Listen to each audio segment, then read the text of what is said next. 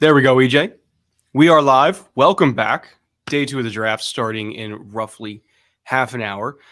We got a little bit of sleep last night. I was up until 3:30 a.m. making Chargers. No, there we go. Chargers content.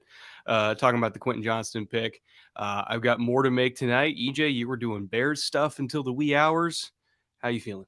I'm all right. I was doing Bear stuff and listening to Charger stuff. Your announcer voice carries, and at especially when I have to do it 8 times. Yeah, at 1:30 in the morning, it was pretty interesting to be listening to Quentin Johnston content in my ear and making content about other players. But no, I'm jazzed about today. Today is a huge day for the entire league. Really, want to be a good GM, and you want to hit. You want to make money as a GM. Hit on your 2 and 3, and lots of GMs across the league are going to have that chance today. It's a huge day for the Bears. They've got 7 more picks before 148. They've got 3 today, all clustered together. The Chicago roster is going to look very, very different. Hence, I'm wearing my Bears shirt today. Also because, kindly enough, Homage Clothing sponsored us, and they sent me this super soft Bears shirt, and couldn't be nicer. Bunch of you have already resonated to the Homage offer, headed over to the website, bought stuff. That helps support us. Thank you very much for doing that. Link's going to be in the description if you want to get gear for your team, because they have gears for every team. They have an NFL license. But I'm super excited about what Chicago's going to do today. And there are lots of other teams too. Lots of good players still on the board. Lots of people asking me, who are you surprised didn't go in round 1? Who do you think will go off the board first in round 2? We'll talk about a lot of those names, but what are you looking forward to today? I'm looking forward to seeing where Joey Porter Jr. goes. That's one of my guys. I'm looking forward to see where Corey Trice goes, who's my CB5 right behind Joey. Or if he goes. Do not dare. Don't you dare get into the universe. Fascinated by the Levis thing. You know, we kind of speculated yesterday that if he didn't go 11 to Tennessee, we couldn't find another spot, you know, barring a trade up, somebody going try to get the 5th year option. But we couldn't find a natural spot. And we had heard through the grapevine that at least in the first round, Washington was out, Tampa was out, Minnesota was out. It doesn't mean that they won't take him in the second round, but in the first, they didn't see that value. So after 11, we were like, I don't know if it's going to go. And then of course it didn't happen. The one thing I really want to emphasize with the Levis fall, I feel like perhaps people are taking shots that are a little bit inappropriate about it and saying like, oh, what's wrong with Will Levis? Why is he falling like this? And to me, it's more of a, he's going to go where he was supposed to go. Yeah. It's just maybe everybody kind of inflated him up to being this top 5 guy that I just don't think the league ever agreed with that. Yeah. And so now the media placed false expectations relative to what the league actually thought of him. And now the fan perception of Will Levis is going to be very unfair. And so that kind of sucks a little bit for Levis, right? Because now he's sitting in the green room, he's not going. And like he literally said that his worst fear was going into the green room and not, you know, having to sit there and not getting picked and the cameras are on you. Like, I don't know. I felt really bad for him because I felt like, you know, maybe the league opinion and the media opinion were very divorced from one another. And it kind of gave him these false, unfair expectations. On the flip side, this is probably the best thing for Will Levis. If you looked at his tape, it said to me, at least my grade for him, mid-second round grade quarterback, right? He's got skills. He's got areas he needs to improve. We know that. If he had gone in the top 10, if he had gone at 11, if he'd gone in the top 15, instantly a ton of pressure. At quarterback, you go in the top half of the first round. It's play now, well, or else you suck. You're a bust. Now he slides into the second. Probably go to a better fit. Probably go to a place where he doesn't have to play immediately. There's not that kind of pressure. He's got a little bit of time to develop, to work on those areas of his game that put him sort of more naturally as a sort of second round quarterback, and maybe in the long term be a better player overall, since that's what we want to see. the fall for Levis is actually kind of a good thing. Especially, and where I want him to go might not be where he goes, but where I want him to go is the Rams. Yeah. It's the best case scenario. Seeing the situation where he doesn't have to play as a rookie, because I felt he was less ready to play than the other three guys. Clearly, the NFL agreed with that. He could sit behind Stafford, learn from Stafford. The Sean McVay offense, keep in mind there's the connection with Liam Cohen there. It's actually terminology he knows and understands. Yeah. So he would be able to hit the ground running sort of like as a backup, but it wouldn't be all new to him. No. And I think Liam would probably be willing to help with that transition, right? And I think it would be the best case scenario for him to go there. I know the Rams are a quasi rebuilding team, but sure, they're willing to spend to support him when it's his time. They're willing to make crazy moves in the draft to support him when it's his time. The ownership's in, the coach is good, the mentor's there, the system is something if Will Levis is going to work in the NFL, it's the Rams, is what I'm trying to say. So I genuinely hope he goes there early in day 2, because I think for his sake, that's best case scenario. Yeah. So you mentioned Joey Porter Jr. We've talked about Will Levis, obviously a huge story. Some of the other names at the top of the board that I'm really interested in that were those borderline, depending on who's picking at the bottom of round 1 type picks. Brian Branch is the top of my list after that. Mm-hmm. Really thought he was a great fit for lots of teams in the bottom end of the first half of the round. Jacksonville, Giants would have been a great fit. Didn't work out. They picked other players. That's fine, but he's still sitting there. Tons of versatility, lots of high-level skills on tape, great leader in the back end for Bama. Player I think is going to go off the board early in this day 2. Ooh, I'm trying to think. Who do I think is like lock for first 5 picks other than Porter? We might see like a wild Joe Tippmann here with the Cardinals at the top. I think Michael Mayer, Jalen Hyatt from Tennessee, depending on which flavor of receiver you want. If not Josh Downs, you could sub him in there. Keanu Benton, Benton absolutely could go. A few more of the corners, because there's just corners everywhere in this draft. We're going to continue to see them in every round, top and bottom. Guys like DJ Turner out of Michigan. Bergeron, we were wondering where he might go in the first round.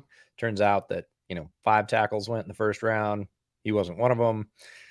And we said we'd actually be more surprised if it was 5 than 7. Ended up being 5. Yep. Then again, we also didn't think there was going to be 2 running backs, and every time a running back gets taken, you take something else off the board, right? So, that was interior offensive line in general.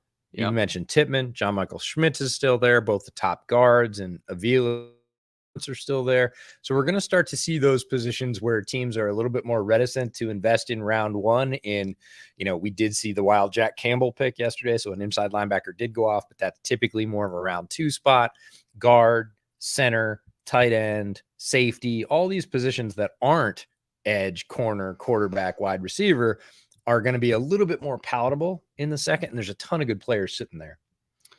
JF Soccer 123 for $10. Thank you, Soccer. As a Patriots fan, still processing the fact that yesterday was not a dream. Thoughts on day 2 for us? I would love a wide receiver / tackle, but edge is under the radar need for us, I think. Thank you for all you do. I mean, Keon White's still there, and I thought Keon White was a candidate for the Patriots even as early as 14. He's very much a Patriot type of guy, kind of a inside-outside hybrid that can play 5 tech, that can play 3 tech, stand him up a little bit. Wide receiver, see who fits Mac. Hyatt actually would be a nice fit for Mac because he does have a good deep ball when he's protected. Tackle, the only one that I think kind of fits the bill for them is Bergeron. In terms of, I think they might need more of a left than a right. That's about all I got for them. Mayer, I think, is a fit for the Patriots. I like the Keon White fit. Keely Ringo feels like a little bit if they hadn't taken Gonzalez, but they did. Tuipulotu feels very much like a Patriot. Yeah. And the other one that, if we're talking about wild picks for New England, Darnell Washington. Just use him as the 6th offensive lineman all the time, and then occasionally go, gotcha. Hunter Henry couldn't do that. Jonnu No. Smith couldn't do that. Any of the 2 tight ends they drafted a few years ago couldn't do that. They haven't had a Y they could actually block since Gronk. And if they miss doing that, which they probably do because it's the Patriots, Darnell would make sense. I kind of just, in my mind, I've always had Darnell Washington and Penn to the Packers, so I just kind of never considered. Wash your mouth out with soap. Connor for 20 pounds. Thank you, Connor. Once again, welcome back for day 2. Happy day 2 from Reykjavik. Loving the coverage as always. Very happy with Tyree Wilson for my Raiders. Kind of fancy a cheeky hooker pick at 38 today. Am I wrong?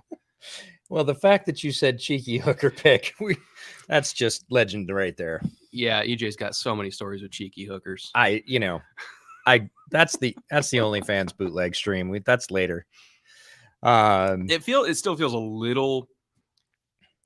If Levis is on the board, I'd rather go Levis for what the Raiders can offer him in terms of structure and talent and everything like that. Because I think, Levis not having to play behind Jimmy and, you got Brian Hoyer there, who's a veteran who can kind of help Levis learn the terminology and everything like that. It'd be a good spot for him in round 2. I did not want it in round 1, but round 2, you can convince me on Levis to the Raiders. And I think he's more talented than Hooker. And if I'm going to gamble on a second round quarterback, I kind of want to gamble on the upside. Yeah. For quarterback picks now, the quarterback picks that are out of the limelight and the ones that happened yesterday that were in the limelight really comes down to when teams sit in the room with these guys and they put them on the board and they talk to them as people. Are they comfortable? Is this someone we can work with? Because it is one of the most working relationships within the NFL between a head coach, an offensive coordinator, and a quarterback. The communication is constant, the adjustments, the criticism, it's all going to be there. And if they don't feel that there's a fit in any part of that relationship, no matter how skilled the player is, they're not going to take him. It just boils down to whether or not this guy is our guy. Does he have the skills? Yeah, we're going to go sit with him. Is he our guy? Is he going to be able to work within our system? Is he going to be able to take our coaching points and do what we want him to do, to execute on Sundays? And if the answer is no, they're largely going to take that player off their board. It doesn't matter how talented they are. That just the fit isn't right.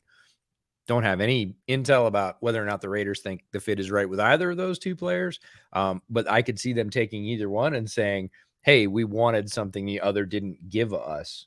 Not that one was more talented than the other, because you're going to start to see players, especially in the quarterback ranks, go that may not be the most talented available. And you'd say, why? And it's because the coaches sat down and said, I want that guy. I want him to lead our team. He meshed with us. He was super quick. He picked everything up. We feel like we could work with him. There's a super chat, or Browns super chat. We didn't get any of those yesterday because Browns didn't have any picks. Yeah, but well, there's that. First Browns question of the day. Ronnie Newhouse for $10. Hey guys, was able to mock Trenton Simpson, Siaki Ika, and Viliame Fehoko for Cleveland's first 3 picks. Is that? I'm looking up the Cleveland picks. I'm trying to see if all of them are on day 2 or if not. Because if I recall correctly, the first one's 74 and then 98. Those are both in the 3rd round. And they got a 4th round pick at 111. Simpson might get to 74. It depends, because he plays kind of a unique role that not every team could really use anyway, which is like a Sam / nickel. Well, technically in college, a lot of coaches call it nickel Sam, so I got the order wrong, but it's like a hybrid DB, hybrid linebacker spot. And that's really where he's at home. And it's really only for teams that are willing to play base against 11 personnel. I'm not 100% sure if Jim Schwartz qualifies as that, or if he just wants to play true nickel. In a true nickel, Trenton Simpson's role would be as a passing strength linebacker, which if we're using Sabre terminology, would be a money backer. And he could absolutely do that, but I kind of feel like JOK already plays that role. Yeah. So I don't know if I can find a spot for him in that defense. Siaki Ika definitely would fit. Maybe a little bit early for me for Ika, but if we're just talking about fit, he would fit. And then Fehoko at the top of the 4th Again, slightly early for me. EJ is a big fan of Fehoko. But if we're just talking about big body edge rushers that can get the quarterback and you're trying to find one on day 3, he's probably one of the more consistent day 3 pass rushers that you feel good about.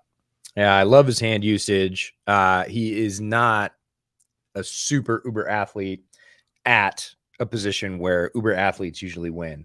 Yeah. But he wins all the time. His production is warranted. He earns it. Some of the best hand usage in this class from any of the rushers, edges, DEs, DTs, doesn't matter. Fehoko is that guy.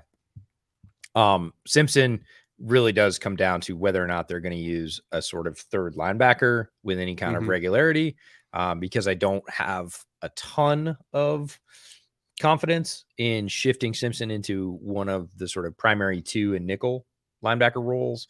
And Ika, I would almost flip Fehoko and Ika in terms of value. I wanted to like Ika more. I liked him more preseason.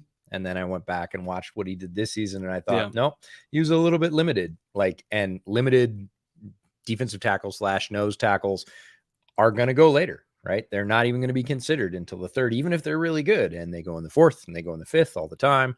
You can go back to, the last 3 drafts and look in the 3rd, the 4th, the 5th, and look at there's where the nose tackles start to go. So all possible players for the Browns. We'll see what they prioritize in terms of fit. All guys with skills that could fit and work in the NFL. They're all definitely draftable players. But they might get all of them around later than you think. Definitely possible. Is my guess. Ivan Victor for $5. Thank you, Ivan. Good evening, gents. Thanks for another banger stream as always. Thank you for coming back. I got any wacky and wild predictions for tonight? We have a couple. We've been talking about them all day.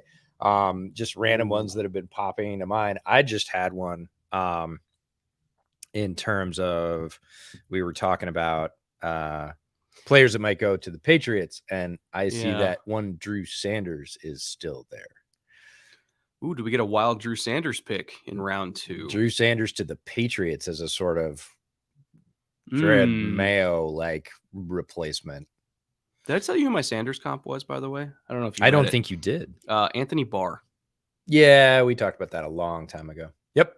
Because I actually think he's more physical than Barr, though. Not as bendy, more physical. Does not tackle as well as Barr did.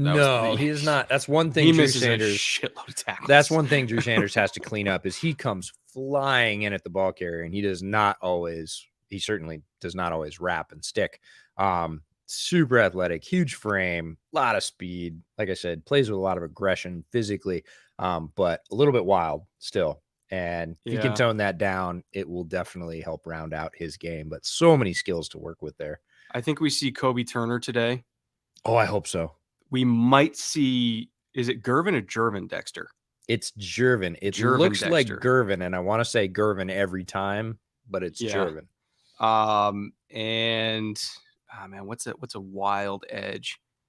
I got to him late. I actually really mad at myself that he was like the 47th edge that I watched. And so I didn't have him in my edge rankings video, but we might get Isaiah McGuire tonight from Missouri. He might. It would be in the 3rd, most likely. It would be in the 3rd, yeah. I love him. Mentioned him in the Matt Bowen video, guy that I got to later than most as well, because he's not a guy you hear a lot about, but big guy, very powerful, plays with a ton of power as well. Great long arm, pushes OTs back into the quarterback. A lot of SEC experience. Fun player that I think has more potential to kind of shine in the pros, even if it is as that run setting 5 defensive end. Those guys play 6-7 years just doing that. Yeah. Doesn't have to be flashy pass rusher for him, and he'll come in and be able to do that right off. Is Danny DeVito playing a sax on he the TV right now? With very Jersey Mike's. He's looking a lot like Kenny G at the moment. Austin Cole for $2. If JMS/Tippmann and Adebawore fall, do Bears take? JMS or Tippmann, probably more so JMS than Tippmann, in my opinion. Adebawore, I don't think so. That has been a very popular, and I mean like lock mock pick, and this happens all the time with Northwestern players. For 3-tech? Yeah. That's the thought. I think he's better at 5, but Yeah. the sort of, fan mock highway in Chicago He's Northwestern. has had Adi Tamiwa as a Bear, like since early on. Senior Bowl just elevated that hype. It was like gas on a fire. I don't see it as a lock pick the way a lot of Chicago fans do. Would I be sad about it? I would not be sad. I wouldn't be sad. There are other players I think I would if they took prioritize. him over Keanu Benton for Yes, 3 technique, then I would be sad. I would be a little annoyed. Then Not I would gonna be lie. sad. A little annoyed. NFL Draft Fanatics for $50. Thank you, Fanatics. Appreciate you once again. This is the best coverage I have seen. Great job, guys. Give me an all 22 of players you expect to be selected. Well, I can't give you all 22 because the SEC will nuke me. Yes. Give me an all 22 of players you expect to be selected today. 11 offense, 11 defense. You choose personnel grouping. Okay. Wow. Levis at quarterback. Sure. For receiver, give me Hyatt. Give me Tillman. Downs before Tillman. You're right. Okay, give me Hyatt, give me Mingo, give me Downs. Okay. I'm down. Tight end, Mayer. Or Musgrave, your choice, depending on which flavor you want. Mayer's more likely. Mayer's better. Running back, Tank Bigsby. Oh, see, that's where you go early on him for me. I like Bigsby, but he's not going to be first off the board. Let me see who. You thinking Israel Abanikanda, maybe? Again, that's you, not me. I'm going to go. We really see this running back class way different. Well, I think the running back class, the cornerback class, the edge class, you can say this player, this player, this player, this player, and somebody else can put, like, I'm looking at the NFL.com rankings right now. They have Evans as the first available running back. From Ole Miss? Yes, that's the one. Right? So, whoa. Again, but that's a third viewpoint. So there's a lot of talented players. And after the Bijans of the world, it gets muddy pretty quickly. And we saw that with the Detroit pick. We were both like, well, Gibbs wouldn't be the first. We heard today that Brad Holmes' comments from the Lions said they would have taken Gibbs at their original pick, which is stunning to both of us because we were surprised by where he was taken. But, we've got Zach Evans, Abanikanda, Devin Achane, Charbonnet. Charbonnet would be it. Charbonnet would be my first off the board. Tyjae Spears. Those would be my two for picking in the all-22. Yeah. Charbonnet or Spears, take your pick for running back. Offensive tackle, Matthew Bergeron and Dwan Jones, which is a left and a right, so it makes sense. Interior, John Michael Schmitz. And then at pure guard, I would say Steve Avila and Chandler Zavala. And then on defense, for edges, we're looking at BJ Ojulari, Derek Hall. Oh, Derek Hall for sure. Interior, Keanu Benton and Kobe Turner. Probably, right? Oh, Keanu Benton for sure. Kobe I like, but there might be a couple of other players that I would put above him. Linebacker. Sanders for me. Deion Henley for me. Yeah. So there's that. There's a couple. And then DB, the five that we're looking for, it's Joey Porter. Yeah. Quan Martin, I think is a lock. Actually, no. Brian Branch is probably going to go ahead of Quan Martin, even though I think Quan Martin has higher upside. DJ Turner. Can I talk you into Corey Trice? Julius Brents, Cam Smith. We got to put Cam Smith up the list. And Sidney Brown. Yeah. I would say is another one. Yeah. Sidney might go in the third round because there's a concussion thing, but yeah, I think that's all 22. Yeah. I think it's really close. Hit it. If not, I want to put Cody Mauch in there for guard. Oh yeah. We skip guard. It depends guard tackle, but Cody Mauch goes in there somewhere. For me, it's guard. Yeah. He'll go today. And should go today. Very good player. Nathan Woolley for $20. Hey guys, thanks for all the incredible content you put out. I was curious if you think Josh Downs is going to go anywhere in the second. Yes. Very possible. He was the first player this year I really scouted, and he reminds me a lot of Steve Smith. With attitude, yes. With frame, no. He is short, but Steve was a rock. Coming out of college, Steve was incredibly solid. Downs is slight, but doesn't play that way.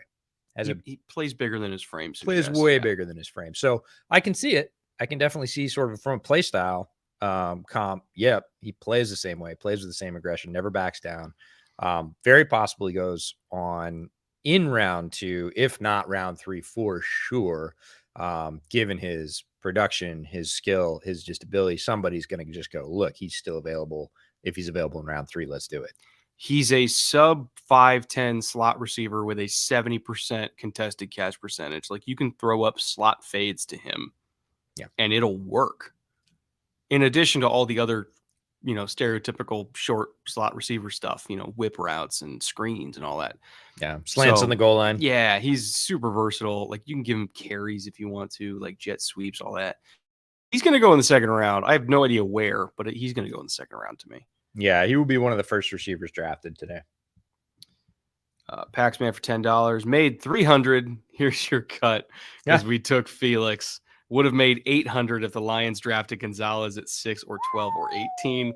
I've got 50 on Levis to the Rams. Let's go. All right. What do you win if Levis goes to the Rams? That's what I want to know. Yeah, what's the odds? The 50 bet is impressive. What's that turn into if random bootleg predictions come true?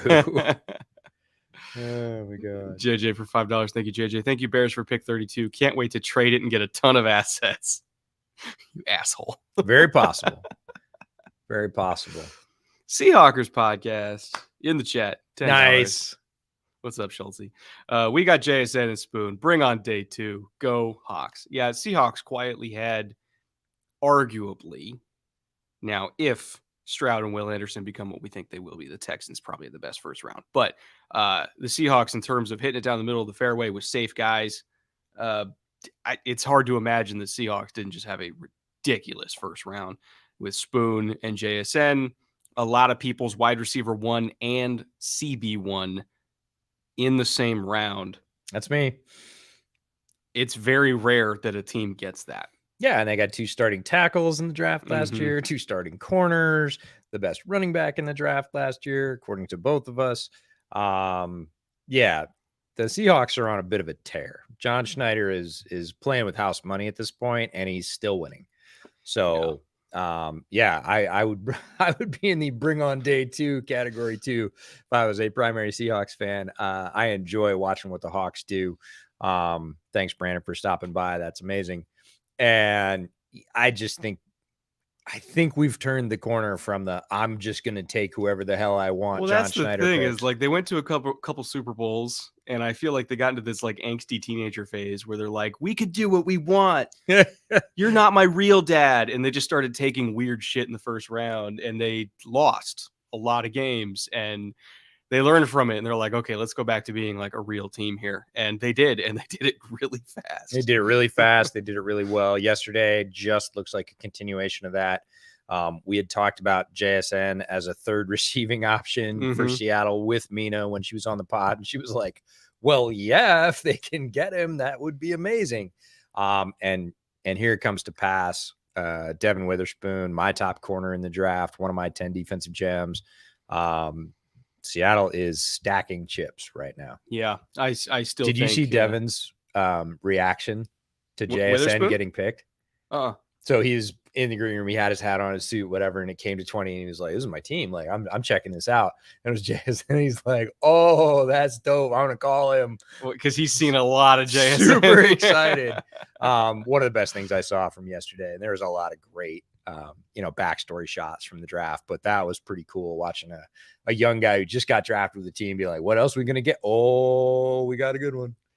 By the way, Brandon, if you're still here, please come out with a Legion of Spoon t-shirt that I can buy. I would appreciate that. No, we got to go with the Seahawks receiving core is called the Trident from now on because why wouldn't it be? It's just perfect. Love that roster. It's so good. Pluto Mars for $5. Thank you, Pluto. Have a feeling Levis will fall to 37 and the Raiders will surprise and take Hooker. I assume that means take Hooker over him. Yeah. Thoughts? I'm not ruling it out because we know Hooker is just outstanding in meetings. And that can have an impact. If you crush a meeting and you leave like an indelible impression. I mean, how many times did it happen? We interviewed Ricky Stromberg. Unfortunately, we couldn't put it on YouTube because couldn't use SEC film. But like, I got out of the meeting with Ricky Stromberg. I was like, holy shit, this is like a top 3 or 4 center in the class. This is a really good dude who could lock it down on the interior for an NFL team like tomorrow for the next 6 or 7 years. At the time, he was ranked in like the 300s on big boards. Nobody was talking about him in January. And meetings and being able to talk to a guy and talk to him about football and literally show him his film and ask him how he sees the game. And fun fact, Arkansas didn't have a silent count last year. They had to make one up on the fly at Georgia. Yeah. First series at Georgia, they couldn't hear between the hedges. So he's like, nah, me and the quarterback, we just said, what should we do? Yeah. Let's do this. So they just told everybody in the huddle, like, yeah, this is what we're going to do so that we can get plays off. We're like, wait a second. You're telling us, A, you didn't have one, and B, you made it up at Georgia on the road in the first quarter? Yeah. I love Stromberg, man. He's a he great might player. go today as well. But that's the point I'm trying to make is like when you meet with a team or you just meet with a player in general, like it can really have a big impact on how they're perceived. And we know that Hendon crushed every single interview. So would it shock me if he goes ahead of Levis? No. Would I do that for the Raiders? Also, no. I think Levis has a lot of talent. And if you're taking a swing on a guy in the second round, I would take a big swing with Levis. Seth Whitt for $10. Thank you, Seth. What are my Lions doing? What can we expect tonight? Kicker and punter. Waterboy after that. Blocking tight end. Dan Campbell tries to take himself. Yeah, I don't know, man. And I struggle with the Lions thing because, like I said yesterday, Jahmyr Gibbs is a good player. Right. And I didn't disagree that he's a good player. I disagreed on where they drafted him. And those are two very different conversations. Jack Campbell, I actually thought was a little bit more appropriate. Again, earlier than I thought. Yeah. But it wasn't as crazy as Jack what Campbell I thought the Gibbs feels thing was. like to me where the Lions took him in terms of what are my Lions doing. And I made this point at lunch with a couple folks who went to lunch too, is NFL teams don't view 20 pick differentials the way we as fans or analysts do. Mm-hmm. They view 20 pick differentials as we're not going to get to pick that guy because we have one pick now and we have one pick 30 picks from now. And if it's a 20 pick differential, he's going to be off the board 10 picks before we get a chance. So we'll pick him now and we don't care about the 20 picks. Mm-hmm. Like we want this guy. This is the range where we can get him. Nobody's calling us to trade back right now. We take the guy. So Campbell felt to me more like one of those 20 pick guys. It was like, if we wait 25 picks, we're not going to get him. We get him now. Great. Cool. We just cross him off, cross the position off. He's a perfect scheme fit. He's a perfect organizational fit. Great. The Gibbs pick didn't feel like that to me. The Gibbs pick to me felt like lottery pick. Like, hey, we have 2 in the first round. We can burn one and it's no problem. As long as we hit on one, we'll do it. Why burn it? You and I would not do this. So we feel very differently about how that pick went down. That's what it felt like to me. I'm not saying it was the right call. I'm not saying it was justified. I'm saying that's what it felt like is, we got 2. We'll just throw one up. We'll see what sticks. And again, Gibbs is a very good player. He's ranked very highly for both of us. He was not ranked that highly, and neither one of us would have done it in that range. I saw a lot of the people that are trying to explain the pick. They're like, do you remember how important Theo Riddick was to that Lions offense when Theo was in his prime and he was catching a whole bunch of balls? And I'm like, yes, I do. They got Theo in the 6th round. Yeah, it's a you can get this role elsewhere. You're killing your own argument. I'm with you. And the other thing is the Lions were very different when Theo Riddick was on the squad. Yeah. Like top to bottom. Yeah. Different leadership, different offense, different needs. So, yeah, like Theo Riddick was a really good player at the time. He was in Detroit, but he was picked many rounds later, and it was a completely different organization. So, again, do it. At least on that pick. The Campbell pick, more defensible to me. William Stokes for $10. Thank you, William. I just wanted to say David Blau's brother-in-law was drafted. Who's David Blau's brother-in-law? Receiver, I think. I think that's right. I saw it yesterday. Well, that would either be Quentin Johnston, Jordan Addison, Zay Flowers, or JSN. Yeah, I don't remember which one. If I did, I would tell you. Chad, if you know who David Blau's brother-in-law is, please feel free to enlighten me. Yeah, I actually don't know. The first time I saw that information was yesterday at about noon, and I was completely scrambled, and I was like, oh, look, neat. Not going to remember. Here we go. Dead Fire Griff for $10. Where do y'all think drafts? Oh, Cody Mauch. Okay. Or Mauch. I think it's Mauch. Yeah. It depends if we're talking about Mauch as a tackle or as a guard, because I think different teams might see him differently. Sure. Some teams might also think that maybe they could try him at center, right?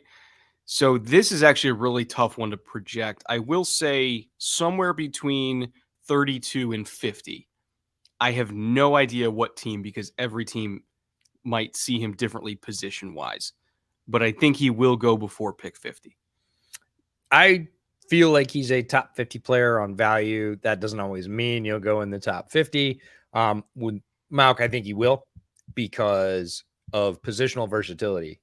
Just the downside in terms of, you mentioned predicting, that is an upside for teams. We can play him at tackle. We can play him at guard. We can start him at guard and move him to tackle. Ton of athletic flexibility as well. Is one of the more athletic linemen in this draft overall in terms of coordination, bend, flexibility, ability to move. He can really motor when he gets to the outside, hit targets in space. He's very accurate. There's just a lot you can do with him. That flexibility is going to push him up the board. I don't think he probably lasts past 50. My guess is he probably goes as a guard. Christian Gonzalez, by the way. There we go. David Blau's brother-in-law. Fun fact. And that's why people were saying, oh, Blau's brother-in-law might get picked by the same team that employed David Blau. That actually would have been fun. Yeah. But, got to get a scat back instead. Anyway. Trippy Tree, $20. Thank you, Trippy Tree. Hey, y'all, Falcons fan here in the A. Love Bijan. Watching the guy run reminds me of watching Gurley when he was in a Bulldogs uniform. But we need edge desperately. So who do y'all think the Falcons should aim for in round 2? So looking at where the Falcons actually pick, their first pick is all the way at 44. They have a chance, not a great chance, but a chance at getting Derek Hall. Mm-hmm. He would be top of my list for them. Tuipulotu. Maybe we get like a wild Byron Young pick there. He's a little bit older, but Ojulari is the one. I think Ojulari's going to be gone. I think he will too. So again, we're talking about possibility of talking about at least 2 SEC ends here. Derek Hall, Ojulari. There's Byron Young from Tennessee. Would feel like maybe a little bit of a reach at that range, but if you want pure outside speed, he is one of the best at that in this draft, so I could see it as well. If you want a more power, Thule, Foskey. I don't really see Keon White as a fit. I mean, I know a lot of people are drawing a line because he went to Georgia Tech and it's close. In terms of role, it feels they already not got, quite right. They already got guys to do that. Yeah. They already got Calais, right? And I guess if you're grooming him under Calais, fine, but sure, they already got other guys. So yeah, and the Falcons don't feel to me yet like Philadelphia does, where we're going to give them grace to say, look, they're full up. They're just grabbing guys for succession planning. Yeah. They're not there yet. The Falcons do not have their base roster filled out to the point where they can just say, oh, we're going to grab this guy for a year or 2 from now. No, you still have roles to fill for next season. Connor McCormick for $10. Thank you, Connor. Welcome back. Was nice to see you the other night, by the way. Says, thank you guys for hosting that event at KC Beer Co. I was the guy that won the shirt. It's really soft. It's super really sad. Soft. The Seahawks said no to the move up for Zay, but super happy that Felix Anadike Uzoma is home. Was there a report that the Chiefs tried to go up to Seattle? I just think there was a strong linkage after the whole he visited. Pat loved the visit. They're going to do what they can to get Zay. We knew that was in the cards. Yeah. But clearly it didn't happen. So. It was always a huge gambit. Like that was a bridge too far to say, oh yeah, Zay Flowers just going to drop to 31 and we're not going to have to do anything like that. That never felt right. It was always going to be, how much are you going to have to pay to go up as far as you need to get him? Speaking of the really soft shirt, by the way, got that from Homage, our new partner. If you go to the link in the description below, any like shirt, and they have officially licensed stuff for literally every single franchise. anything you buy on Homage, we get a percentage of it direct. So it does help us support the channel in that way. And you get a super soft shirt. So and right now they're running a great sale for the draft. Buy one, get one 40% off anything on the site. You'll see the banners. Go ahead and click through the link. That way it counts for us. Link is in the description. Like 400 of you have already done that. So shout out to you. We actually had lunch with our partner at Homage today, and he was like, nope, you guys are doing great. That's amazing. Love the audience participation. Keep it up. So you impressed him. You impressed us. We really appreciate it. That comes back to us in numbers, and you get a really soft shirt that, let me tell you, if you have a significant other, they're going to want to steal it. Don't let them feel it. They're going to take it. Certainly don't get the sweatshirts, because those are the softest thing ever. Steelers on the clock, by the way. Why? This is just egregious. You don't have to relive the Claypool trade. We know already. Yeah, it was kind of questionable at the time, and it's just gotten worse. This is like ever since. ESPN just engaging in trauma porn. So 6 minutes left on the clock as of right now. I feel like they're going to stick and pick here, and the natural connection is Joey Porter Jr. It's a position of need. He's the best one on the board. If it's anything other than Joey Porter, I would be at least, especially if it's a corner that's not Joey Porter, I'd be very surprised. Yeah, we were talking about this last night, and my first words out of my mouth were, oh, man, can you think of Joey Porter and Mingo playing together? And you were like, oh, yeah. So when you start thinking of it like that, top pick in the second round is a really key pick. They're showing a bunch of them on the TV. This is, it's almost the bonus first round pick. It's the, hey, we've had all night to think about it. This guy just didn't happen to get selected. We get to go get him now. And many of them have turned out to be really quality NFL players. Yeah, top of the second round is usually kind of the sweet spot for value, right? I would agree. Especially because teams have a night to reset and refigure and kind of replan based on what positions have already been taken, so they can kind of get a general idea of what positions will not be taken in between their next picks. So usually like 30, well, this year it's 32, but usually 33 to 40 is just chock full of like ridiculous values.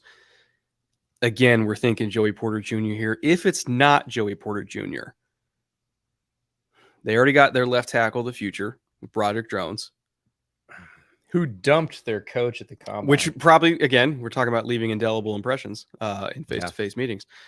They've got tight end, they've got running back, they've got receiver. They could still get offensive line depth, but I no longer think they are as desperate for it as they were before. On defense, we could look at linebacker. We could look at another edge. Would also make sense. We could look at succession plan for Cam Hayward, if Keanu Benton, who I compared to Cam Hayward, by the way. Safety, they're probably fine. Nickel, they're fine. So they definitely have options, but I feel like in terms of talent plus fit plus, just story, I'm kind of rooting for Joey Porter Jr. here. Well, they've been fishing around. They've had mercenary corners. Yep, who mostly didn't work out. A couple of years. They've played okay. They've been covered largely by the play of Minka and the pass rush when they've had it, when Watt's been healthy, and that classic Steelers pass rush. It's made the corners look a little bit better, but they have not played exceptionally well. And this feels like a really good chance for Pittsburgh to reset and say, we're going to start this. It's going to be homegrown. We're going to draft them, develop them.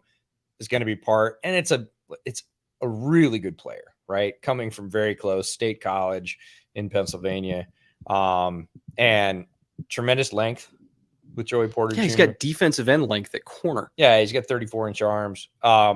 Didn't get thrown at a whole lot this year because teams had already figured out at the beginning, well, really the end of last year, beginning of this college season, hey, you're not going to make a lot of hay by throwing over that corner. So he had to adjust. He had to learn how to play corner when people weren't throwing at him. Could he still stay involved? Could he cheat and jump routes? And he did that. There are still things that he needs to work on in his game, but boy, ton of physical tools. He is already a very good man press corner with those arms, and you need those skills coming into the NFL. I don't care who you are. I don't care if you're a nickel. I don't care if you're an outside boundary. You got to have press man skills coming into the NFL. Joey Porter Jr., one of the best in this draft. We kind of talked about it a little bit earlier, again, on the subject of what if it's not Joey? Yeah. Brian Branch? Pair him with Minka and move them all over.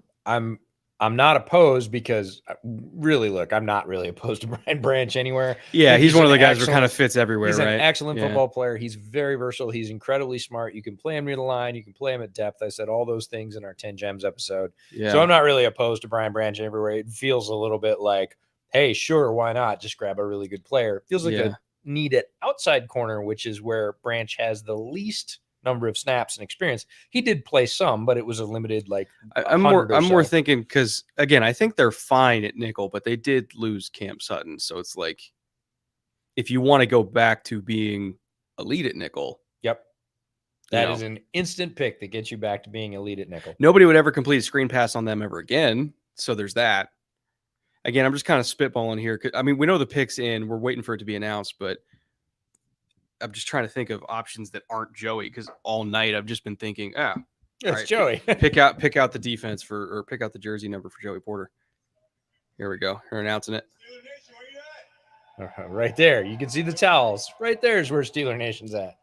They self-identify. To announce that with the 32nd pick in the 2023 NFL Draft, the Pittsburgh Steelers select Joey Porter Jr. There it is.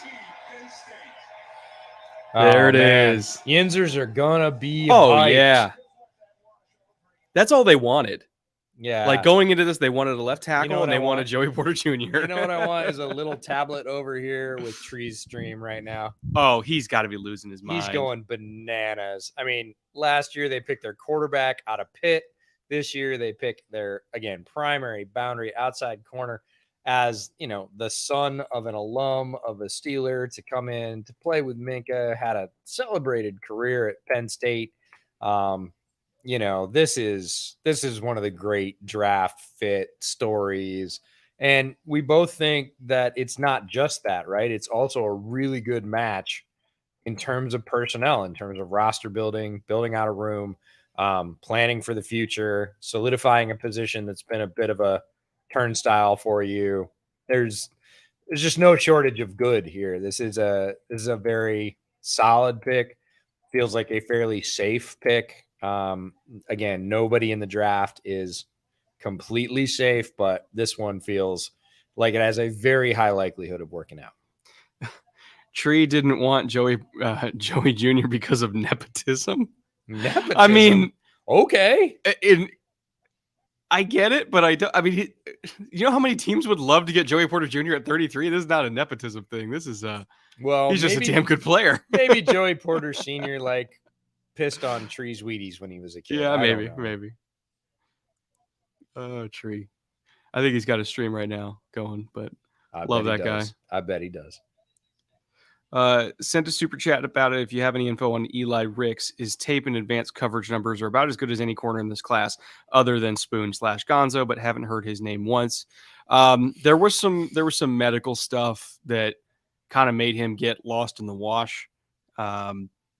Durability's been a concern with him, but he is very talented, right? Like on tape, he's a really, really good player. I had him I remember I had him fairly high. Hold on. I liked Eli a lot, and you're right. He's been virtually silent in this process. No one ever says his name, but when you look at his tape, it does warrant taking a look at least and seeing how you feel about his medicals if you're a team, because what you're getting when he's on the field, if he's going to be on the field for you, is a high level of cornerback play. I would say I would be comfortable with him sans medicals, or if his medicals were clean, top of the third. It again, the medicals are the thing. My exact notes that I wrote for him in my rankings, and again, if you're a patron, you are already seen these. What I wrote was, I have absolutely no idea what to do with him because the film is really good when he's actually on the field, but he was constantly battling injuries at Bama, and he tested horribly at the combine. Not sure if he was still hurt, but the numbers didn't match the tape. Keyword didn't match the tape. That's Bigger body guy who, at least on film, is super fluid, very technically sound, and is exceptionally sticky with that length and fluidity. Plays similar in style to Jalen Ramsey in terms of stance, footwork, hand placement, etc. But again, is not the same level of athlete. Pretty much nobody is. And seems to just not be able to stay healthy. He's an enigma. So I had him in tier 4, but he had tier 2 tape. And that's what's really perfect summary right there. Is I have to rank him here. And it's a good point to bring up while we're waiting for the next pick. Cardinals on the clock, minute to go. Is there are players. Eli Ricks is one for you in corner. Puka Nacua is one for me in the wide receiver rankings. If Puka Nacua was healthy, which he very rarely was, Titans just moved up. Oh, this is the deal from yesterday. They just recycled it. Oh, we did hear about this. This is the deal from we yesterday. We thought it was going to be at 11. Well, they probably did too, and it didn't work. And they said, "You want to run it back?" And they said, "Sure, let's do it." But are they sending Tannehill? That was what we heard yesterday. Is that Tannehill was part of the trade package if it was in round 1.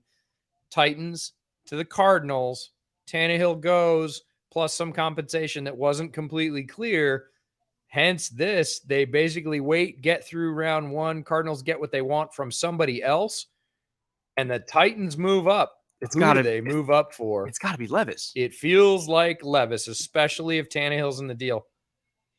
Like, what else would it be, right? Or Hooker? Tennessee? Yeah, I like Hooker to Tennessee a lot. I made that match several times. I like him to Seattle for similar reasons, but that was with Tannehill staying, playing 1 year. Either Hooker or Levis getting, Hooker getting a chance to fully heal, Levis getting a chance to learn and run off the rough edges that we don't like. Either one, it's a very good position. Oh my God, what a horrible. Only team in 2022 not to score at least 30 points once. Jesus Christ. They really fell off a cliff. We predicted them to continue their winning ways in the division, much like we kind of did the Chiefs and said, hey, until somebody knocks them off the pedestal, and they kind of knocked themselves off the pedestal. With injuries, with inability, with inconsistency, they did not have a good year. And they're making a move. Let's see what it's for. Pick is in. I think Rodgers walking out. Is he? I love how they're shitting on Tannenbaum on this broadcast. Come on, Raj. Get out here. All right, here we go.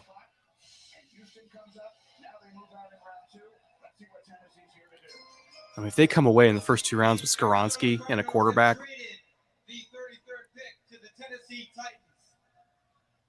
With the 33rd pick in the 2023 NFL Draft, the Tennessee Titans select Will. There it is. There it is. Good for him, man.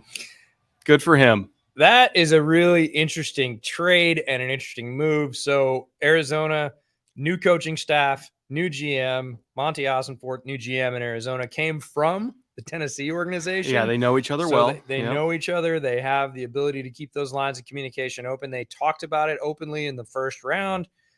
It didn't work out. They wait and get a player that most people predicted would be drafted in the first round. No matter what you thought of his tape, it was very likely that Will Levis was going to be drafted in the first round. He ends up sliding. They open up the phone lines again, call him up, say, hey, do you want a modified version of what we were talking about yesterday? The player we want still there. You want some more picks. Ossenfort knows he has to rebuild the Cardinals, knows that roster is really threadbare right now, needs all the help he can get, says, sure, we can get a good player at your pick. Go for it. It's not a player we're interested. We have a quarterback right now. And Arizona gets what they want. Tennessee gets a player with potential to be their starting quarterback in the post-Tannehill era, which feels like it's coming fairly quickly.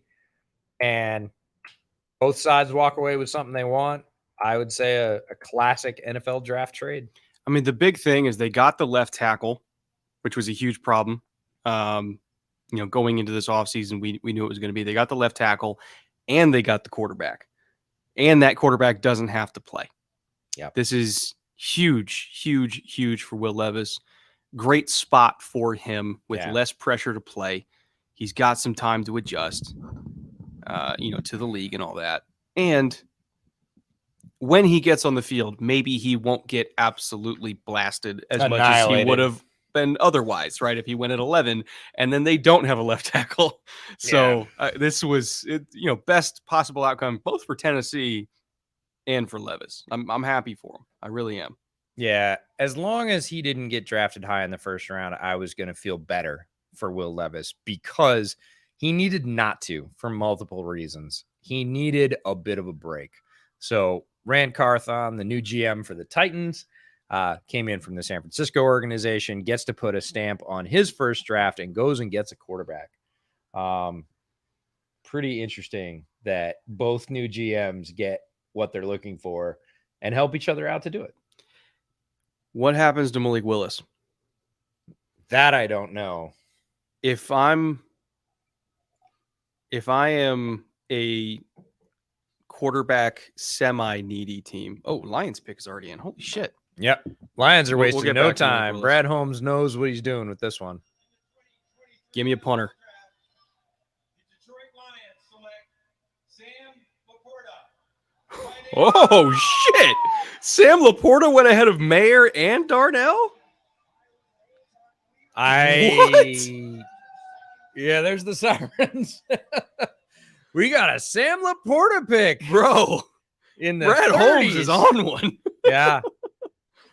Jesus. They are playing with house money. The Lions grab Sam LaPorta now. Sam LaPorta is a good player. Again, like Jahmyr Gibbs is a good player. This is early. Earlier than I thought. Yeah, this is early for Sam LaPorta. He is a good receiver. Interestingly, I was trying to unpack who I really thought Sam LaPorta was. There was a lot of hype about him that was not correct. Turns out physically, in terms of a profile, if you made Dawson Knox 1 inch shorter, it's Sam LaPorta. Yeah. That would be the same height, same weight, very similar athletic scores. They move similarly.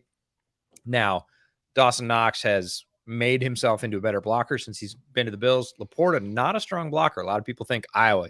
He must be a really good blocker. He's actually not. Now, he played in a trash offense at Iowa. It was bad. Iowa couldn't score double digits most of the time in their offense. So he's going to get unlocked just because he's going to go work with Ben as the offensive coordinator. And he's got a lot of talent around him, which he is not going to be familiar with coming from the Iowa offensive side of the ball. Runs really good routes and is quick, is better on crossing routes and shaking linebackers from tight. He makes money all day at those routes. Be fast, but not super fast. He's in the high 4.5s, low 4.6s. My thing with LaPorta and wow, a lot of happy with the Sam LaPorta pick. They're calling the cops. So when you watch him run routes, and especially if you watch the Illinois game, because I watched that Illinois game probably like 3 times because I was going through all the Illinois DBs, right? At least. And it was a war between Sam LaPorta and all those boys. The thing that I really noticed and flashback moment to, again, we're talking about purely on the field here. Aaron Hernandez. Yeah. 2011 to 2013. And the physicality that Hernandez ran routes with at the top of the route, right? He would literally grab DBs and throw them to the ground. And I would scream at my TV, oh my God, that's OPI. But he got away with it every time. Very, very physical route runner that knew that he had 40 pounds on every safety covering him. And he put that to use. LaPorta runs routes similarly to that. Very physical route runner.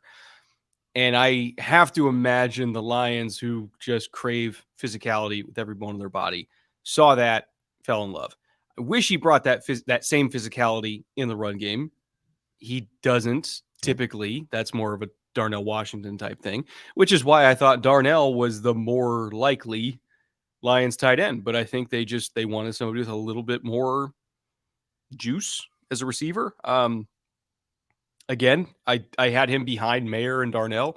I'm not saying that Sam LaPorta is a bad player. I think he's a good player. This is just a lot earlier than I expected. And I think the Lions are kind of pulling a mid-2010 Seahawks, and they've got their board, and their board is different than everybody else. Yeah, and I think you might as well buckle up at this point, Lions fans. Looks like it's going to be this way. I don't think they're going to pivot back to quote-unquote normal. They don't feel like they have to. They feel like they're a few players away after the last couple of drafts. They have stacked talent, and they're going to go fill those holes. They're going to do it aggressively, obviously. Mm-hmm. It is an interesting pick. If you had told me Sam LaPorta in the 30s, ahead of everybody else. Just Sam LaPorta in the 30s by itself, I would have been like, I don't think so. Well, I will say this. So the Raiders traded up. Yep. You know, they got rid of Waller. Michael Mayer just kind of, the fact that Michael Mayer got by Detroit. If I'm the Raiders, I'm like, we got to get him, you know. Like, and given that their head coach is who he is, here we go. Mayer seems more likely. It's got to be Mayer. Could be Washington. In the 2023 NFL Draft, the Las Vegas Raiders select Michael Mayer. There it is. There it is. And I have to imagine the Raiders front office was like, Brad Holmes took who? Yeah. You know, let's go get this guy. Yeah, he's still there. Let's go. And, you know, given that it's McDaniels, like I would love to say, oh, they're going to go get hyper athleticism that they had in Darren Waller. They're going to go for Washington and try and mold him. Nah, given that it's McDaniels, I'm going to go with, they're going to go with the completely well-rounded tight end that comes with all the skills ready-made, excellent contested catcher, better shake off the line than you would think. Mm-hmm. One of the best blocking tight ends in this draft as well. And, you know, has more explosive plays than you think he does because he always makes that contested catch. He doesn't get free down the seam. He doesn't run away from guys like Musgrave does. But he's there and he makes the catch, and his average depth reception is way down there. So really good get. Feels like a 2-for-1 for the Raiders. Mm-hmm. They don't have to go get another player to fill the other role they didn't fill with him. They got both in Mayer. Feels like a really solid pick, a really safe pick, later than people thought he might have gone. Yeah. And again, this is the Raiders going away from, hey, we're going to take X at 4 overall to, hey, a really good player who a lot of people thought was going to go in the first round slipped. We're going to trade up and get him because we have a need, and he's really well regarded all the way around. Yeah. Gone are the days of Alex Leatherwood at 16th overall. I think we're past that at this point. Clellan Ferrell at 4. Yeah. No, I think the new regime of the Raiders, and say what you want about last year, they did a lot of things wrong. They're drafting better, and that's kind of step one here. Now, who's on the clock? Rams are on the clock. 90 seconds left.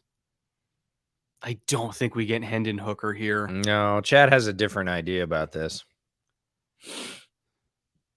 I haven't even looked at chat. Yeah, because I don't want chat to spoil it for me, so I'm not even looking at Chad has a different idea about this.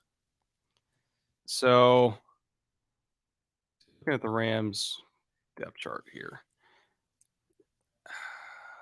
I could see receiver because right now they got Cooper, they got Van Jefferson, Skoranek, who's like he's a receiver, but he's kind of like used like a fullback a lot. So outside receiver, maybe like a Jalen Hyatt. Nope. See, you shouldn't look at chat, EJ. I shouldn't. Because you spoil it for yourself. I have not looked at chat. I don't feel spoiled. Are they doing weird Ram shit again? Because every once in a while they do that. I would not call it weird Ram shit. I would call it foundational Ram shit. So it's a good pick.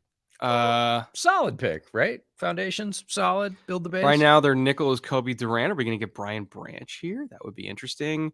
Their corners, because they got rid of Ramsey, are Darian Kendrick and Robert Rochelle. Again, if it was me and I'm looking for outside corner, this is where we get Corey Trice, right? Maybe Cam Smith. What else is available? Ojulari. Somebody says I'm in it for Brett's reaction. Yes, I am.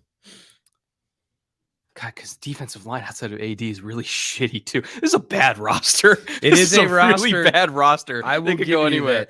I will give you that the Rams have a lot of this is a hard pick to predict because Yeah. they could go in a lot of directions, and it's not like, oh, all we got left is, this, and we don't have any more picks. Like, they could go in 5 different directions here, and you'd be like, yeah, that makes sense. They need it. It's just looking at this roster right now. I'm like, Caleb Williams, come on down. This is bad. Like, their defensive line right now is Aaron Donald, who's Aaron Donald, Marquise Copeland, Jonah Williams. Linebacker is Keir Thomas, Ernest Jones, Christian Rosenblum, Michael Hecht. Like, half these guys, I'm like, who the fuck is that? Yeah. Really? That guy made it to the league? That's amazing. But I like Michael Hecht, but if what I'm saying about your starting edge is, I like that Michael Hecht. Like, good God.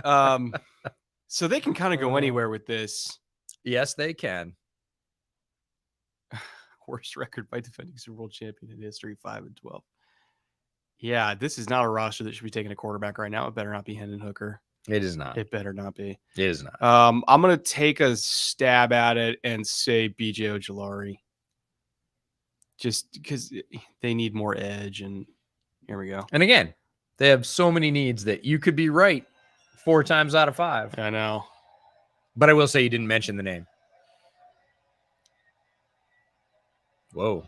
That guy better like it. Pick in the 2023 NFL Draft, the Los Angeles Rams select Steve Avila.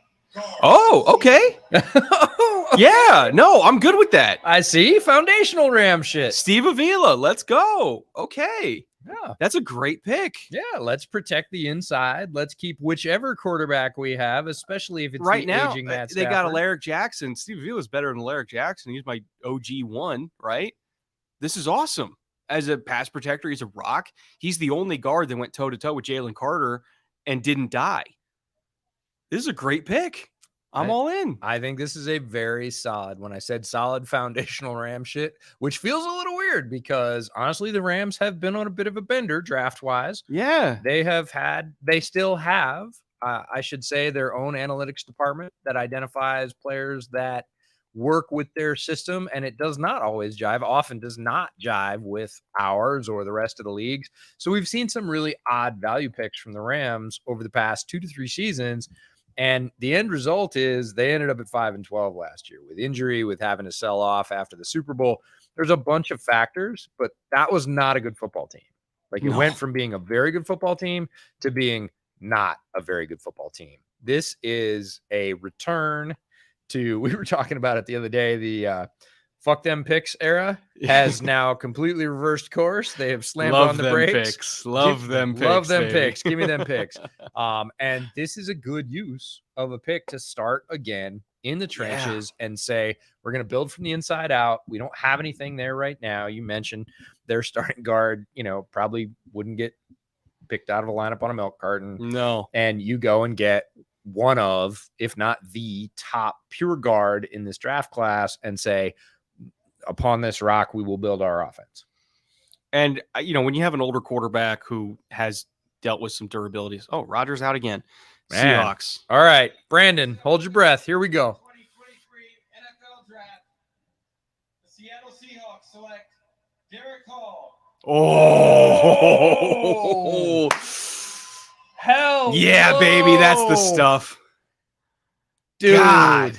Devin Witherspoon, JSN, and Derek Hall. Let's get some. Fuck. Woo! All right, the last 2 Seahawks drafts, like, they don't need to pick anybody else for the rest of this thing. And I mean, A+, phenomenal. All right. Brandon, if you're still in chat, this is Brandon Schultz from the Seahawkers Pod. If you are a Seahawks fan and you don't know the Seahawkers Pod, you should look them up on Twitter. Check them out. I was on for a pre-draft episode and we talked about edges. Did I mention Derek Hall? It feels like I did. You'll have to remind me of whether or not I did. If I didn't, I should have. And Derek Hall, one of my favorite edges. There are a lot of destinations where I like Derek Hall. I love him in Seattle, like capital LUV, love him in Seattle. And he's got what they love, right? Which is length and power and first step. He's even better than Boye Mafe, who they took last year. And I was a big fan of Boye Mafe. Derek Hall's even better. Yeah, 100%. And if Boye Mafe under Coach BT Jordan gets to what we think Boye Mafe can be, and Derek Hall gets to be what we think Derek Hall can be, like in addition to, Uchenna and everybody else that they got there, and Tennessee kid who they took a few years ago, who's super athletic, name escapes me. Shit. Oh, the non-LJ Collier pick. Who also played really well. Let me look it up. Yeah. Fuck. Who was that? They have a million edges now. Daryl Taylor. That's what I was going to say Hunter, but I mean, Draymond Jones, Reed, that defensive front in front of that secondary, like this. They're already on the phone. Arthur Smith's did the Falcons trade up? Oh shit. This is going fast today. Yeah, and we're seeing all right, edge went off the board. I'm gonna guess that triggered a trade up for another edge. I'm gonna say BJ. No, the opposite. OL? Let's see. So it'd be on the left side. By the way, we went to lunch today, again, with our rep from Homage. If you need new NFL gear, go to Homage Clothing, use the link in the description, get a super soft t-shirt. We went to a famous barbecue place in Kansas City, and there were a lot of Falcons fans there. Shitload of Falcons fans. Yeah. JMS for center, maybe? Just considering the type of offense they run, JMS, I like him better than Dahlman. Not that I don't like Dahlman, but I think JMS is better. I still believe in Hennessy at left guard, even though he's been up and down. Jake is older. I'm going to plant my flag and say JMS here. Okay. Knowing nothing, right? That's true. All right, who we got?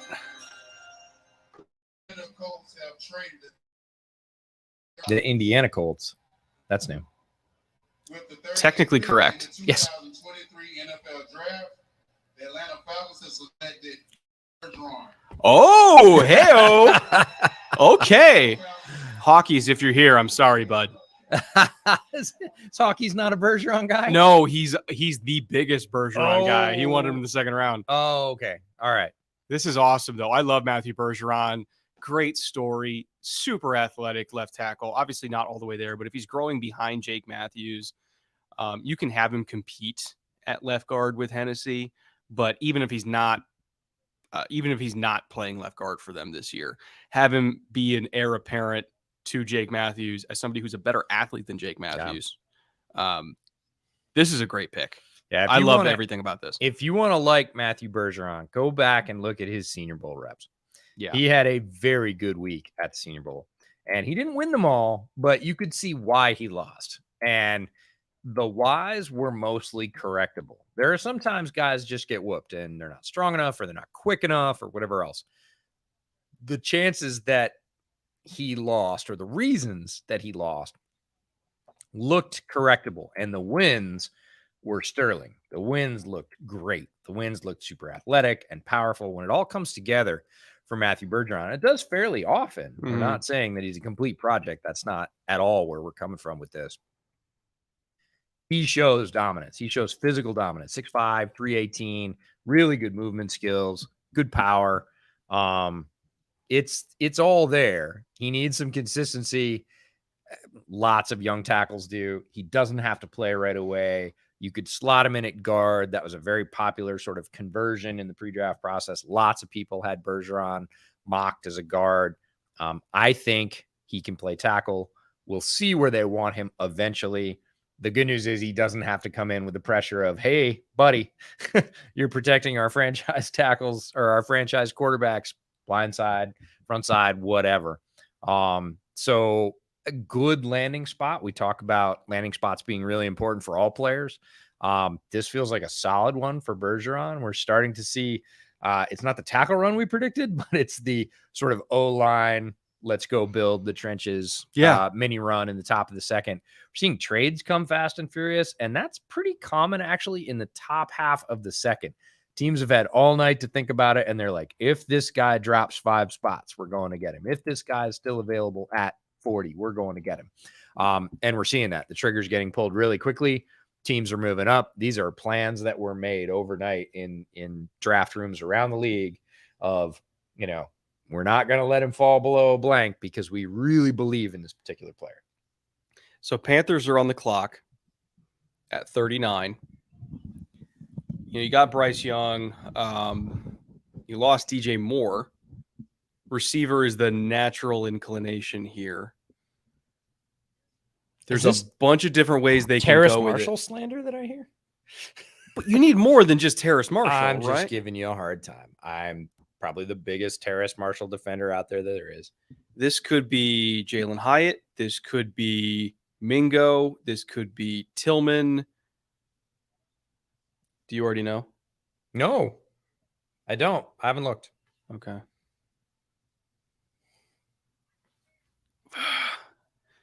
I'm between Mingo and Hyatt. I feel like, considering skill set of what Bryce does well, Mingo probably fits Bryce better. I was going to say, if it's between Mingo and just for Tillman, what they do individually, right? Because Yeah. Mingo's a better jump ball guy, better size.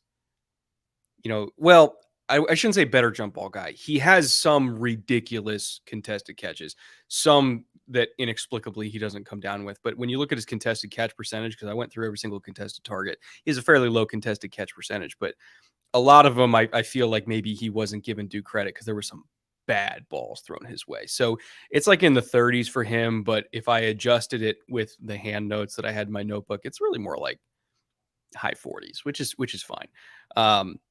Hyatt, unfortunately, wasn't given a whole lot of contested catch opportunities, so he's tougher to project in that. But Bryce is a very good 50-50 thrower, and I think Mingo has better potential to be a solid receiver in that way, in terms of taking back shoulder fades and all that kind of stuff. But he also has the vertical, or at least close to the vertical gas of Jalen Hyatt. And he's just fucking big, right? And sometimes franchises just need to exercise ghosts. What do you mean? Sometimes they just need to say, we had this thing, we traded it away, or we used to have this asset, and we just need it again. So we're just going to go get it. If it's not receiver, I'd be very, very shocked. Just because you drafted a young quarterback. I think if it's not offense, I would be very, very shocked. Yeah. A lot of Panthers fans here, too. I guess it's not that. Well, I don't know. You got the number 1 overall pick. Carolina to you got the number KC. 1 overall pick. J Stu, what's up? Organization for this opportunity. And with the 39th pick in the 2023 NFL Draft, the Carolina Panthers select Jonathan Mingo. Oh, it is Mingo. What's up? Ole Miss. All right. Nicely done. I actually didn't. I really didn't know that was coming. Nicely done. We just picked it. And I think this is the Titans, the Panthers saying, we just want to stack the deck. We believe in Terrace Marshall. We believe in our tight ends, even if others don't. We've drafted some over the past couple of years we think are usable for as much as we're going to feature them in our offense. We need another, big threat. And I mean, big physically and big in the minds of the defense. And Mingo is both of those things. He had a very different 2021 versus 2022. The Ole Miss staff in 2021 ran him on about 3 routes, really about 2. Yeah. Go, cross, curl. Yeah. That's and about they didn't do a ton of curl. Yeah. They did a little bit of cross and they did a lot of go. And, his production was what you might expect for a receiver that comes on the field and the defense knows which route he's running, 1 of 2. Mm-hmm. In this last season, in 2022, they supersized his role. They moved him all over the formation. They ran him from the slot. They ran him from both outside positions. They ran tap passes to him. They gave him touches in pretty much every possible way for a wide receiver.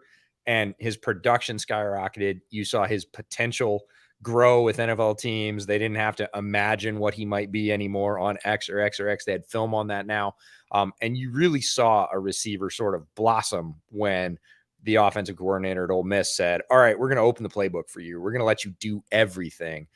I'm sure the Panthers, like every other team, like us, saw that and went, oh, okay. You can do a lot of things with this guy. It's not just a big guy that runs nines, right? Reminds a lot of people of, former Ole Miss receiver AJ Brown. Yeah, physically imposing. Not the same. I don't think they're the same. That's an easy, or some would say lazy comparison. Yeah. Mingo, not as developed as Brown is now, but coming out, AJ Brown had a lot of the same similar knock. Oh, he only does a few things. He's big. He's physical. He's fast. He's not as good as X or X or X, who was in their wide receiving core at the time. Mingo really sort of broke out of, I would say, almost his own shadow in the last season and ends up going high in the second round. Good for him.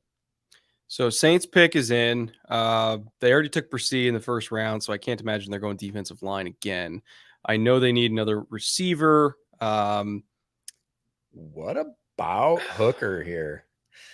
I think it's early. The way that Carr's contract is structured, Hooker wouldn't see the field until he's 29. Yeah, right? I think it's unless early. something catastrophic went on. Pick is in, and they're excited as most staffs are at this point of the year. True. I could see running back because the Alvin Kamara thing is not looking good. Oh man. That's not. I don't think he's going to play. It's not looking good. Like, he literally countered his own defense with his statements to the police, and it's like a felony charge with potentially 5 years in prison. I don't know. It doesn't look good for Alvin Kamara. So running back is an option here. If we think this is about where we get Charbonnet, let me turn it up. Oh man, Sharp. See what we got. Roman Harper. Is that everybody that gets their name called tonight, your whole family should all celebrate together. It's a special time in all these young people's lives. So let's all give them a round of applause for that. And I also want to give a shout out to my man Mike Ornstein, who had a happy end to the game. With all that being said, with the 40th pick in the 2023 NFL Draft, the New Orleans Saints select Isaiah Foskey, defensive end. Yo. I love it. I don't. Why not? With all the edges on the board? Well, you take Isaiah Foskey? Think about the ones that are on the board and the way the Saints like to play them. I know. They love big and long and stiff. When's the last time that's worked for them? I'm not saying they shouldn't have deviated. I'm saying for the way they like them and the way they play them. I mean, and they've promoted that in their system. They took Dennis Allen and said, we want to keep going the way we're going. But they keep taking one every 2 to 3 years. No, I agree. And I think he's better than a lot of the ones they've taken. Even they took Peyton Turner in the first round. He's better. I think he's better than Peyton Turner in terms of skill. I don't. Not physically. I mean, and then physically, I think Peyton Turner was better than Foskey. As a player, I think Foskey's a better player. They gave up, if I recall correctly, they gave up 2 first-round picks for Marcus Davenport. That was a lot. They got Granders. Like, you're just mad because you said you didn't think they were going to take defensive line, and they did. No, I'm mad. I'm fine with them taking defensive line, but like, come on, man. Get somebody who can bend. Still, after 11 years, the only edge they have that can bend is Cam Jordan. Yeah, they don't take the, Ojulari is one you mentioned, and that would have been a fun, LSU to the Saints and sort of stay home and play. But they don't do it. Like, that's not the Saints' MO. So as a prepackaged player that is ready to contribute right now, let's talk about the strengths of Isaiah Foskey, Notre Dame's all-time leading sack artist. Plays with power, does have burst off the edge, does not bend particularly well. It doesn't mean he doesn't have burst. Does know how to flatten once he gets inside, usually with power. which is, long arm, let it fold, slip by, or just pushing the offensive tackle back. Does have versatility and variety in his game without bend, does most of the other things that, for me as a defensive end, does fairly developed for a college end, which, is either a good thing, hey, he's ready to go right now, or B, he might be nearer his ceiling than a younger guy like BJ Ojulari, who's still learning. So it's a ceiling floor debate, and I would completely understand if people said, hey, we're not getting the ceiling with Isaiah Foskey that we might with a lot of these other prospects. But I think for the way they like it, this is a good pick, a player that they can use early. Unlike Davenport, who was going to take some years to mature, Foskey's going to come in camp and, compete for starter reps. I don't understand why you're not allowed to play edge for the Saints unless you're 7 or your 3 cones like 7'3". Like, it's just, it does seem to be a prerequisite. It's a weird type to have because they just Cardinals pick is in. Yeah, we're just ripping through them. And again, Ojulari's still on the board somehow. It makes sense just on value. I could see Byron Young. But again, he's older than Ojulari, so I think Ojulari's going to go before him. Sure. And Ojulari's got better length. Yeah, but so Byron Young is interesting. He's got like 32.5-inch arms. Yeah, at his size. But he's heavy. Not heavy. He is heavier than Nolan Smith is in the 230s. Like Byron Young is 250. And he's a very good player, but he, older, lack of length, like that's kind of a disqualifier for some teams. And more one way. Like it's outside speed with Byron Young, the Tennessee Byron Young we're talking about. Tennessee Byron Young. Well, he wins the other way, which is on stunts. Like I don't necessarily think he has a great inside counter. When he darts inside, it's typically on stunts, and he's very good on those. And Ojulari and he are the same in that way. But if he is trying to win, BJ Ojulari, there we go. Hey, okay, BJ Ojulari, LSU, extremely long arms, 34 plus. Extremely young player, just turned 21 like 2 weeks ago. He was 20 through this entire final college season for him. More advanced hand usage than most 20-year-olds. He is still developing that package, but he has, I would say 3-4 moves that he goes to pretty regularly. Did have a high percentage of unblocked pressures in this edge class, and it's because LSU schemes them open. LSU uses him on fold to the inside loop stunts really often. And he's very good at it. He converts on those opportunities. So good for their coaching staff for doing that.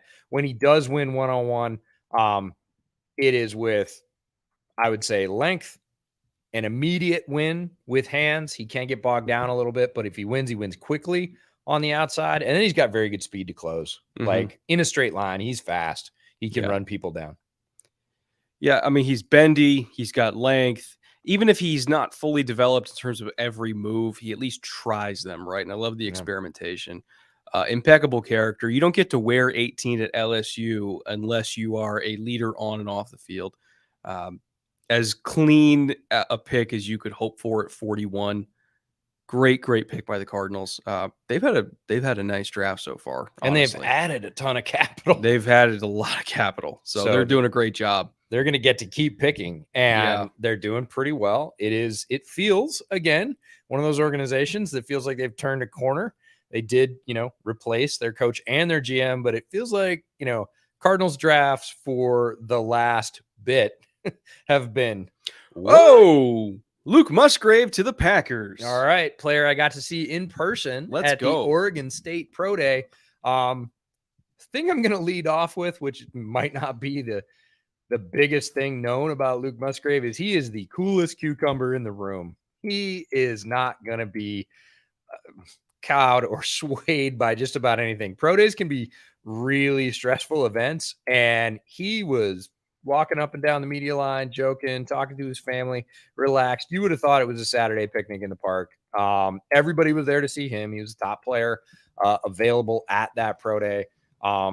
Started off this year, great guns, went through a couple of games, had about 11 catches, 160 yards in like 2 games. Looked like he was going to be the centerpiece of the Beavers offense. Gets hurt. So his production numbers don't look great. He's got a great frame, 6'4", 258, fast, has power to block. Needs to add a little bit more bend or leverage for like true inline blocking. He doesn't sink enough. Right. Yeah. And that's honestly, if you're drafting Luke Musgrave at this range and you're asking to stay in line as a Y and block, you're not doing it right, because he can dominate down the seam. He runs like a wide receiver. He is fast. He catches the ball away from his body, which gives him a massive catch range at 6'4", has very good hands, will adjust, has great body control. I would say we're just talking about bend with edge rushers, but he's bendier than Michael Mayer in terms of how he can physically contort and get to the ball. It is a projection, right? It is, we think he can do it. Man, he's got the size, he's got the speed. He looked like he was going to do it before he got hurt, but he hasn't done it. So if you're a hardcore sort of production stats believer that if they don't have these numbers, I'm going to stay away from them, you wouldn't go for Musgrave. But this is a departure for the Packers from what they've had at tight end. This is like Robert Tonyan plus 2 rounds earlier. Like, this is just a bigger, faster, more athletic version of Robert Tonyan, like in the second. One quick note before we get to the Jets pick. Jets pick is in. If you're enjoying the stream, if you enjoyed any of the content or prospect interviews or film breakdowns or anything that we did over the last 4 months during draft season, and you want to find a way to support the show, whether it's super chats are great. And we love those, and we thank everybody who's been doing that. The other way, and perhaps the best way, is to support our sponsors so that they keep coming back and paying for trips like this, where EJ and I can sit on the couch and talk about the NFL draft for 20 hours over the course of 3 days, and meet you guys at KC Beer Co. We love doing things like this, but unfortunately things like this cost a lot of money, and we can't do it without sponsors. So if you'd like to support our sponsors, Manscaped, using our promo code at the link in the description below at manscaped.com, any purchase you make with code bootleg, you'll get 20% off plus free shipping. They have any type of grooming product you could ever need and or want, whether it's beard trimmers or shampoos or conditioners or body trimmers, boxers, every kind of thing to keep your body feeling healthy and feeling right. So if you're in the market for any of that and you want to support the show and do both at the same time, again, manscaped.com, promo code bootleg, and make sure that they come back next year and pay for this all over again. Now, I see Joe Tippmann just went to the Jets, and I love this pick for them. One sec, I'm going to fill this out. Love this pick for the Jets. If I was going to compare Tippmann to anyone, he's got a lot of Mitch Morse to him, in the sense that he's abnormally good at pulling and blocking in space, despite being a bigger center. He's like 6'5", 6'6". And Mitch Morse, again, that was a main component of his skill set too. Really good feet, really good hips. Again, taller center, but I don't necessarily see him get out leveraged as much as you would expect for a taller center. We knew that some teams had him over John Michael Schmitz. Apparently the Jets were one of them. In terms of fit with the Jets offense, obviously John Michael Schmitz is like the premier outside zone center in this class. But if they wanted somebody who is better at pulling, and even the zone teams, we see them pull their centers a lot more now, even when running zone, because they get better angles with it when they pull the center and they kind of do that fold adjustment like we talked about with the Giants offense.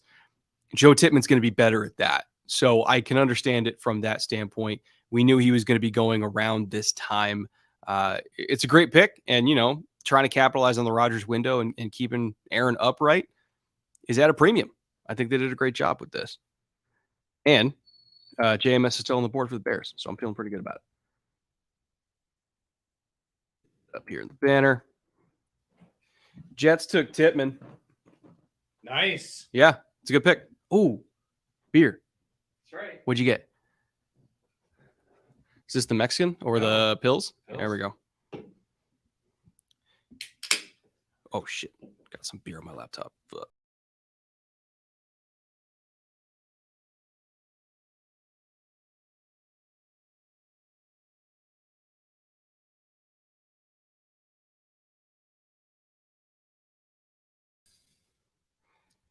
The swipe got us again, chat. I spilled beer on my trackpad and swiped it off, and it fucking sent us back to the previous page. All right, so this is my fault. You can all EJ's fault. That's right. You can blame me for distracting the captain of this particular digital ship. But we did swing by Cinderblock Brewing today here in Kansas City and picked up a couple of beers that we wanted to try. This is their Juicy Pills. Fantastic stuff. We had a couple of great beers there. Met a couple other content creators and had a nice snack and a couple of beers. But happy to have these, our first beers of this draft. At least here. Yeah, right? It's here for sure. All right, Colts are on the clock. I want to make sure. So Jets Tippmann. That's Tippmann before JMS. I wonder how many people just made or lost money in Vegas on that particular swing. You know, we thought they were going to go back to back. Oh, this is really good, actually. It's delicious. It's actually really good. We thought they were going to go back to back. Generally, around this tastes better off a laptop, or shut up. It's all your fault. It is my fault. I will take full credit. And also, credit for the bad things and credit for the good things. No, we talked about Tippmann, and really, if you were in a movement-based offensive system in terms of the run, if you are running outside zone a lot and you need a center, they may play him at guard, but I think it'll probably be a center who can get outside, hit targets in space, just jam up pass rushing lanes with your 6'6", 80-inch wingspan frame, kind of play the middle, cheat, like not have to pick a side of the alley because you can cover both sides. Ooh. Tippmann's great choice. Offensive line help. I believe one Aaron Rodgers will become Tippmann's best friend very quickly because he's going to protect him from those inside hits. Really good pick by the Jets. I'm a little bit earlier than I thought Tippmann might go, but great player, and I love him. Love the fit, love the player. So Julius Brents to the Colts. This one fascinates me, and he kind of does, fit with their type, right? Big, long. Yeah. Not the best long speed, but he has weirdly great feet and hips for how big he is. And his first few steps out of his breaks, again, are really explosive. Obviously a big hitter with that size. They're showing highlights against Quentin Johnson right now. That was a bad ball. It was a shitty ball, but whatever. He still caught it. The one before it where he hit the receiver from Oklahoma, and knocked him like backwards and rolling. I posted that clip on Twitter, and I was watching the receivers. I wasn't even watching Brents, and I was like, oh, yeah, and by the way, Julius Brents will bring it when he hits you. Look at this. And it was about the third one on that tape. It was not the sort of one-and-done pick a highlight. Incredible length. Like you said, very fluid hips, good feet, physical in pass protection on the outside, use the boundary very well, pushes people, contested catch, but will come forward and smack bubble screens, tap passes. He is a hitter, and you're seeing that on the highlights right now. He will bury guys. My one thing with him, and again, it's really the only flaw. Some people think it's more important than not. Is again the long speed. There was a lot of reps on tape, especially when he was playing off, right? Because he has the feet and the hips to do that. There's a lot of reps where it's he's playing 7x1 and he's kind of reading the hips and he's staying over the top, and all of a sudden the receiver gets even and he's like, I got him. Oh fuck, I don't got him. And that was a little bit of a problem at times. It didn't hurt him too much because college quarterbacks on average are not going to punish that as much as NFL quarterbacks would, but I think it's better to leave him in press where he can affect the receiver at the line of scrimmage and stay over the top of him, because if you try to play him off, unlike say Corey Trice, I don't necessarily think he has the recovery speed, right? But he's a good player. He's a really good player. The one thing I'm surprised by about that pick, nothing against Julius Brents because I think he's a very good corner, is with the corner still on the board. Yeah, DJ Turner's there. Cam Smith is there. Yeah. Obviously Trice, like I mentioned, but I think I'm just higher on Trice than everybody else, which I'm okay with. I didn't expect, let's say Cam Smith. I didn't expect Brents to go ahead of Cam Smith or Darius Rush. So no, I'm most surprised by that. Not that Brents got picked. any of that. But if you're talking about who's still available at that pick for the Colts, Lions traded up, by the way, with the Packers. yeah, I heard. Don't have the name yet. But Again, it's the Lions, so I have no idea who this could possibly be. Cam Smith, Tyreek Stevenson, Keely Ringo, if you want straight line speed. Oh, God, they would take Keely Ringo over Cam Smith, wouldn't they? I'm just talking about Julius Brents. Oh, I thought you were talking about the Lions. No. Yeah. And they traded up, so they wanted somebody. Again, Brad Holmes is just, he's cooking with gas. Yeah, they have their guys. Yeah. They have their guys. Brad Holmes has conviction, and he is not going to be swayed by little late, little early, didn't have a grade on that guy. They're like, nope, these are our guys, and we're going to get them.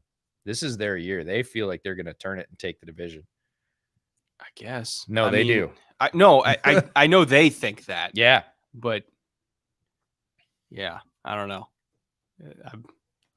I'm not overwhelmed and I'm not underwhelmed with this Lions draft. I'm just whelmed. There you go. I need to text my Saints buddy and see how he feels about Foskey.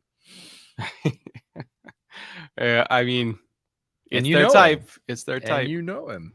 We had lunch with him in Texas. Yeah, he's a great dude. Yeah. All right, pick is in. Come on, throw it up on screen for us, please. Again, no idea what this could possibly be. Maybe corner. You're not guessing anymore. Your wild punter guess is gone. It's more so. I think it's corner. I just don't know which one. Okay. I mean, if we want to keep the hometown kid, DJ Turner, or home-ish town kid, DJ Turner, Sure. would make sense. Stay in the state. And that's about area where I thought he could go. If I'm just going off talent, it's Cam Smith. If I'm just going off talent, it's Corey Trice, but it's just not going to happen. Actually, if there's any team that would take Corey Trice here, it's probably the Lions. You want the GM on the wild bender to help come bail you out. You should be calling Brad right now. You're like, Holmes, the GM that does smelling salts before every pick. Holmes, make me look good. Oh, man. Pick is in. Let's go, ESPN Chiron. Show it to me. Oh, my goodness. So they grabbed Cam Sutton, Emmanuel Mosley, David Montgomery, Graham Glass. Oh, typo. Fire him, ESPN. I didn't do it. You can't fire me. Graham Glasnow. Uh-oh. Well, luckily, I'm not in charge of that tonight. Here we go. All right. We got to pick. Give me the selection. Let's go. I got to say, I'm feeling a little better about the Lions draft as a Bears fan than I thought I was going to be like 24 hours ago. The fact that I'm not super enthused about it means that it's going to be great. Brian Branch, yay! Oh, I just got sad. All sad. Right, I'm on board with that. Yeah, as a Bears fan, I just got sad. As a Lions fan, I would be through the roof. And if you traded up, this is a player whose slide I would end. I would trade up for Brian Branch. One of my defensive gems, Alabama. You can call him a safety. You can call him a corner. You can call him a nickel. They called him all those things. Played some star for them, which is the sort of force player down in the line, and Sabanese, that is the defensive back that has a lot of responsibilities. And Brian Branch mentally, physically matched and met all of those. A lot of people got worried when he didn't test very well. I wasn't worried based on his tape. He runs with very fast receivers in the SEC down the seam. He is incredibly effective around the line.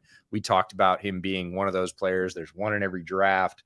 Last year it was Jalen Petrie, but like Brian Branch's resume going backwards is so much better than Petrie's, and his resume around the line is very similar. Yeah. So he's going to snuff out any screens. He's going to whack ball carriers in terms of I'm a nickel and I have to fill. He has no problem doing that in terms of the Dan Campbell mentality. He's going to fit right in. Incredibly versatile player for the Lions. This one might be the home run pick of their draft so far for me. I love the Campbell pick, but I love this one more. I mean, I said it on Twitter and I'll say it here too. I'm just going to pretend that Brian Branch went at 12 and Jahmyr Gibbs went at 45. Sure. Flip him in my head. fine. We're back on board. Makes you feel better. We're back on board. We're Yeah. good. We still have a wild Sam LaPorta pick, but overall, I'm back on board with this Lions class.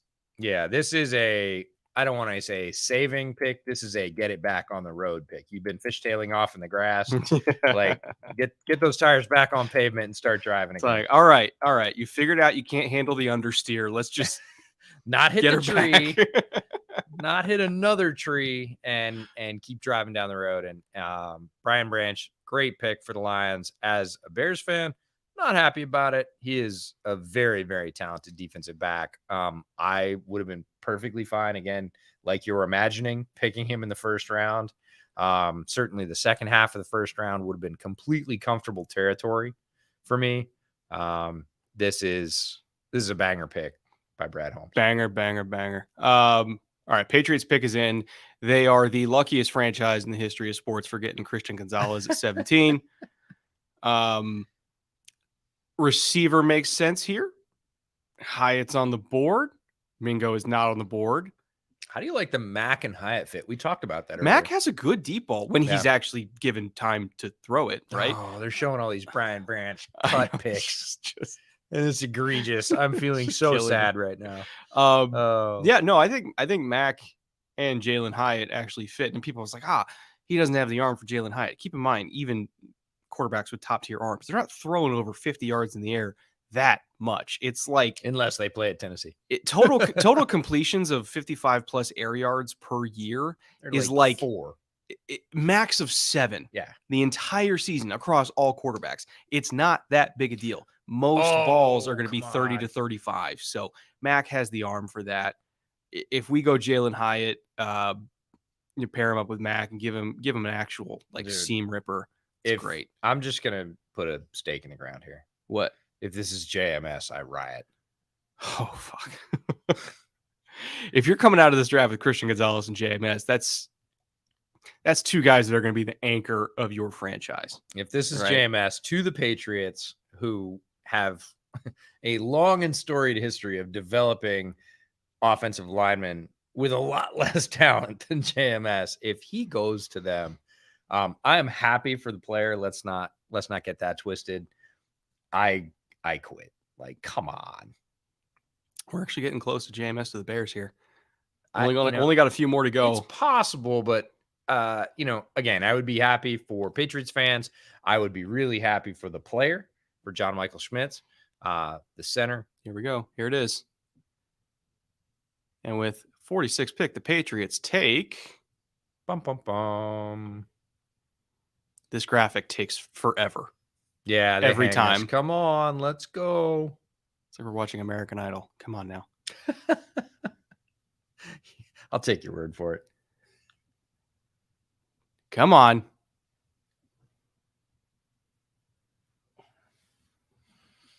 Still waiting. Bro, they're holding a freeze frame for 20 seconds.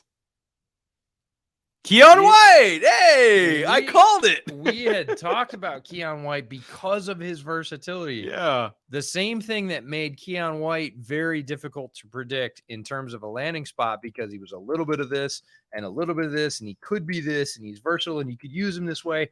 There's some franchises, cough, Saints, where that's not a thing.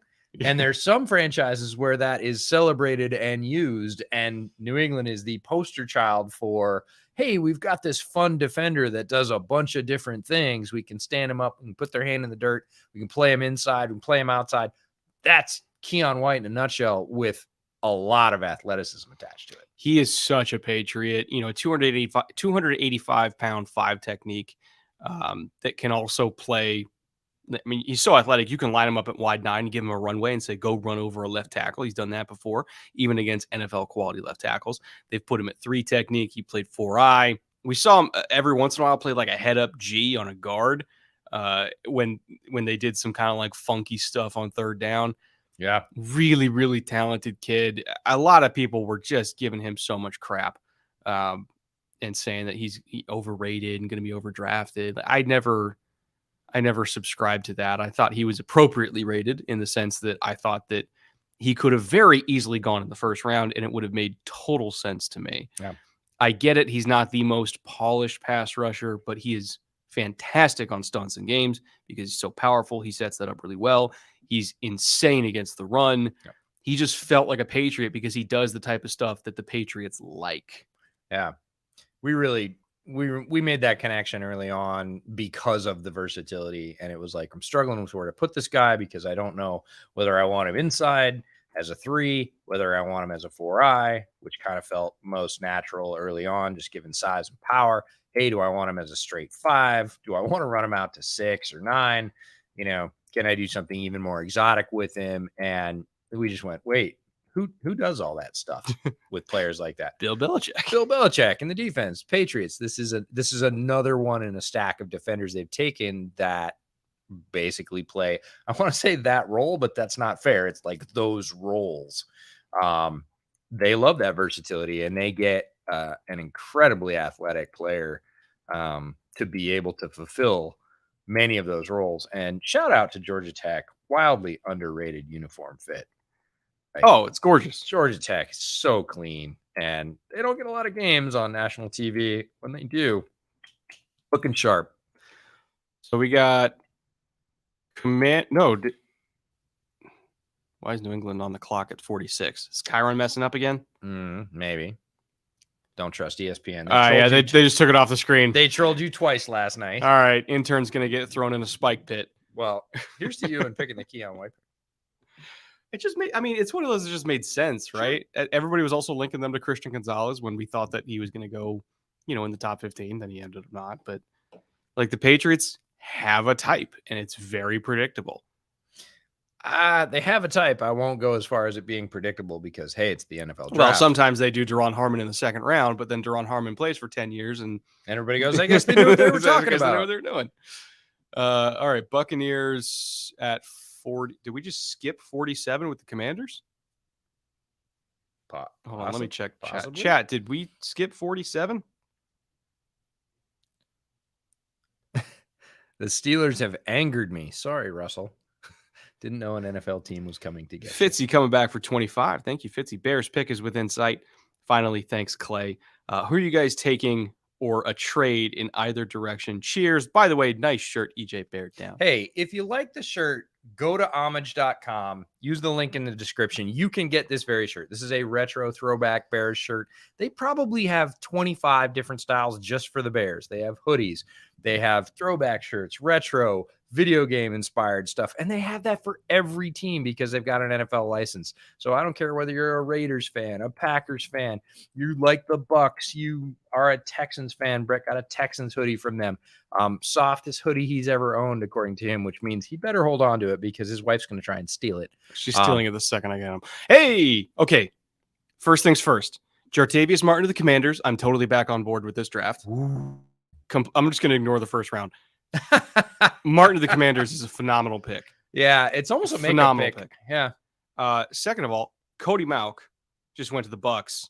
We said, what was it, top 50? Yeah.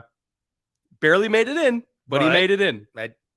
It's either 50 or it's not. We can go binary here, and he is within the top 50. Love the addition of Cody Mauch to Tampa Bay. Can go. Sounds like they're going to move Wirfs to the left side. My guess is, I think they're going to play him at right to replace Wirfs' spot. You can try it. He's athletic enough to make that happen. They're showing the highlights now, and one of my favorite things about Mauch, regardless of where he plays in this draft, is his athleticism. He can really run for a guy at his size. Plays with power, definitely plays with an edge. But it's like a friendly edge, which is kind of crazy. He like mashes guys and then laughs at them. I kind of dig that from an offensive lineman, but extremely athletic. And I think that would make him one of the top guards in this draft. So if Tampa Bay slides him inside and has him play at guard, I have no problem with that. I think it might actually be his better long-term NFL fit. If they're saying, hey, we want to slide him in at right tackle, move Tristan Wirfs over to left, then again, this is just strengthening your line. He can play either of those positions well. Even took some reps at center during the Senior Bowl. I don't think that's his best fit, but he can potentially play there. Very few guys at an NFL level can play all 5 positions. I'm thinking of like Elgton Jenkins is the sort of poster child for that, but there's very few of those out there. They're unicorns. Mauch fits the description. Love the pick for Tampa Bay. If you're getting a left side of the line of Tristan Wirfs, Cody Mauch, and Ryan Jensen, I mean, Baker Mayfield's going to be under so much less duress Yes. than he was last year.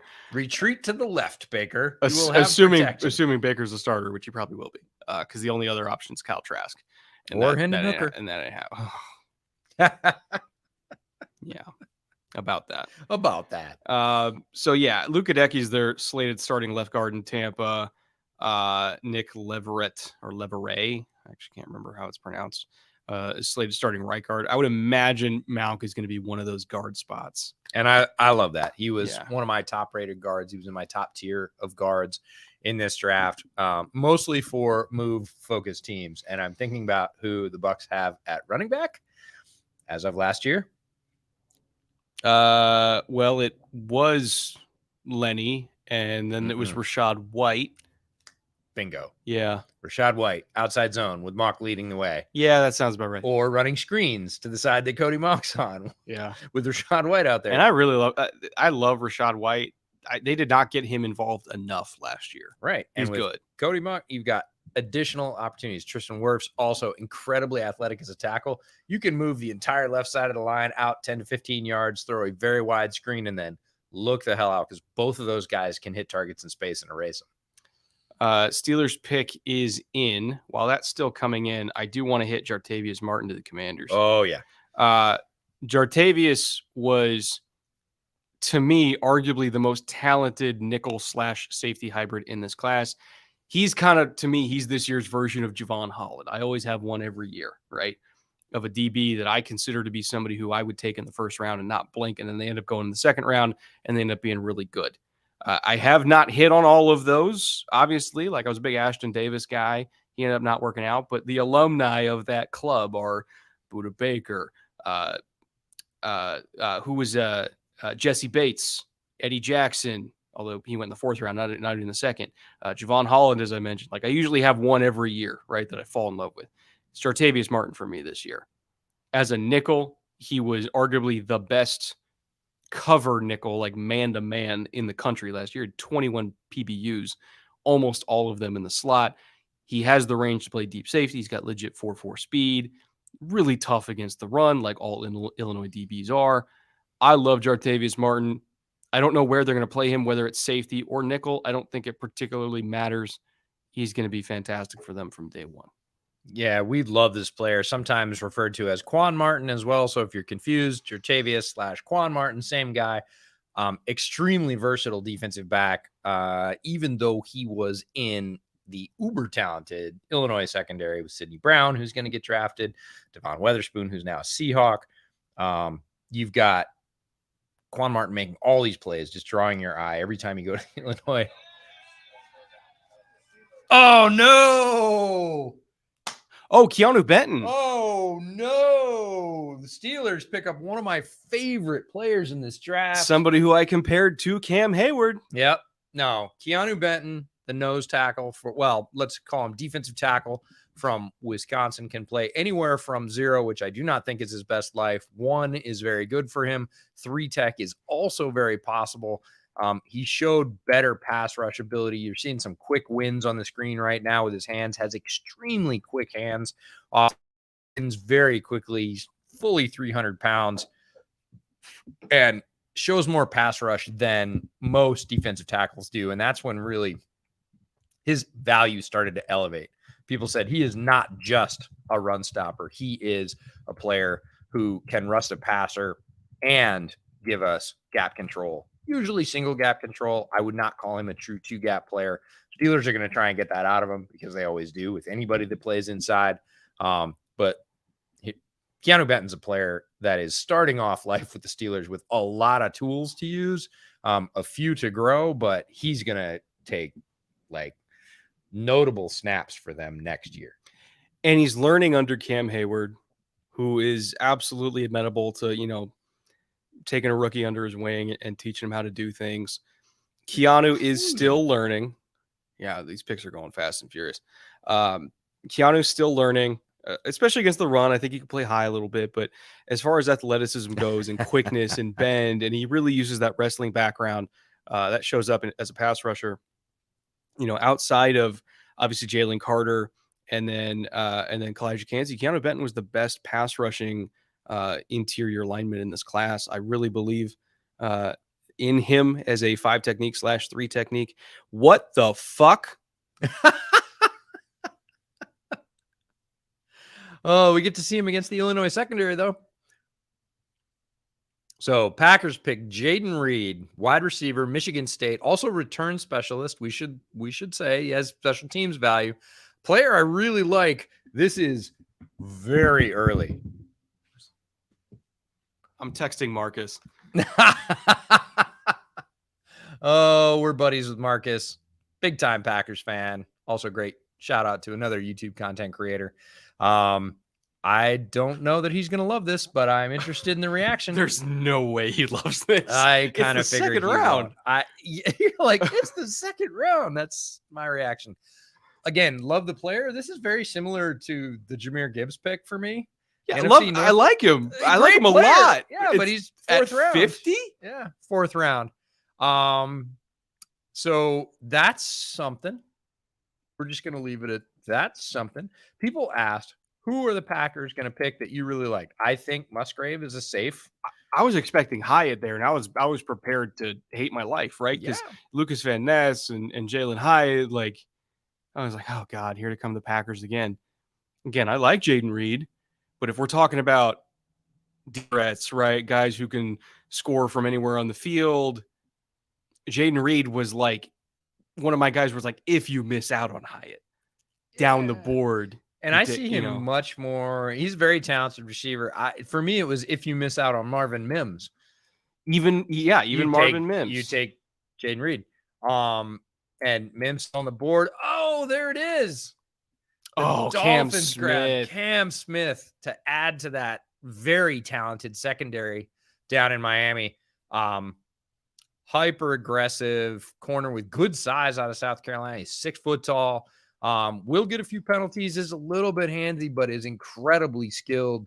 Love his game. Have him rated above his teammate Darius Rush, who will also go in, who is taller and made a big splash at the Senior Bowl. I came back to the tape. They're going to show you the aggression screens.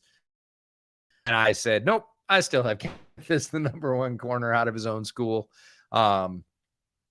So this is a really good pick. He gets to go play with Javon Holland and just keep naming defensive backs for the Dolphins. Yeah, I'm going to text Travis and just our buddy Travis Wingfield, who runs the Drive Time Pod for the Dolphins, should be jumping up and down right now. This is a fantastic selection for the Dolphins. I think strength to strength here. The Dolphins team was pretty good last year, and this is just adding. We're just going to get better. Right. We're going to plan for the future when we lose our corners. He's going to play this year. He's too good to sit on the bench very much. Oh, his feet are phenomenal. His hips are phenomenal. Tough tackler, despite not being the biggest guy, but I love Cam Smith. Yeah. I thought he could have gone in the first round and I would have been totally fine with it. Yeah. And to get him at 51. And the thing that I love specifically for them, right, is the ability. They don't have to line him up. They have a bunch of bigger corners, right? Over the years, they've had a bunch of bigger corners. This is a guy who can play down to the line of scrimmage in a press look, but he can play off and in space. And I would argue he's even better at that. And so when they do all the zero stuff that they like to do, having a corner that can play off in space, T-step, drive on. Whoa! Yes! Oh, man, the Seahawks are flat out crushing it. They are just crushing it. I'll tell you right now, on Sunday, we're going to do our wrap-up pod. We're going to talk about our favorite classes in the draft, and the Seahawks are going to lead it. They don't even need him, but I love it. It's amazing. Zach Charbonnet, running back from UCLA. One of our favorite players, a player that we wanted to come out last year. We saw him in practice last year when we got to go to a UCLA practice. Shout out to our buddy there, who's the recruiting coordinator. And we were like, oh, man, tell me Charbonnet is coming out. Well, his teammate, Kyle Phillips, comes out. His teammate, Greg Dulcich, comes out. Zach decides to go back to UCLA. And we asked Kyle Phillips at the Shrine Bowl last year, why'd Zach not come out? He said, wants to be the best. He wants to be number one. I mean, he's just so good, so well-rounded, runs with power, great feet. Not like and he doesn't have like the jump cut ability of Bijan, right? Like he's my RB2. I think he was your RB2 as well, right? He's in my second tier. So top was Bijan, and then it was Tyjae Spears and Zach Charbonnet with basically the same grade in tier 2, and then it dropped down to tier 3. So this is a player we both had extremely highly rated. I said he's DeMarco Murray. I love Zach Charbonnet, and he is sneaky productive in areas where you don't think. You think of him as a very solid runner, a guy that always picks up the first down, guy that breaks a bunch of tackles. Those things are all true, but his explosive play rate is higher than you think. His ability to string together moves, use power, stiff arms, spins, run over tacklers, both sort of hurdling or running through them. He's got very good size, excellent feet. This is ridiculous. The only people this pick hurts are people who have Kenneth Walker in Dynasty. And I don't even care. And it's going to be a straight 50-50 split. Literally, the Seahawks took our number 1 running back from last year's class and essentially our number 2 running back from this year's class. Yeah, that backfield is nuts.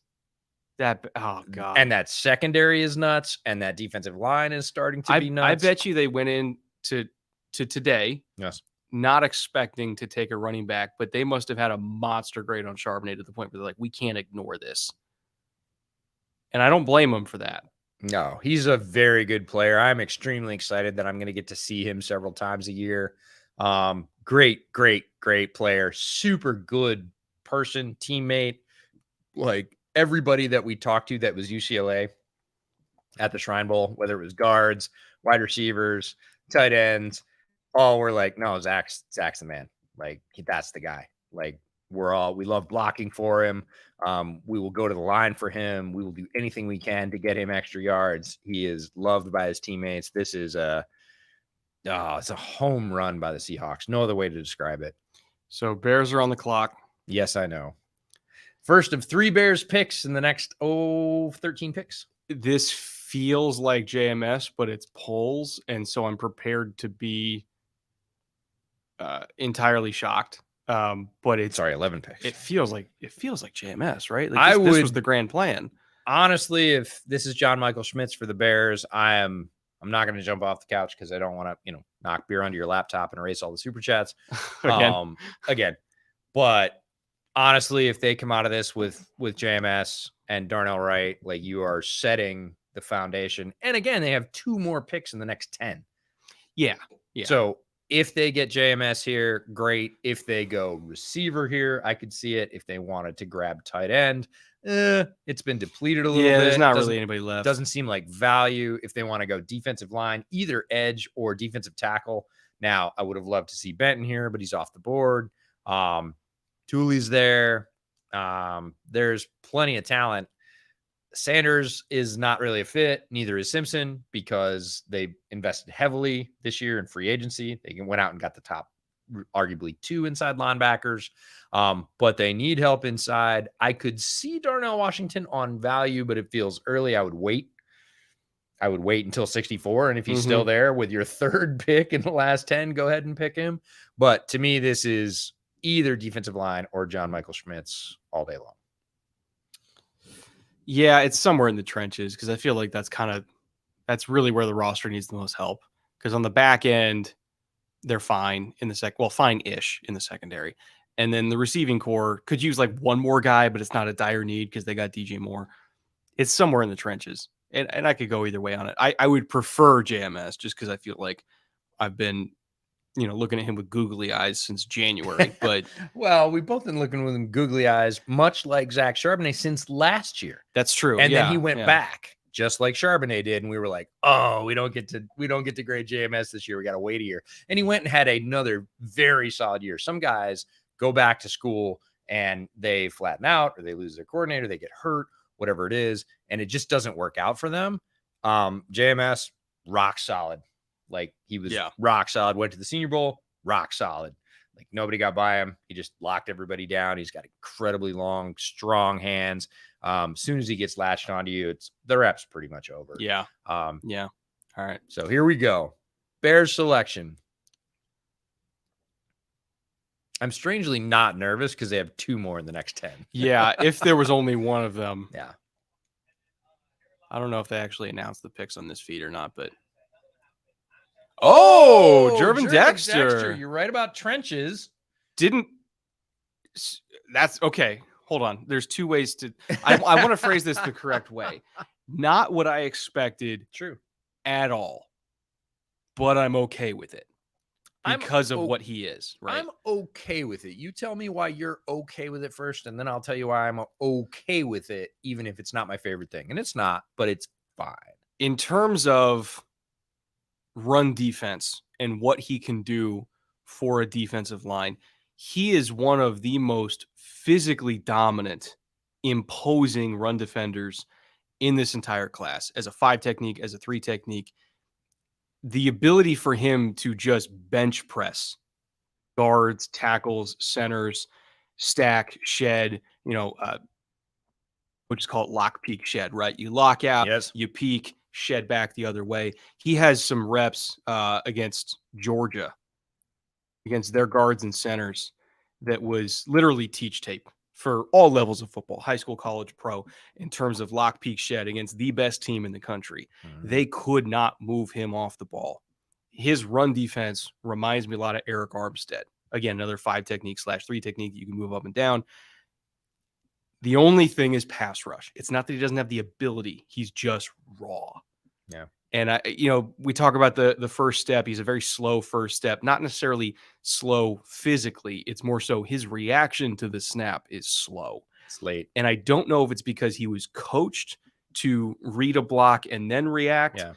And he wasn't coached to just get off the ball. I think there are ways you can improve that with tweaking stance and tweaking how you coach him to read the snap.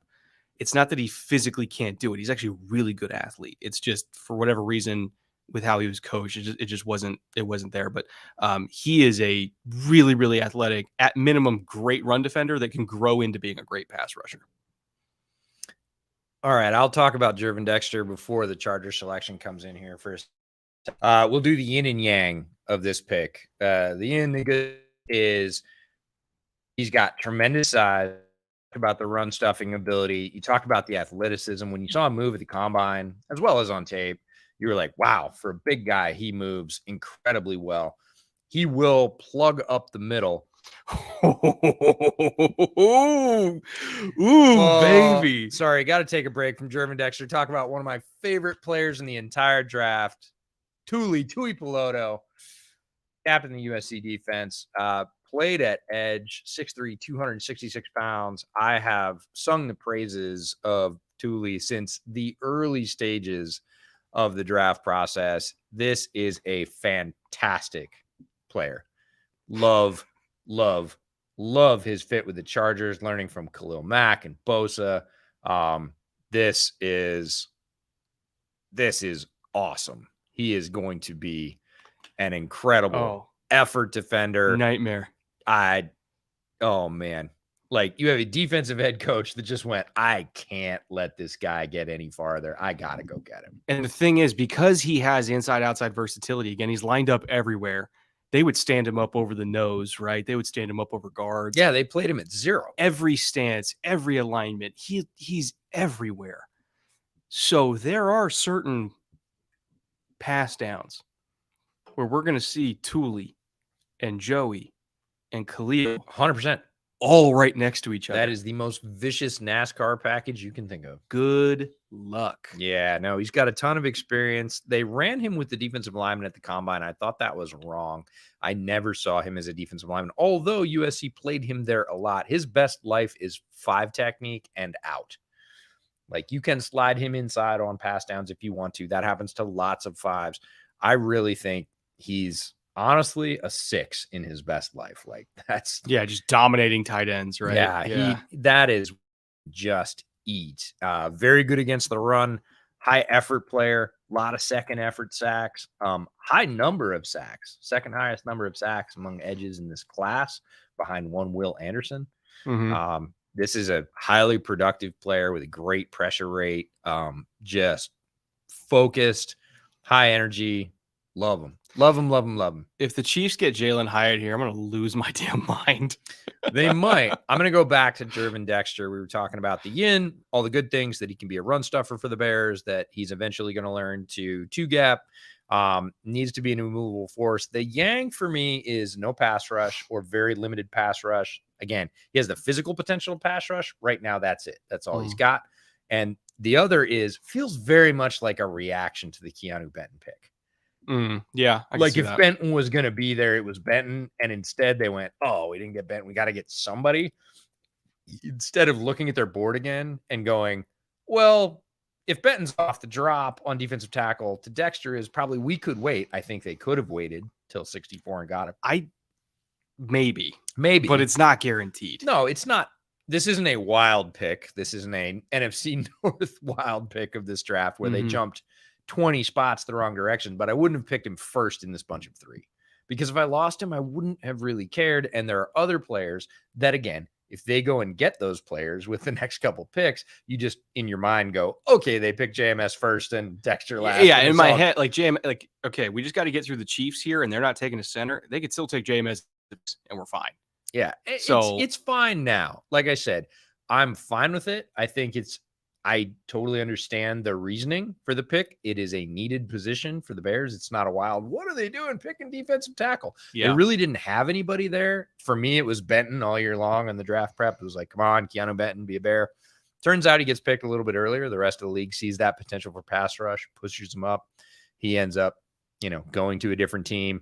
And the Bears say, hey, we still need it. And again, we might think there's a bigger drop-off in terms of athleticism or potential at this. So they go and prioritize Dexter first. Not necessarily what I would have done, but I understand, which is why I say I'm fine with it. So Chiefs pick is in. We know wide receivers in need. We still don't know what's going to happen with DeAndre Hopkins. I still think that's in play for the Chiefs. It's either Chiefs or Bills trade? At this point. If they traded out of 56, I haven't seen that yet. I still think the Chiefs, whether or not they get Hopkins, could use another receiver. Jalen Hyatt feels like a natural fit here for a lot of different reasons. But if we get to pair Mahomes' arm with Jalen Hyatt. And again, we talked about, hey, very, very rarely are there ever passes thrown 55 plus yards down the field. Well, one of the guys doing it is Patrick Mahomes. So if there was ever a player that would maximize those very few throws, it's going to be Jalen Hyatt. Jalen Hyatt is that's the flash. That's what everybody wants to see, is him just wheeling by guys. And he can do it almost at will. He can do a lot of other things. He's good along the sideline. He's got good body control. He runs routes across the middle. Catches with his hands. He's a very good blocking wide receiver, which the Chiefs would appreciate a great deal in their run game. Even though he's not the biggest guy, he would give great effort. He gets after it. He will drive guys out of bounds. So I think Jalen Hyatt has been sold as, oh my God, speed, speed, speed, speed. And he's so much more than that. And the Chiefs would be the benefit of that. I mean, there was all the smoke about Zay and the workout and whatever else. They'd be getting some of that. A little bit of it, right? Not the complete package. No, not the same. But greater height, greater speed, and pick is a less well-rounded game. Pick is in, but still more well-rounded than people think. Probably going to be receiver. Is it the one we think? They're excited. And Veach, we trust. Nice T-shirt. Nice T-shirt from the fans at the draft. Survey says, "Show me." Come on, hometown pick. What do we got? Boy, does it take a while. They really stretch out that graphic as much as possible. They sure do. Come on. Jason in the streets, Travis in the sheets. Oh, that's good. I want that shirt. I want that shirt real bad. Is that a New Heights shirt? I don't know, but it is. It is amazing. Here we go. Rashee Rice from SMU. Ooh. I'm going to make you say something. I don't want to say anything right now. So, The Brett I'm stymied pick. We've reached it at this point in the draft. there's a lot of receivers available. That is not the one. No. And Rashee Rice fascinates me because he not match up whatsoever. Like, you look at him on tape, and I don't know if he was hurt. I want to emphasize, I don't know if there was and it looked like he was running in cement. Yeah. First impression of him, I everybody wasn't into it. I wasn't into it at all. There was like, at the beginning of this process, I don't know about you, but I was like, you're looking for your top like 5 at each position just to like get familiar. I'm talking about like December. Yeah. And everybody's like, oh, you got to watch Rashee Rice, wide receiver. And I was like, okay, cool. And a lot of people had him first or second at that point in December. And I watched him, and I remember calling somebody and saying, did I hear this right? You want me to watch Rashee Rice? And they were like, yeah. And I was like, what? Why? Because I had the very same impression. I thought, he's not explosive. He catches a lot of balls. He's very productive. He's good after the catch in terms of physical. He's not going to run away from people so much. He's going to run through them. And you're seeing all the highlights of him spinning away from guys, breaking tackles. Very physical player. But I was like, that's what you're getting? You're getting like a physical possession receiver, and you're telling me he's top 5? People say stream lagging. Did we come back, chat? Are we fixed? Are we fixed? Are we not fixed? Because I saw a little warning. It's like, oh, network connectivity is low. I think we're back now because that warning went away. I think we're fine. More so, just chat confirm if we're right. fine. If we're lagging super hard, let us know. Anyway, continue with your thoughts. Sorry. No, and that was my first impression is like, this is a top 5 guy. Like, how weak is this receiver class if this is the guy you're listing at number 1 or number 2? And he faded down the stretch. I don't think anybody thought he was a first-round talent by the time we got to draft time. But I would say this is still early. Oh, shoo, buddy. Okay. You need to wax poetic about Tyreek Stevenson. So corner, I did not have as a top need. No, I don't think any Bears fans had corner as a top need. No. This strikes me as like the defensive version of the Charbonnet pick, right? Where it's like, we gotta, because he could have gone top, he could have gone late 1, early 2, and I would have accepted it. Yeah. As far as press technician at the line of scrimmage, he's got some of the best teach tape in press coverage of anybody in this class outside of Christian Gonzalez. Yeah. Now, he doesn't have the physical tools of Christian Gonzalez, but he has good physical tools. He tackles well in space. He blitzes well. He's technically proficient. He is so competitive at the catch point. He never says die when the ball is in the air. Even when it's in the receiver's hands, he will make sure that when you go to the ground, it is no longer in your hands. Ultra competitive, ultra feisty. Even though secondary, again, wasn't the biggest need, he could start week 1 on that secondary. I love that pick, Tyreek Stevenson. Don't love it, do like it, and it is forever going to be linked to the pick that followed it. Oh, that hurts. It is forever going to be linked to John Michael Schmitz going to the Giants, likely anchoring the middle of the for the next 6 to 7 years, being a rock for Brian Dable and co. Stevenson, I like. This is a not love. You love it. You were higher on Stevenson than I was. I liked him as a player. I do like him as a player, not even past tense. Feels very much like a Jalen Johnson insurance move. Like, when he moves on, we'll have Tyreek Stevenson, who's learned under him at that point for a year or two, to be our powerful press outside corner that can lock down one side physically in a very talented wide receiver division. But I'm looking at a stack of 3 Bears picks starting at 53 and saying you come out of those 3 Bears picks with Jervin Dexter, Tyreek Stevenson, who is not John Schmitz. How do you feel about the overall value of some very valuable pick real estate? I feel okay. I do not feel great. I feel like there are better options available on the board. And we'll see what they do with the last pick because it's not over yet. But I feel, you said earlier, I feel whelmed. I feel whelmed. I'm not underwhelmed. I'm like, oh my God, how could they have picked that guy? Now, if they'd picked Rashee Rice, would have been a very different reaction out of me. But I feel like, yes, I like those players and they're good. But on my board, there were some players I would have picked earlier. I would have picked JMS earlier, probably at the first pick, because look what happened. He's now a Giant. And, you know, again, we do that game all the time. Would you rather have X and this defensive tackle? Well, you know, JMS and this defensive tackle, or Gervin Dexter and now who at center if you're not going to wait? Ooh, okay. I love this pick. Luke Schoonmaker to the Cowboys at 58. We know that they did need a tight end. This was earlier than I thought he would go, but not that much earlier. And to me, it's not.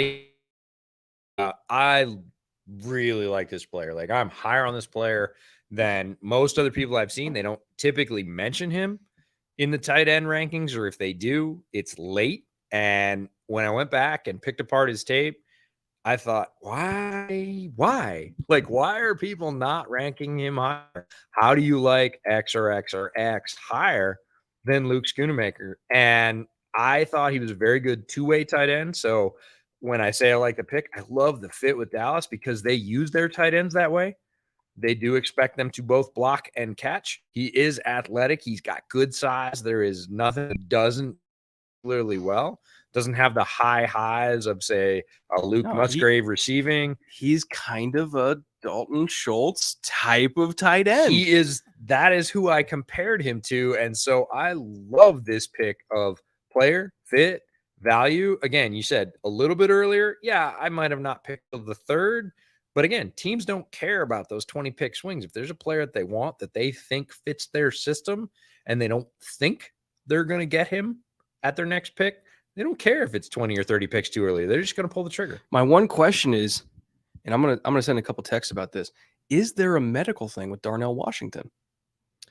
Because something else. Or some, I mean, I don't think it's the other thing, but like, is there a medical thing going on with Darnell? Because that's kind of the only explanation I've got for why we are at the 59th overall pick and he's still on the board. If you're looking at this defensive back class, if you're looking at this cornerback class, and you take either Gervin Dexter or Tyreek Stevenson and replace it with Darnell Washington just on potential alone, I'm like, oh, okay. Because again, he gives the Bears something they don't have. And fills the room out. And Tyreek Stevenson again. So we take tight end here and we can get a corner later from the corners that are left. I mean, come on. Corey Trice is still on the board. Bills, do it. Corey Trice, let's go. Oh, boy. Yeah, I'm going to send a text about Darnell just to check in what's going on.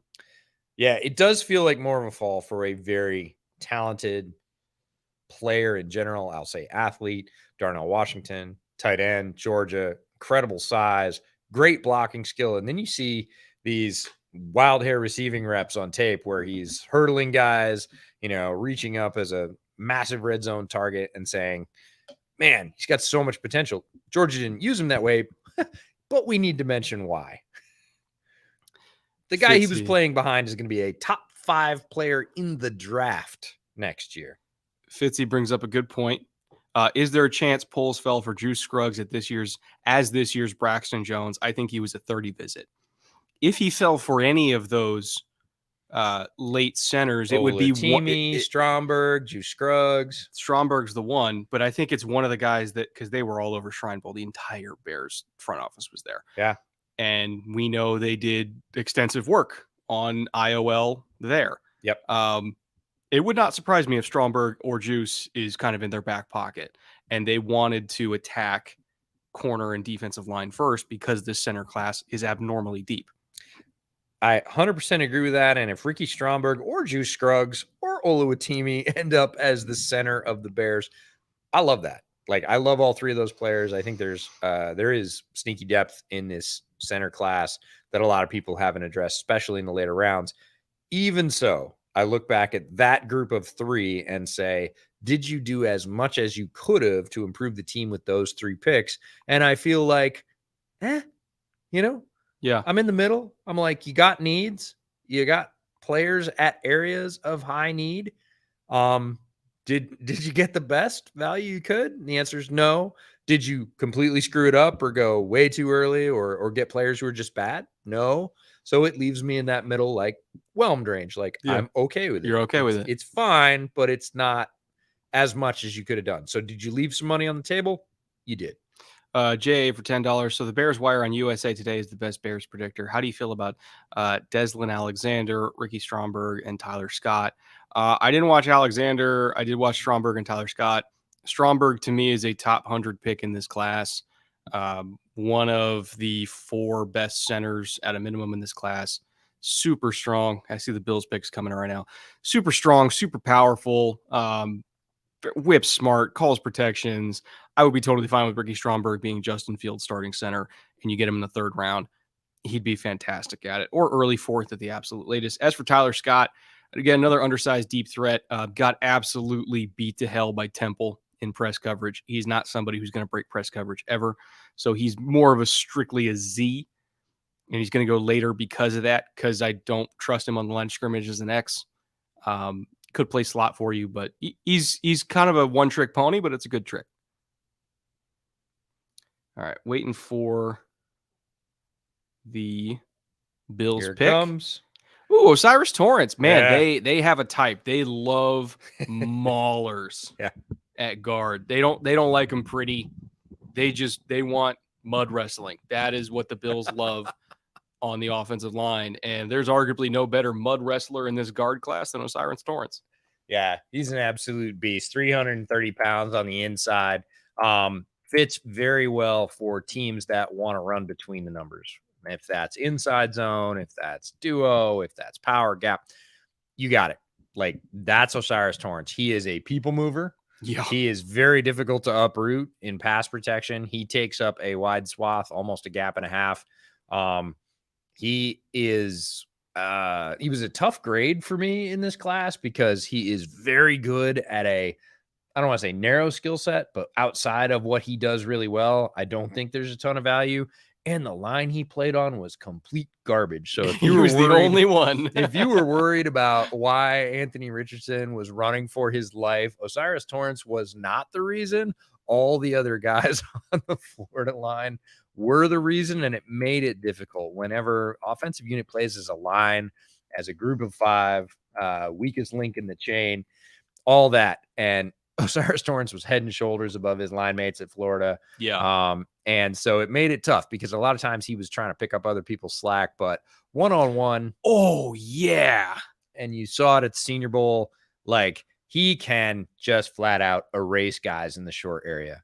DJ Turner is a Cincinnati Bengal, and I love it. And it is so much better than what we heard Cincinnati was chasing at corner. Well, I had a way higher grade on him than Emmanuel Forbes. I understand. Way higher. And I love DJ Turner. I'll just throw that in movement skills, just as good, if not better, than Forbes. His movement skills are ridiculous. The 4.2 speed is legit. His feet are just, it's like Mr. Krabs, right? It's so quick. It's so fast. His hips are great. Almost unrivaled movement skills in this class. Is small. He's not, though. No, but he is. He's not. But he will get bodied by bigger receivers. He will get bodied, but he's not small. So sometimes you watch a guy and you think he's bigger than I think. And sometimes you watch a guy and you think he's smaller than I think. I'm not saying he isn't competitive. He's competitive, but there are times where I'm like, man, if he was 5'11", that's probably a PBU. Trust me. I get it. I get the love. Do you know how tall DJ Turner is? 5'10"? He's 5'11". He doesn't look 5'11". Right. This is what I'm saying. DJ Turner is 5'11". Then it's a problem that he doesn't play 5'11". I understand. And we have this with receivers, but I did the exact same thing. I was like, dude, he's a great player. He's super athletic. He moves really well. He's like 5'9". Goes to the combine. He's 5'11". He looks tiny. I know. I fully agree. He looks really small. He's 5'11". But he gets again, you go every catch. I watched every catch he gave up this year. I understand. Size was a problem. I understand, but his size is 5'11". But if you put him inside, Yeah. he is a nightmare. I You can't get away from him. His recovery speed's unbelievable. Yeah. You know, like he had so many pass breakups because you can't get away from him. Yeah, I did the same thing. Everybody was like, DJ Turner is great. He's good movement skills, but he's a slot because of his size. And I was like, oh, he must be 5'9", maybe 5'10". He's 5'11". It's one of those guys that is surprising in his physical frame. Hold on, because let me look if he's actually 5'11". I'm looking right here. Combine results, 5'11", 178. 5'11" too. God, he just doesn't look like I know. I did the same thing, which is why I had to bring it up, because I was like, I swore he was like 5'9" and a half, 5'10". Yeah. And I look and he's 5'11". I was like, wait, I've been saying he's small. He's 5'11". He's an inch short of 6 feet. That can't be right. I went back. I looked, multiple sources, pro day, combine. He's 5'11". He's not big, right? He's not even 180 pounds. He's 178, but he's 5'11". 6 foot on Tinder. Yeah, and he drives a Porsche. I mean, he will soon. Yeah, he does now. No, great pick though. We knew that the Bengals were after corner. We'd heard some other targets. I like this one better than any of the ones we'd heard. I love this pick for them. I absolutely like out of this compared to what I thought the Bengals were going to get. Coming out of this was Miles Murphy and DJ Turner back to back. This is a fantastic draft. Fantastic draft for the Bengals. Yeah. Especially compared to what I thought it was going to be. All right. Jacksonville pick is in. We know they're in on, so they got Anton Harrison, right, yesterday. We know they're in on nickel. Maybe we get Sidney Brown here. Texans traded up to 62 from where? I can't remember what their next pick was. I don't know, but talk about aggressive. Hey, man, they already got Stroud and Will Anderson. Everything else is gravy. House money at this point. Yeah. It would have been from 73. No, or 65. Sorry, they have so they had 65 and 73. So again, it's probably cheap. Speaking of house money, boy, I wonder who it is that they wanted. Darnell. I'm not if sure. If medical cleared, right? Wait, they traded up to. Wait, the Jags traded up to the Bears? No, Jags are at 61. Texans are at 62. Yeah, but. Yeah, I don't know. I don't know either. We're just gonna have to figure it out. Somebody mentioned the Bears traded out. They must have traded out at 61. Yeah. If you go to the PFF tracker, that's actually more updated. Oh, okay. Yeah. All right. So waiting for this Jags pick. Again, I still think they're in on nickel. That would be either Sidney Brown, looking at because Branch is gone and Quan Martin's gone. So top end nickel's running a little thinner. Yeah, I don't know. Well, other than Brown, but again, it depends on how they feel about the concussions. So maybe it wouldn't be Sidney. If it's not nickel, probably some kind of D-line pick. Yeah, this could be one of many different guys. I actually have no idea where they're going with this. Ooh. Huh. Well, they're ahead on PFF. Interesting. Yeah. Okay, I'm not going to spoil it. Well, it's coming up right now. Yeah, we'll wait till we see it on TV. But this would be early if it's the player that they're locking in here. And then you're going to be super happy for the next one, which is a huge vote of confidence from the Texans. So PFF's like way early on it? Way early. Yep. Okay. They nailed that one. We'll make sure that we don't scroll too far. Yeah, so Brenton Strange, let's make it official. I like this. This to me signals there is definitely something wrong with Darnell Washington, medically, probably. Yeah. Because Brenton Strange does what Darnell Washington does. Good blocker, physical wide tight end. He doesn't get enough credit for how loose and fluid he is as a receiver. It's not like, it's not like Schoonmaker, right? No. But it's also not that far off. But he is one of the better blocking tight ends in this class that does give you some wiggle and versatility as a receiver. I'm not saying you feature him as a receiver, but he's not useless there. But really, you're drafting him because he can dig out defensive ends in the run game. he's a big physical presence, and wide tight ends, like true wide tight ends, are hard to find these days, and he's one of them. Yeah, he's much more useful in the passing game than Penn State used him as. I was intrigued by his movement skills at the combine. I thought, wow, here's a guy that caught almost no passes that moves really, really well. Why didn't they throw him more passes? Is he a George Kittle candidate? Mm-hmm. He's not that kind of athlete. He's not that kind of athlete, but he is better in the passing game than what he was able to showcase at Penn State, while also being a very good blocker and a high-level athlete. So I like Brenton Strange. Again, this is kind of like versus love thing. Like, I like him. We're still in the second round. Yeah. If you told me Brenton Strange was a second rounder, like up until 10 minutes ago, I would have said, not in my world. I'm aware. And if you told me that Juice Scruggs was a second rounder that they traded up for, I would have said first, good for Juice. Yeah, Juice, if you go back and watch this, let's go. We got to interview this guy at the Shrine Bowl. He's so cool. I love this player. So we'll celebrate for Juice for just 1 second. Second round, buddy. That's amazing. I never thought that was going to happen. No, I would have said fourth was great, and that would have been a very good result. Second is amazing. Congratulations, Juice.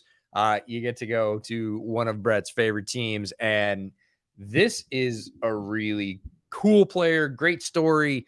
Our interview with him is on the channel. By the way, if you're watching the stream and you're still here and you're not subscribed, fix that. Click subscribe so you get all the content, and you will see things like our interview with Juice Scruggs from the Shrine Bowl this year in Las Vegas. Texans fans, head over there, learn a little bit more about a new guy that's going to be playing center for your team. Love his game, love his approach. Mentally, he talked about how he was overwhelmed at center as a young player at Penn State, and then grew to love the challenge of everything that centers are responsible for and have to do. His communication with Sean Clifford, how they handled shifts and protections, and just has a physical knack to him on tape of picking people up. He's not necessarily what I would call dominating, but he doesn't lose a lot. No, that's the thing. He went up against Mozzie Smith and survived. You don't do that without having pretty good play strength. Now, what's interesting, they announced him as a guard, which he can play guard. Sure. And we've talked about that, of him having guard versatility, but they explicitly drafted him as a guard. To me, that is, we are an outside zone team again, boys, because that's what he does really well. He's really quick, good feet, fluid hips. Like, as far as zone blocking centers, he was one of the best zone blocking centers in this class, obviously behind JMS. But he can still do that as a guard. Wow. Marvin Mims, Broncos, great pick. Love that as well. I'll let you wax poetic about Marvin Mims. I love this pick, and I can see what Sean Payton and his staff see in Marvin Mims. Marvin Mims, wide receiver, Oklahoma, played a lot of slot for them, but played bigger. Then again, his frame suggests I don't believe he will be limited. He will definitely start or play in the slot. But if you're going to run little scissors concepts on the outside and have him basically be the outside receiver, he is not helpless there. We just talked about not helpless with Juice Scruggs doing something else. I love the concentration, the catch radius, even though he's really small, because he catches the ball with his hands and he will high point it, the quickness, the separation he gains on routes. It's one of those guys that I had way down just in the stack of wide receivers when I started. Mm-hmm. And as we started doing that sort of, okay, take the slip, put it against the other one. Is he better than that guy? He's better than that guy. He moves up. Okay, next one. Is he better than this guy? He's better than this guy. And you go through this over and over again. And Mims was one of the guys for me that just kept floating upwards and upwards and upwards. And I was like, man, you're getting really close to the top 10, pal. Yeah, and then you're like, oh, wow, he's wide receiver 7. Yeah, and you just slotting him further and further up, and you're taking guys because he has a very similar play profile to a guy like Jaden Reed. Yeah. Who we saw go earlier, and we were both surprised by. But when you match him up head to head, I'll take Marvin Mims over Jaden Reed, right? I would too. And you keep doing that with guys. Josh Downs still on the board? Yeah, there's got to be something there too. And Yeah. Hyatt, Downs and Hyatt are still on the board, and Tillman, both the Tennessee kids. Now, Tillman I could see because Tillman I didn't have really before third round anyways. Mims, this feels about right, but some very highly regarded wide receivers who are still on the table. But I don't fault Sean Payton at all for this pick, for falling in love with this guy and saying, I can see how I'm going to use him in my offense. He brings something that we tried to draft as a franchise a few years ago with KJ Hamler. That hasn't worked out necessarily the way that they would like. They reviewed all that tape. They do that when they come in and said, we need to fill this role. I don't think KJ Hamler is the answer. We're going to go draft Marvin Mims in the second round, and I think he's going to be very productive for them. Yeah, he ended up I got to look at the exact spot in terms of receivers where he ended up for me, but in terms of role in this Sean Payton offense, go back to late 2000s Saints. Devery Henderson. Interesting. In terms of that role, right? Yeah, the role, not the size. Sure. And I think he sees his new Devery Henderson or new Kenny Stills, however you want to. Kenny Stills is closer for me. However you want to. Strangely enough. Also, Big 12 receiver. Yeah. It's that role of like, hey, we need a can opener. Yeah. Let's go get a can opener. And can do it all over the field. Does it at the sideline, is very technical with routes close to the sideline, can run those long crossers across the middle of the field, which, look, in the division the Broncos playing, they're familiar with those. They want to have their own weapon to do that. They've tried with a bunch of different guys. Obviously didn't feel like they had that or had it to the level they wanted, or they want two guys that are able to do it. And Mims, great choice. Again, a little bit early for me here, but there's early I'm comfortable with, and early I'm like, well, that's just early. This is early I'm comfortable with. Like, I can see how you like this player even better than I did, and I'm cool with it. Yeah. Or, oh, geez, I would have waited a full round later before I grabbed that guy off the board. Yeah. Bears pick is in. All right. I mean, if Scruggs is going this high, Stromberg can go this high. It would be interesting to see if, again, they might think, hey, we're moving Cody to center. Center's taken care of. It's just not a need for us, right? We're going to prioritize other needs. So that may be the Bears thinking. We're talking about all these centers. The Bears might be like, hey, we have our starting center, so we'll get one later on down, but we're not going to do it in the second round. I would be totally fine with that line of thinking.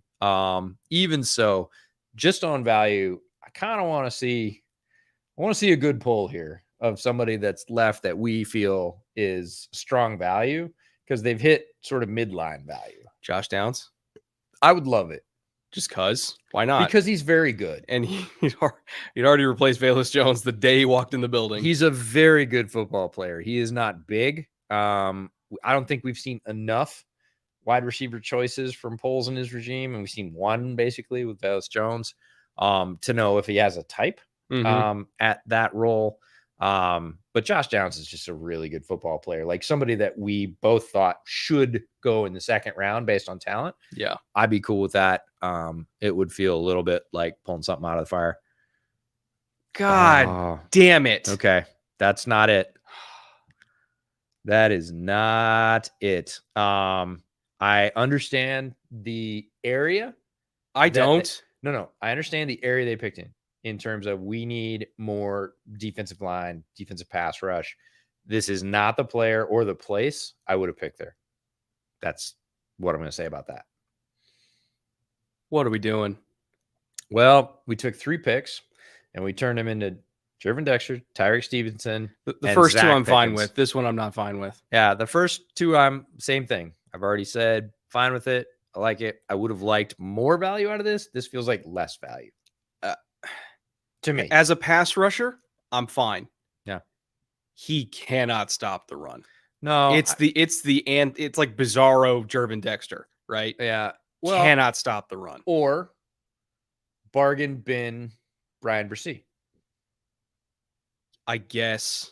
I mean that's not selling it to me. No, I didn't think it would, but same size-ish profile, same strength, if you're going to call it a strength, not as strong as Bresee, but better pass rusher, suffers against the run, same as Bresee. This is straight up we need a guy to come in on third downs pick. That's it. Well, they might see something else. We certainly didn't. Neither one of us had Zach Pickens, the defensive tackle from South Carolina, who the Bears just picked, as really a two-way player at all. He was at the bottom of my also run list for DE. I had him as DE, not DT. Not because of where he lined up, but because of, again, how he plays, how he wins. He is athletically very talented. Production, I would say, was inconsistent with his talent. You think that's a fair assessment? Yeah, he's way more talented than he was productive. There we go. That's a great way to say it. But like, just throw on the Arkansas tape.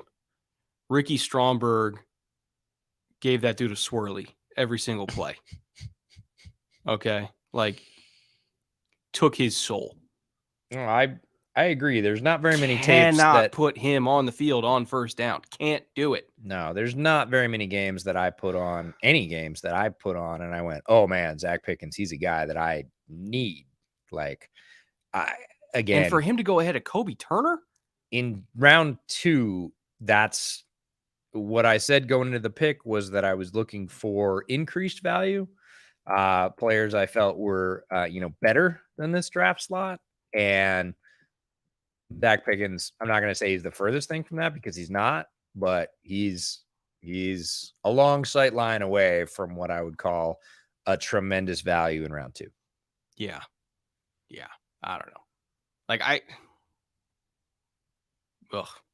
Yeah. That's the taste I have in my mouth after these 3 picks is, oh, you had it. What'd you do with it? You're right there. Yeah, you had it. What'd you do with it? You could have had, again, if you want to play the reverse game at this point, you could have had JMS first, which is probably where I would have gone. Pick the corner of your choice or receiver of your choice, or in this case, defensive end of your choice. That I think all would have offered you greater value than you're getting out of the picks that you made. So the Eagles could just get a free Josh Downs or Jalen Hyatt here if they really feel like it. They can just keep drafting Georgia players and take Darnell Washington if they really feel like it. No, but I mean, I'm making myself sad because I went to the defensive end rankings to say, what could you have? Isaiah McGuire's there, Mike Morris is there, Colby Wooden's there, Yaya's there. Morris and Wooden, okay. Yaya, I'd be all right with. But if you're going to go inside, we got Desjuan Jenkins, who I know you love, Viliami Fehoko, who I love, but I wouldn't pick in second. Yeah. You've got choices, and if you want to go straight defensive tackle, which you just did, that's the other thing I don't understand is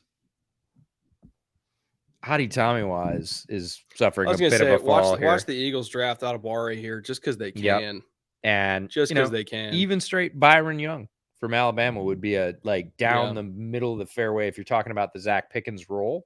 Like, that's a fairway shot. Just like 200 yards out in the fairway. Not a long drive, not in the weeds. He's going to come in. He's going to play that role, I think, even better. Better overall player. Yeah. And again, do I pick Byron Young, the Alabama Byron Young, in the second? I don't. But would I be happier with it? Actually, it would have been right in line with Jervin Dexter, Tyreek Stevenson, Byron Young. I would have been like, I'm fine.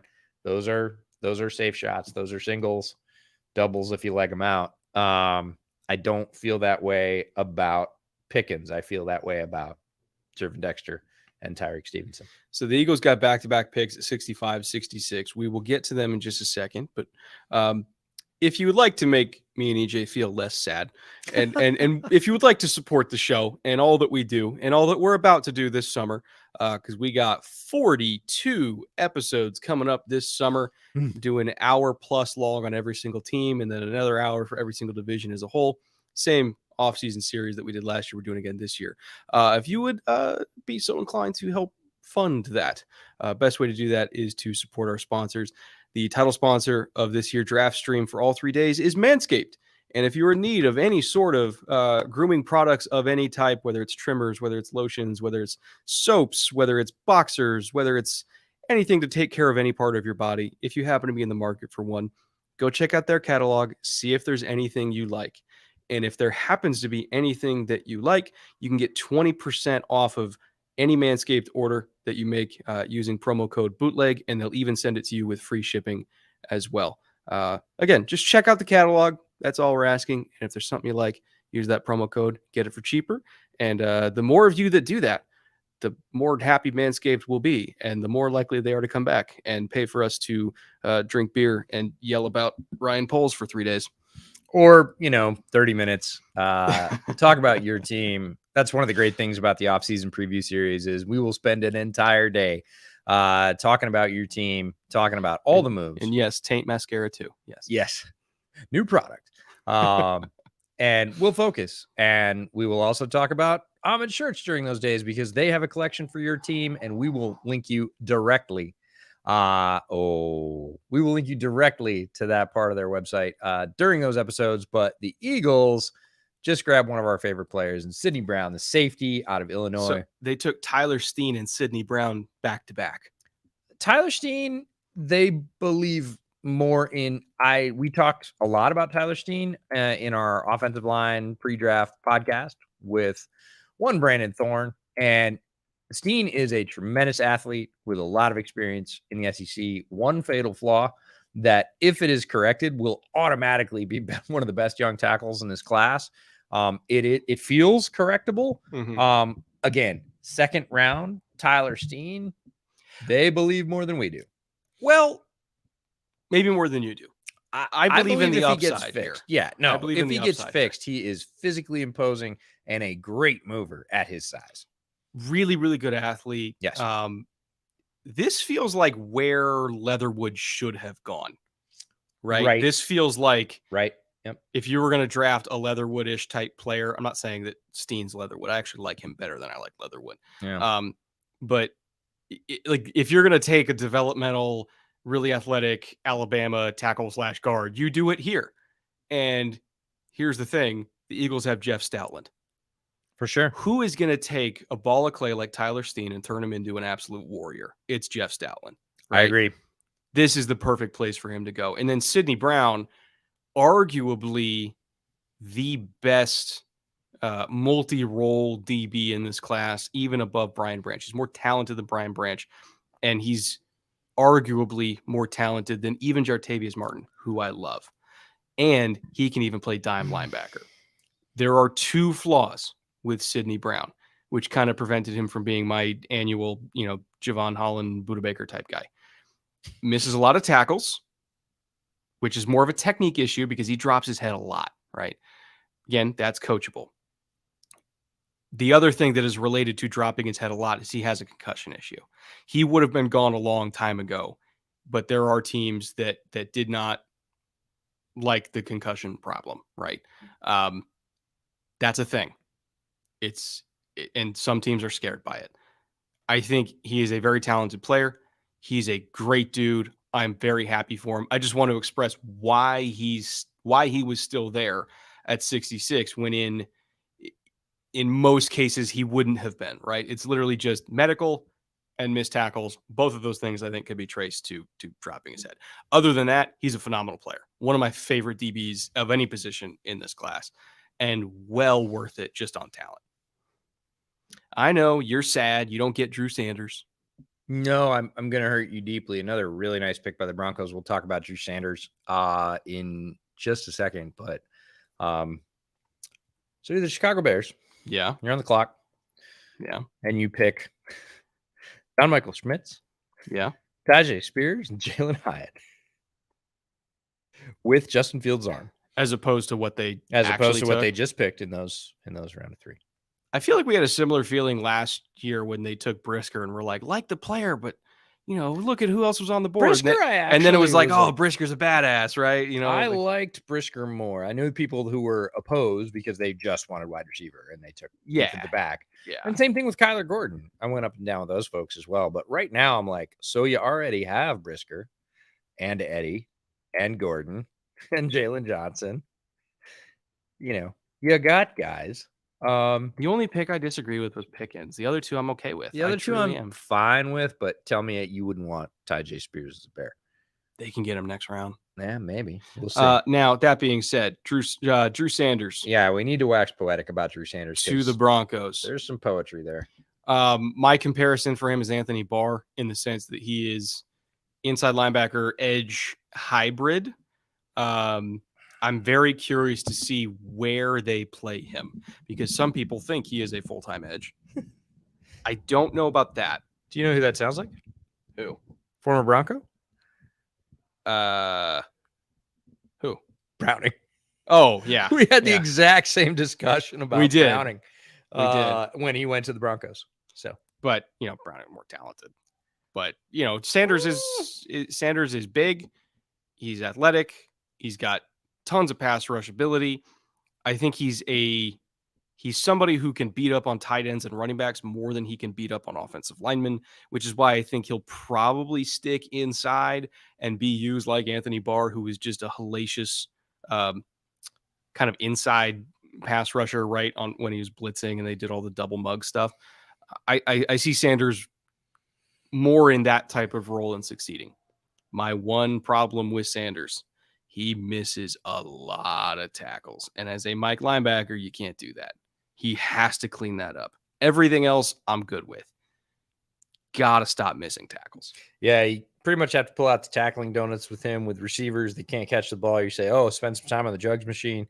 Feels like Drew Sanders needs to spend his summer aiming at tackling donuts because everything else he's got.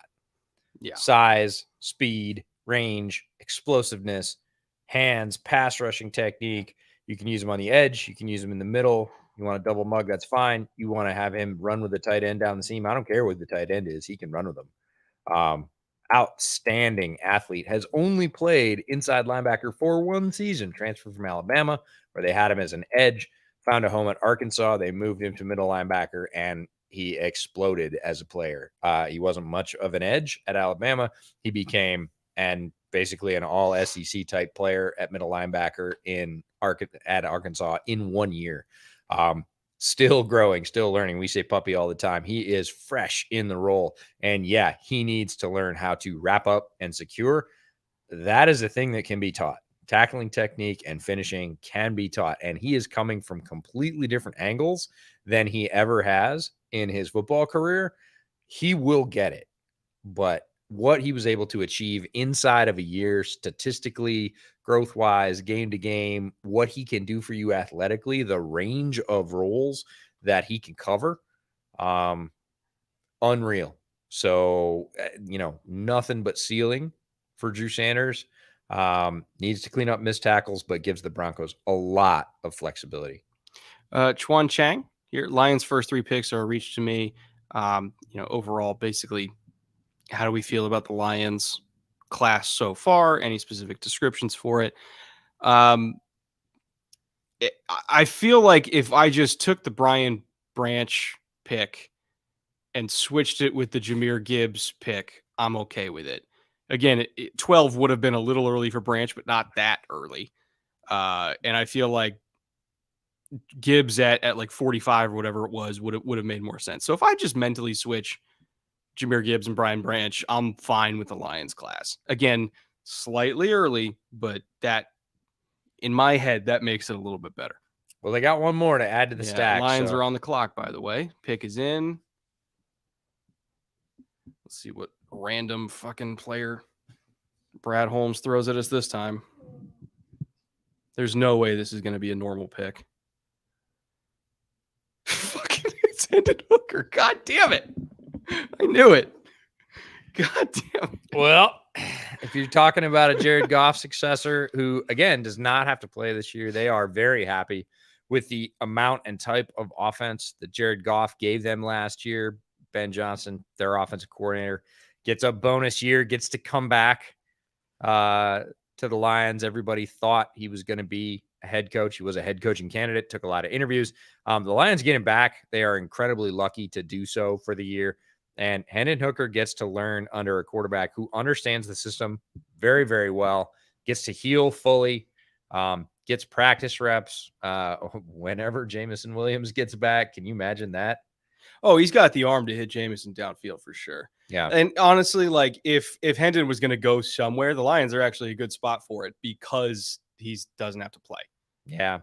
Like As a Bears fan, I don't love this because I fear a healthy and well-schooled Hendon Hooker more than I fear Jared Goff. And Jared Goff was pretty fearful, fear-inducing, I should say, as a quarterback last year. He was not a fun offense to go play. A lot of people say, "Oh, it's Goff," and you need to evolve your narrative about Goff because what they did in Detroit last year was top 10 offense in the NFL. They were scary. They scored a lot of points. The defense let them down a lot. If you take that offense and are able to continue it when Ben Johnson does eventually move on, that will probably be after this year, depending on the year they have, and you replace him with a guy like Hendon Hooker, who is a greater rushing threat than Goff. He has wheels when he'll take off. Yeah. He's got a better deep ball than Goff. Absolutely. Well, I think he does. I don't know. Jared's got a real nice deep ball. I think Jared's more accurate. Hendon's got a better arm. Okay. Fair enough. Yeah. I don't think there's anything, no lies were told during those statements. So, love the quick release. People talk about the system extensively at Tennessee and how those don't look like Sunday throws, and they won't look that way. Understood. But I'm betting on Hendon Hooker to be able to adapt. He's got all the physical gifts, arms, legs. He's impeccable character. Yeah. Great leader. Great kid. Great leader. If there was a spot for him in this general area of the draft, I think this is a very good one for Hendon Hooker.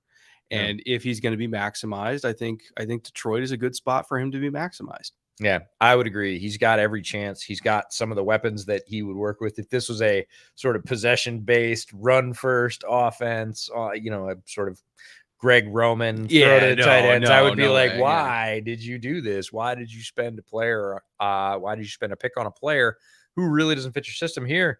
Like, they don't do a ton of that right now, but they've made some picks to say we want to do more of that, right? We want to extend this offense.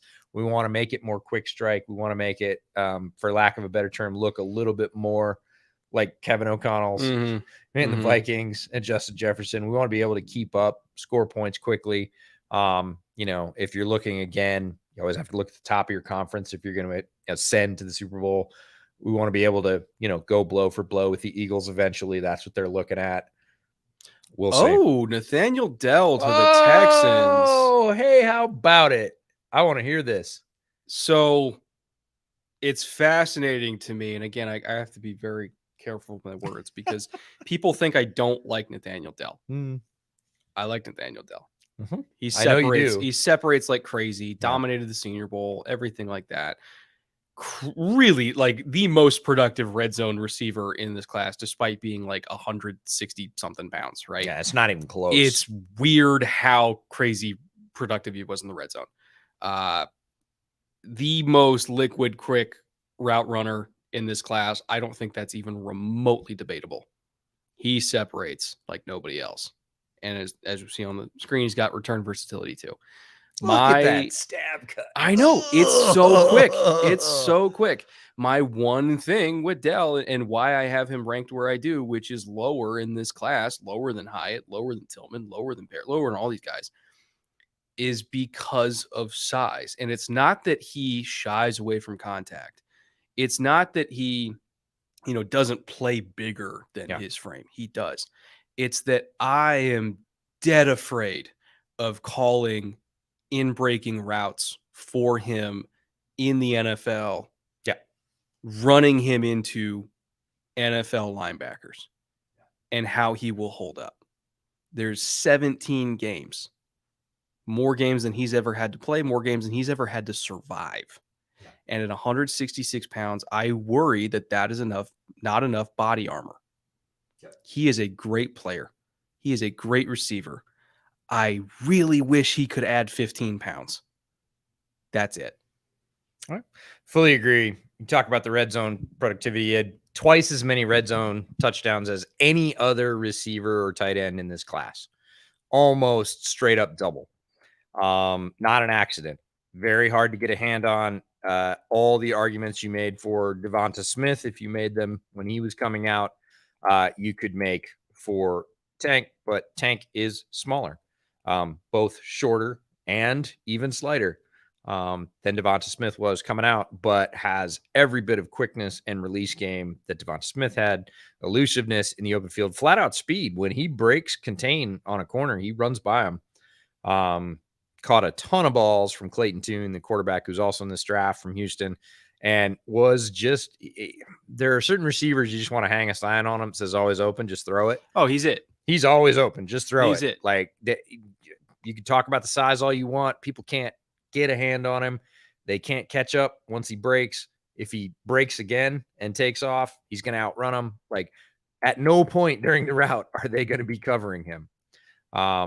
So, anyways, they put the wrong Byron Young highlights for the Raiders. They took the Alabama Byron Young. So they're just like me. I was famously on a radio program early in this draft cycle, and we got a question from a listener. What do you think about Byron Young? And I started going on about the Byron Young from Alabama, and then I realized that I was on a radio program in Carolina. They were much more likely talking about the Byron Young from Tennessee, and I had to pivot. And at that point, I was like, okay, there's two Byron Youngs. They both do a very similar thing. They both play basically on the defensive front. So yeah, Tank gives CJ Stroud a super fun weapon for the Texans. Yeah, so Byron Young from Bama, and we'll get to the Saints pick in just a second. Byron Young from Bama, classic Bama 5 technique with a little bit more wiggle than most of them have. Can play 3 technique, can play 5. Ooh, Kendre Miller. We'll get to Kendre Miller in just a second. Really good pop in his hands, plays the run well, plays his assignments well. Again, he's a Bama defensive lineman. They all do that. But you can line him up as like a looser 5 and say, go rush the passer on offensive tackles, and he's going to do that. You know, better burst than you think. Really good bend for how big he is, too. Just a solid defensive lineman. Going to the top of the 3rd seems fine for me. I'm all in on that. A very solid player. Is going to be a down eater, a rep stealer from some folks. Does have a little bit more rush. I know everyone is conditioned at this point that if you're talking about a 5 tech from Alabama, they will stop the run, and that's what they'll do. They won't have much else. And he's not different in the fact that is how he earned playing time. He does have a greater pass rush arsenal than your typical Bama run stuffing defensive end. Physically very stout. Think he's going to fit into that rotation very quickly. They've got a bunch of talented defensive linemen now that I think about it. That they're going to be able to bring in waves, and you have to do that in the modern NFL with as quickly as offenses are releasing the ball and how much quick twitch and just burst and snap and number of plays with the passing game being more fully featured than the running game. You're just talking about going and going and going and going. And these are guys that weigh 300 pounds. You cannot keep the same one out there for 3/4 or 4/5 of the game and expect the same kind of production in the 4th quarter that you got in the 1st and 2nd. So, I see what the Raiders are doing. They're lining up multiple people with talent and saying, hey, we're going to bring you in waves to rush the passer. Byron Young can stop the run as well as anybody. It is how he earned his way onto the field at Alabama. I like the pick. Now, Kendre Miller for the Saints, again, I think this is a symptom of what's going on with Alvin Kamara.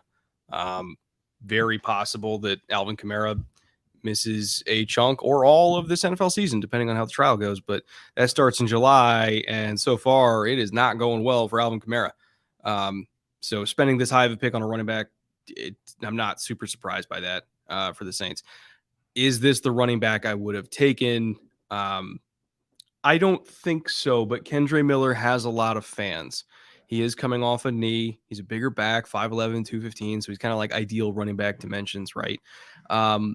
I don't necessarily think he has the long speed that I like. I don't think he has the wiggle that other backs do in this class. I think he's very much kind of a more linear running back, but you don't expect for somebody who's 5'11", and he's got short area burst, but just not long speed. And yeah, I don't know. If I was going to take a running back at 71, I don't think it'd be Kendre Miller. Doesn't mean he's a bad player. I just think it's a little early for my preference in terms of how I have this running back class stacked up.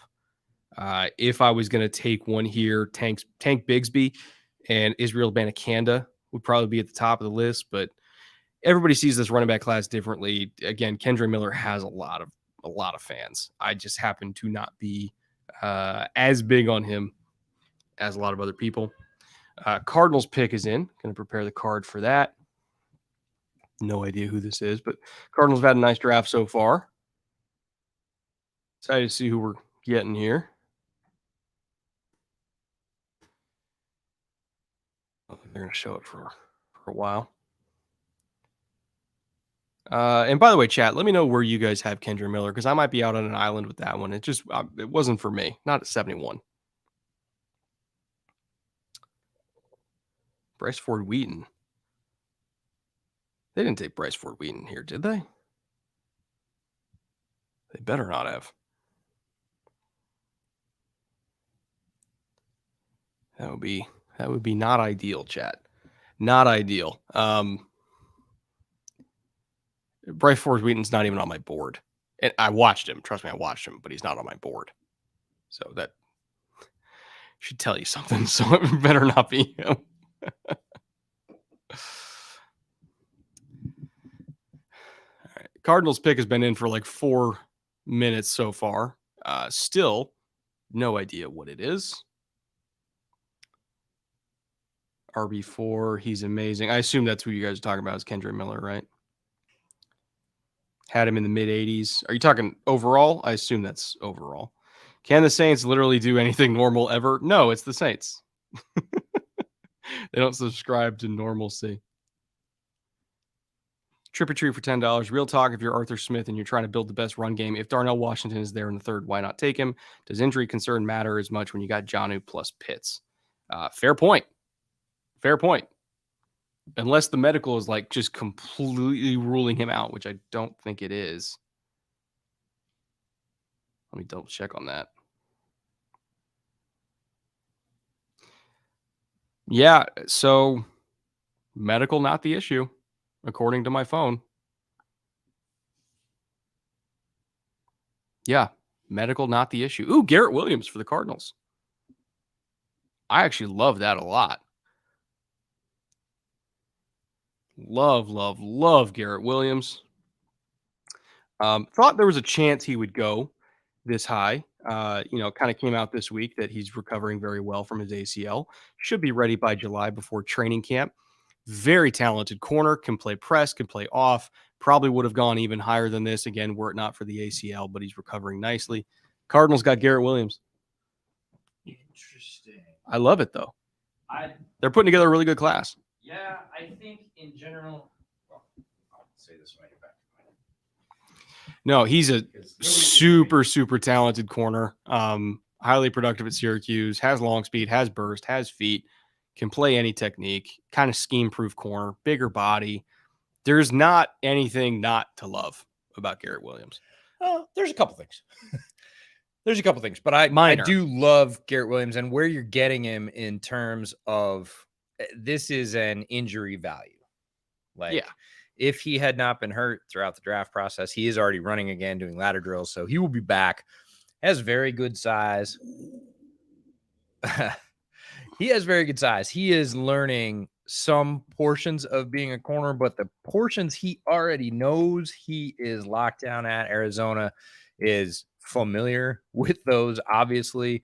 End up picking him. Very talented corner. Didn't get any buzz in this draft process, largely because he had been injured, couldn't test. Yeah.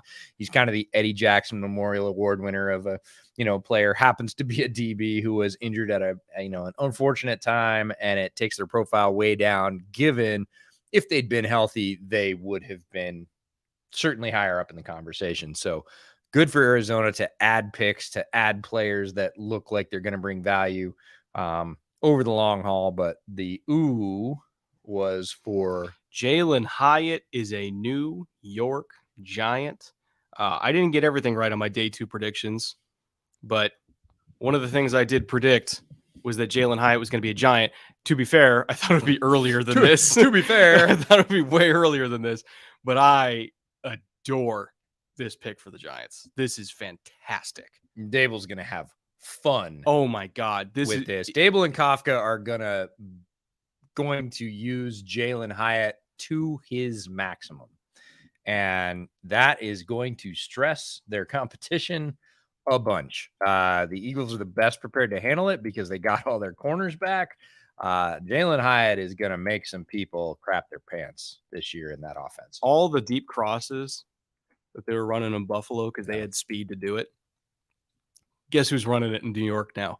Jalen Hyatt's going to be a monster there. I actually kind of like this pick if it's who they say it is. For the Browns? Yep. Yeah. The Jalen Hyatt pick single-handedly makes me think that Daniel Jones could work long-term. Well, he can throw the ball that Jalen Hyatt needs to complete that route. Single-handedly, my outlook for Daniel Jones' career has changed with one pick. It's gone up. That's for sure. The arrow went from sort of middling up to like, ooh, better. Not even middling. It's more so it's like, okay, he'll be fine. He'll be somewhere between like 13 to 16, right? Now this is the first time I've ever like, oh, this could be like something real here. Tippmann to the Browns is fascinating. Ooh, okay. Good fit. Didn't think he'd be there at 74. I thought he might actually. I thought there was no shot. I thought there was no he will, shot. And then I was like, he won't. And then right towards the end, last 10 days or so, again, as I did that stacking exercise with the wide receivers, I was like, he actually might, because you get to that reality. And if you do mock drafts, you understand this. You start with a pool of 50-ish players if you're doing a first-round mock draft, and they've got to fit in 32 slots. And you get to the end and you go, I thought I'd have a spot for X. And that's kind of how I felt about Cedric Tillman, the other wide receiver. But you know what's crazy? The two Tennessee wide receivers just went back to back. Jalen Hyatt and his teammate Cedric Tillman in 2 consecutive picks. Very different roles. Hyatt, speedster, we've talked about. Actually, the better blocker of the two, which is a bit crazy given their respective frames. But Tillman, very good, I would say, classic number 2 wide receiver, can win with his frame on the outside. Runs a decent variety of routes, is not as good a contested catcher with his frame size as you think he might be, but he's not terrible at it.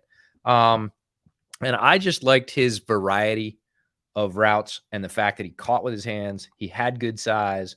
I thought he was an underrated compliment. A lot of people, we talked about him during our Shadow Sleepers episode, that he was in the very large shadow of Jalen Hyatt and therefore being somewhat underrated. I feel like where he got picked at 74 is about rated.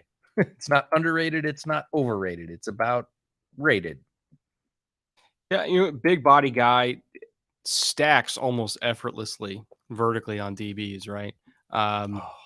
The one thing is contested catch percentage is pretty low. This is one of my favorite reps that they're going to show.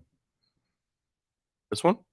The curl where he comes back to it and then the hezzy. And then he breaks and ends up with 25, 30 extra yards. It's interesting though, because like, and I think I mentioned this earlier in the stream, but I went back and I watched every single contested catch for Tippmann because I was like, man, I didn't, 33.3% contested catch is super low. And I was like, I didn't feel like watching him that was what it was. And so I watched every single contested target. And part of the reason why I moved Hooker a little bit down in my rankings and why I contest that he's not as accurate as Goff is Tippmann wasn't given as many great balls to work with deep down the field as maybe people think of when they watch Hendon Hooker play.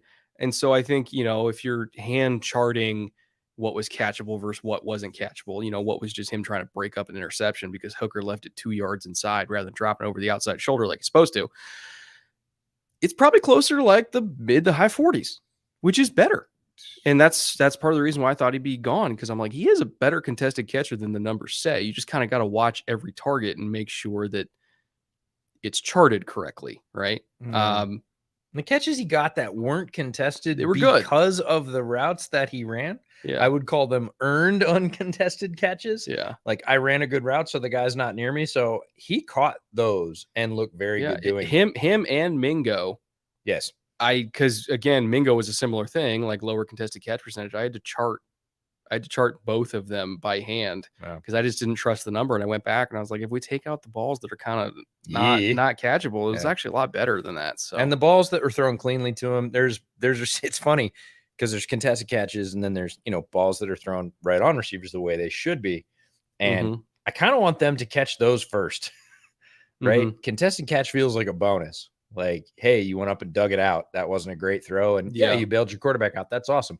But if I hit you between the numbers on a slant and you duff it, I feel worse about that. A.T. Perry had some of those where it's like, dude, you got to catch because your quarterback, we were talking about this at lunch, Justin Fields and a Dante Pettis drop.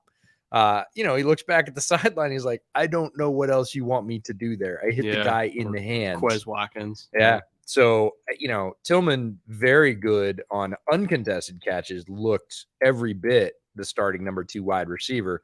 Contested catches a little bit lower, but as you said, when you go back and do the detective work, a little bit higher than was, actually reported. Oh, hey. Oh, no, that's not the ones that we saw at the barbecue. I thought it was different Falcons fans. There's a lot of them. There's a lot of Falcons fans in town. There's a lot of all fans in town. We should say that Kansas City has just been jerseys wall to wall. It doesn't matter where you go. Zach Harrison to the Falcons. I like it. Very intriguing. Again, this is about where I thought that Foskey would go. Falcons got a similar player in Zach Harrison at 75. Appropriate value. Yeah. Again, stiffer guy, turns like a World War II battleship, but has length, has power, plays hard, plays the run. Good burst. He's got good burst. Again, it's bendy or turny, but good burst. It's the bending and flattening that gets him in trouble. So I don't ever think that he's going to be like a double-digit sack guy. Yeah, but he's going to be a really nice complementary player. Yeah, I think he was underrated. And one of the guys that early on in the process, I didn't feel like anybody was talking about. And I go to the tape, and here's a guy that's 6'5", 274 with really good get off, right? He shows burst off the snap. You're seeing that in all the highlights. He can explode off the ball. Not going to turn or bend necessarily, which you might expect at 6'5", but really fast, really tall, shows good power with long arm. And I thought, why is nobody saying Zach Harrison's name? Again, I think about appropriate value. As you went in his tape, you did see his limitations, and there's other guys that you would take earlier because they didn't have those, or their trump card was greater than his. Thinking about guys like McDonald, who deserve to go earlier because they are just flashier athletically at a position where it really matters. That's Marte Mapu, Sacramento State. It's a good fit. Sacramento. God, I can't even. Sacramento. You give me one beer. I'm all Sacramento. You notice I didn't bring you a second one. I know. Well, actually, I'm almost done with this one. I love this pick. I love the fit. Tell me what you love. He's got some Kyle Duggar to him. Yeah. In terms of just being like, what are you, a linebacker or a safety? It's like, yeah. Like I'm both. Yeah. And the Patriots use this type of player. Lanky, physical, DBs in a modern linebacker body, right? Like they love this type of profile. He did tear his pec, which was super unfortunate, and hopefully he comes back in time for training camp and all that. I don't know what his prognosis is, but if there is one team that's going to use Marte Mapu well, it's going to be the Patriots. Yeah, I love the fit even more than I love the player. I like the player. I was very intrigued by his performance at the Senior Bowl. We were at Shrine in the first couple days that overlap. We were at Shrine. First couple days of Senior Bowl, the reports come out. Marte Mapu, this kid from Sacramento State, he's blowing it up. He's all over the place. He's making plays. And I'm like, who? And so I go back and watch his tape. I was like, I watched some flashes from the Senior Bowl, and I thought, all right, that warrants a look. And I go back, and I didn't like him as much on rewatch when I watched down to down. His flash plays incredibly high, but there are some base plays he's going to have to make, even for the Patriots, that he doesn't make with regularity because he is really slight, and he doesn't play a lot of times with a downhill mentality. Play with a flashy tackle for loss mentality. But if you're going to play in the middle, but they didn't. They dropped him into this crazy 3 safety look at Sacramento State. So his usage is a little bit different. It almost harkens back to me to Brian Urlacher. It's like, what position did Brian Urlacher play in college? Wonky evaluation. Yeah, I'm well, they called it a, they called it the Lobo position for Brian Urlacher. It's it's like a rover. You're going from linebacker to safety because you can. And they did the same thing with Marte Mapu. The injury is unfortunate, but I love the landing spot even more than I love the player, because they do, like you said, take that versatility into account, know how to use it. If he's going to succeed anywhere, it's here. Jared says, Mapu's the first guy drafted we didn't get to watch. I'm actually surprised that they didn't get around to Mapu. He was way high up on my list. Love that kid. We're still tracking. I think we haven't missed any yet. We haven't missed any yet. Suck it, Discord. I did not say that, Discord, for the record. Nor did I say get bent again. All right. Rams took the other Byron Young. I really like this pick. Rams are having a nice draft so far. Again, they seem to have returned to normalcy. Love them picks. No more Tutu Atwells in the second round. We're going to pick players of appropriate value at the right spot, and back they're doing a good job of fairway. I really, really like this Byron Young pick. Again, he's an older guy. He's going to be a 25-year-old rookie, but he is just out of this world explosive. Great bend. What? So if you play defense at Tennessee and you're 25, it's okay. But if you play offense, it's an issue. I never said that Hooker's age was the problem. It's I listened to you on the sidewalk today, and you said, "Come on, he's going to be a 25-year-old rookie coming off an ACL." No, it's more so. It's like there are some teams where he's 25, and if he's taking we'll get to Tucker Kraft in a second. Okay, but if he goes to the Saints, right? If Hooker went to the Saints, it's like with the contract structure of Carr, he'd take over when he's 29. Yeah, that's where 25 matters, right? For sure. For the Lions, him being 25 doesn't matter. But anyway, back to Byron Young, the other 25-year-old Tennessee rookie. Outrageously explosive, super fluid, deadly on stunts, variety of pass rush moves. Again, not the most powerful guy, doesn't have great length, 32-inch arms. That's why he went down here. This is about where I thought he would go. But in terms of what he can bring as a rookie, as a flamethrower off the edge, I love this pick for them. Byron Young, if you're looking at outside speed, I actually thought he would go earlier because teams fall in love with edge rushers who can flat out fly. And Byron Young, his absolute superpower is cut it loose, outside speed rush, try and stop me. He's bigger than you think he is. A lot of those guys are slight. He's 250 plus. This is, you think about those Rams defenses and, sort of rampant upfield pressure. Like, this is a good fit for him. We need to get to Tucker Kraft because we got to get to Josh Downs. So Tucker Kraft, to me, Stanford Kobe Fleener, not Colts Kobe Fleener. Like, if you remember Kobe Fleener before some injuries kind of caught up with him, he was 10 years ago at this point. He was a legitimate seam ripper, great speed, size. Could box out DBs. Like once he got leverage on you, you were over. Kraft has good yak ability. Very high upside tight end. I actually really, really love this pick for the Packers. It's going to hurt the Bears in the long run because I like Tucker Kraft better than I like Cole Kmet. How about 22 personnel with Musgrave and Tucker Kraft? I know. Like obviously they are going out of their way, and to then make DeGuara is your H-back. Like they are very much leaning into we are running the ball in heavy personnel, and we're going to throw it to tight ends just like Kansas City did last year. They ran 12 and 13 personnel more than anybody. They're going to emulate that, and they're going to do it with these gigantic athletic tight ends that corners are too small to cover, and safeties in some cases are too slow. You want an even further pivot into the Retroville? Huh? Patriots. Back to 2011. Gronk and Hernandez. Yeah. I mean, slightly different styles, but you're not getting another Gronk. Same. Like the fact that you can two explosive pass catching tight ends, and you can go out in 22 personnel all the time, and then spread out, do anything you want out of it. So, a little bit of Back to the Future, possibly for the Packers next season, but they're going out of their way to give their young quarterback targets. And I'm sure he's going to appreciate that. Packers fans are going to appreciate that as he continues to learn his way into the NFL, even though he is not a rookie. In terms of extended playing time, he hasn't had a lot. And that brings us to Josh Downs is a Colt, And Anthony Richardson, you are Offensive Rookie of the Year. This is a crazy good pick.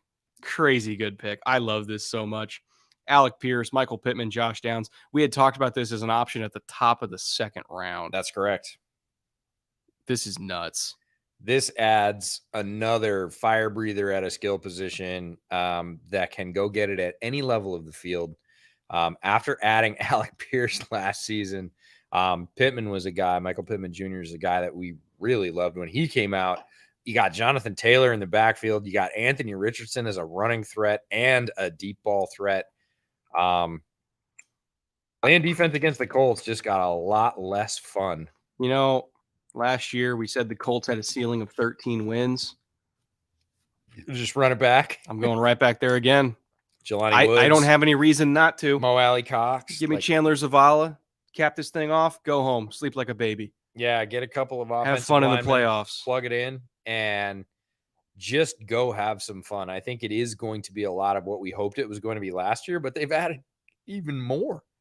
It's just crazy, man. It's crazy. It's looking really, really nice on paper. We know it has to translate on grass, but just looking at the potential they have of what they can run out of a 3 wide receiver set with Josh Downs is just staggering. Downs, incredibly productive, 95 catches, I think, 1,100 yards this season. He was Drake May's top target. Drake May going to be one of the top quarterbacks if he comes out next year, right after Caleb Williams. And just a wildly productive receiver who plays much, much bigger than his frame. That is the knock. It's the reason he lasted into the 70s, is that he is not 6 foot tall and 185 pounds. He's much smaller than that, but he plays that size. And adding him to this roster, he doesn't have to be big. Alec Pierce is a giant. Michael Pittman is what, 6'3"? Either 6'2" or 6'3". I can't remember. I mean, which they've one, got right? really tall receivers on the outside. They don't need more size. They have 2 of the tallest tight ends in the league. It's like the all tree offense. And all of a sudden you put a Smurf out there that's, hyped up on Monster Energy drinks and say, go eat on all the single coverage you're going to see. And Josh Downs is going to be able to convert on so many of those. I'm fascinated by this Colts team, man. Like, we talk about like some teams, they have to hit every single green light to be good. Yeah. The Colts hit every single red light last year to be bad. Yeah. They're not going to be anywhere near that again this season. Well, rookie seasons for quarterbacks in the NFL are notoriously difficult. But like they got Gardner can figure this shit out for half the season. He's going to be fun throwing to this entire menagerie as well. This is an assemblage of weapons that you need to compete. Did they not? They didn't put a Chiron for Carolina. Chat says DJ Johnson to Carolina. Ooh, okay. Interesting. I'll let you start off on that. That's fascinating. Hang on. I'm going to readjust because I'm going to get closer to my monitor for this one. I'm talking about the edge out of Oregon. That DJ Johnson. Is there another one? I don't know. I think it's the only one. You never know. DJ Johnson's a guy I studied pretty early because somebody. This is about 3 rounds earlier than I thought he'd go. But for the theme of the day, right, which is big, thick edges with 7.33 counts going in the top 100, this seems on par. When you go back, it's not my type. Yeah. But it's undergunned Thule. Thule bends so much better. Well, that's the thing is, if you were going around, or in your case, 3 to 4 rounds later, based on what you thought he was going to do, and I too would have thought this is a day 3 guy, round 4, round 5. That's when I would have gone, okay, we're going to start looking for DJ. I low-key liked some of the reps I saw on tape and thought, okay, I get the buzz. As I watched more and more reps, I thought, it doesn't happen as often as I would like. Yeah, I mean, I never imagined he'd go in the round 3. I never thought that was possible. I would start talking about it in round 5. Yeah. But I'm fascinated by it. right? Because he gives them something different than what they had before. He's kind of bizarro Brian Burns in a way. Yeah. Again, they have a lot higher grade on him than I do. I don't want to talk too much shit on it. It fascinates me because I saw it so differently. Yeah. But, yeah. Obviously they're going to show you the highlights because he got drafted, but he can win with power. Saw a long arm there against Stanford where he pushed a right tackle back into the quarterback.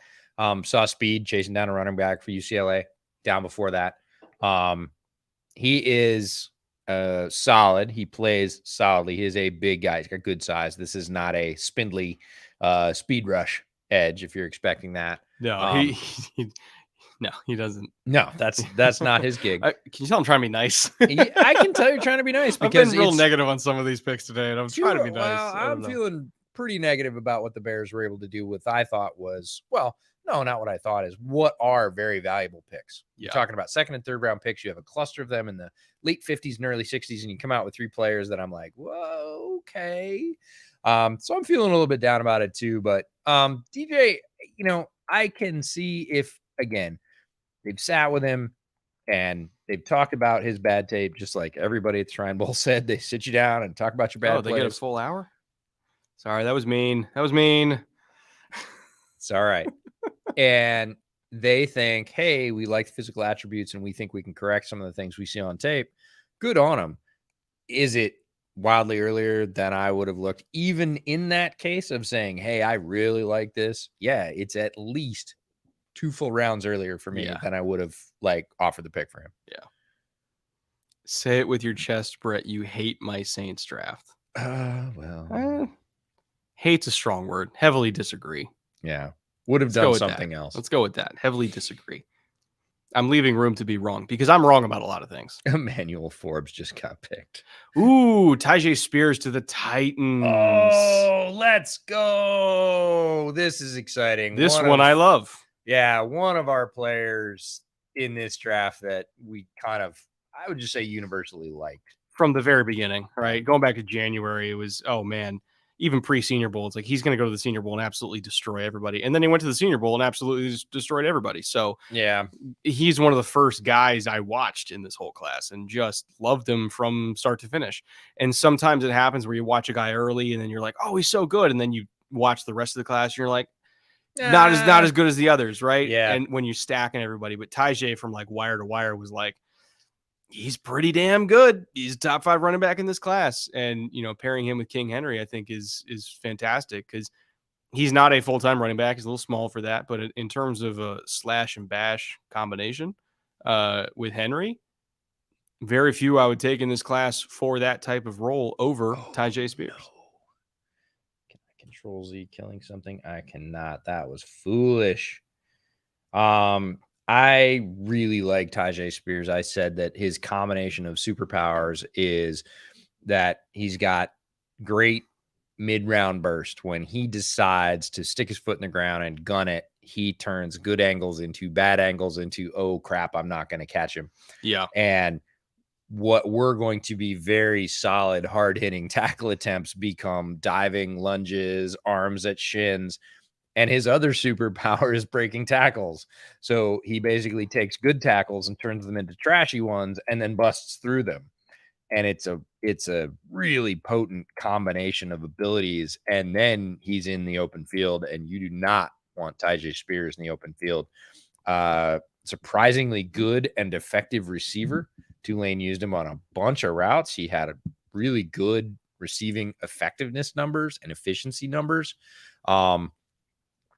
He is a fully featured back. I actually don't think he's too small. He's maybe too short, but he is solidly built. He took the full load at Tulane, just eviscerated the USC team in the bowl game. Oh, God.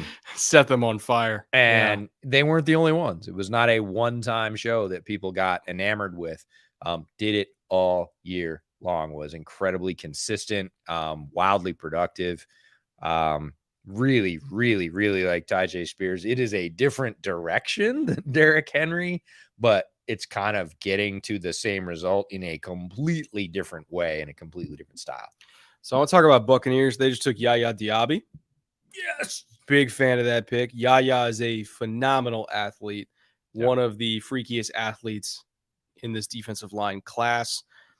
Has no idea what he's doing as a pass rusher yet and still got 10 sacks.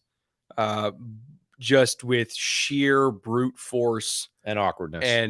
and balance and effort. Like, he doesn't have pass rush moves.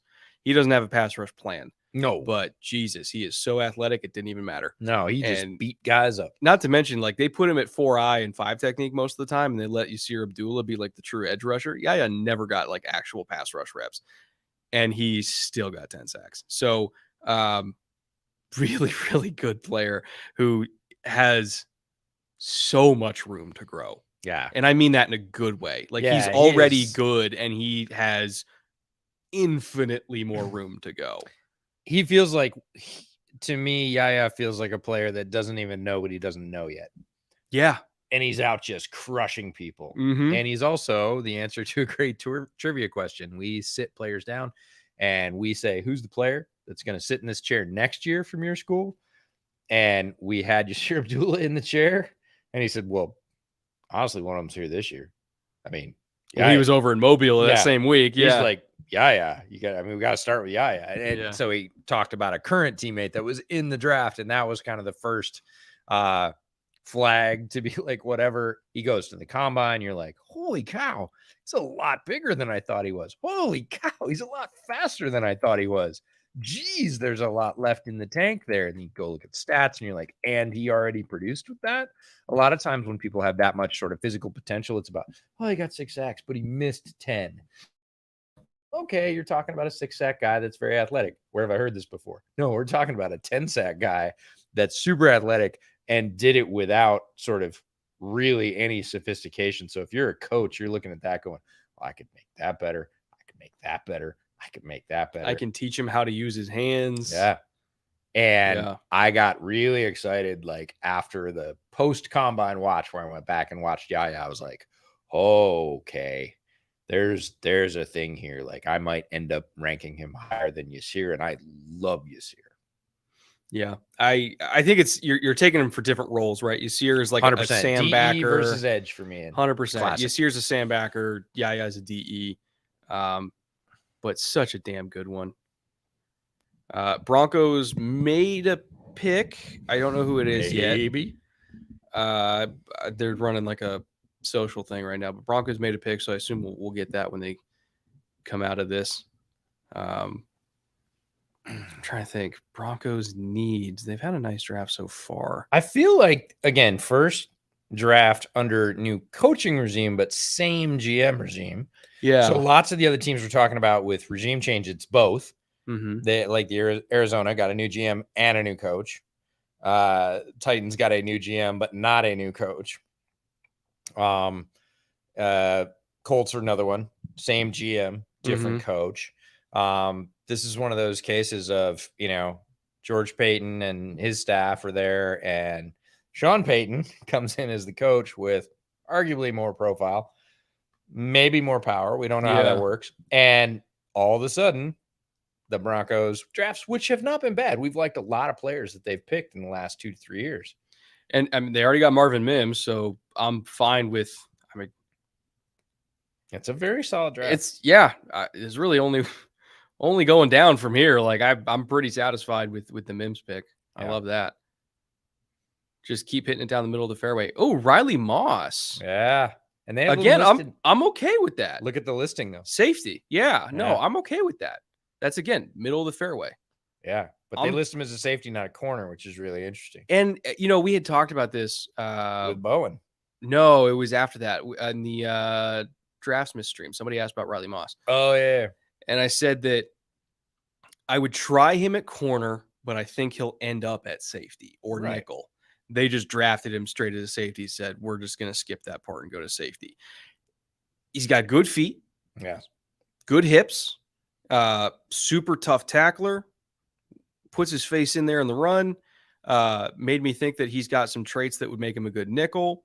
But the one thing was speed and like long speed in particular. Like his first 10 yards is good. It's everything after the first 10 yards where I'm kind of like, I don't, guys would probably run away from him. So he's got average long speed. But as a safety, we'll get to Devon Achane. But as a safety, where he's just kind of playing top down and he's using the tackling ability and the burst and the feet and the hips and all that kind of stuff, I think he's going to be a really, really successful player in Denver. Yeah, I'm looking forward to it. I like the fact that they have a plan for him, and they're like, this is the role we're going to do, as opposed to, oh, bring him in here, try him this. We'll play him a little bit of nickel, which is very difficult for a rookie to do. A little bit of nickel, a little bit of outside, we'll do safety. We'll see what now they're like, nope, we're going to put you at safety. And it might be one of 3 safeties, but we're going to put you at safety because we like your tackling. We like your downhill style. When you trigger against the run, we like your vision. You keep your eyes to the quarterback. We saw a bunch of highlights where, as soon as the route starts, he flips his head around, and so many defensive backs don't get their head around. One of the things I really like about Riley is he does get his head around. He does get his eyes back to the quarterback, ends up making plays because of it. It's good size, not a shorter DB. Really, I think a nice fit, and I love the solidity of the plan, at least based on the Chiron that they drafted him as a safety. They know what they're doing with him.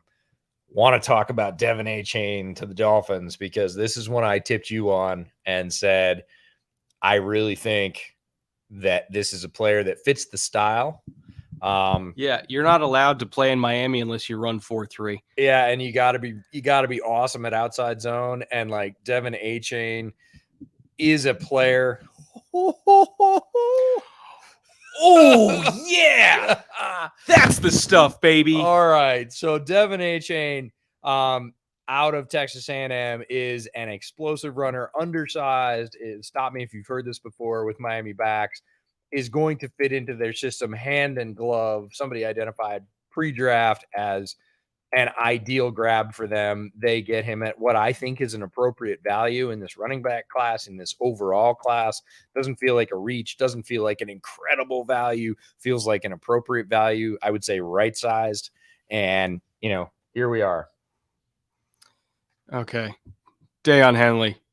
I'm so excited because I get to make videos on QJ and Thule and Henley. Like, this is going to be a great summer for me. Yeah. This is going to be fucking sick. I love Deion Henley.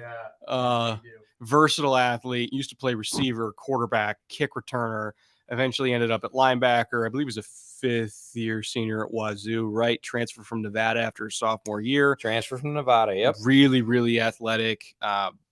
Has unbelievable upside in coverage. He is a smaller guy. He's about 225. So he's somebody who's kind of more of a slasher in the run game, right? He's going to be a TFL magnet.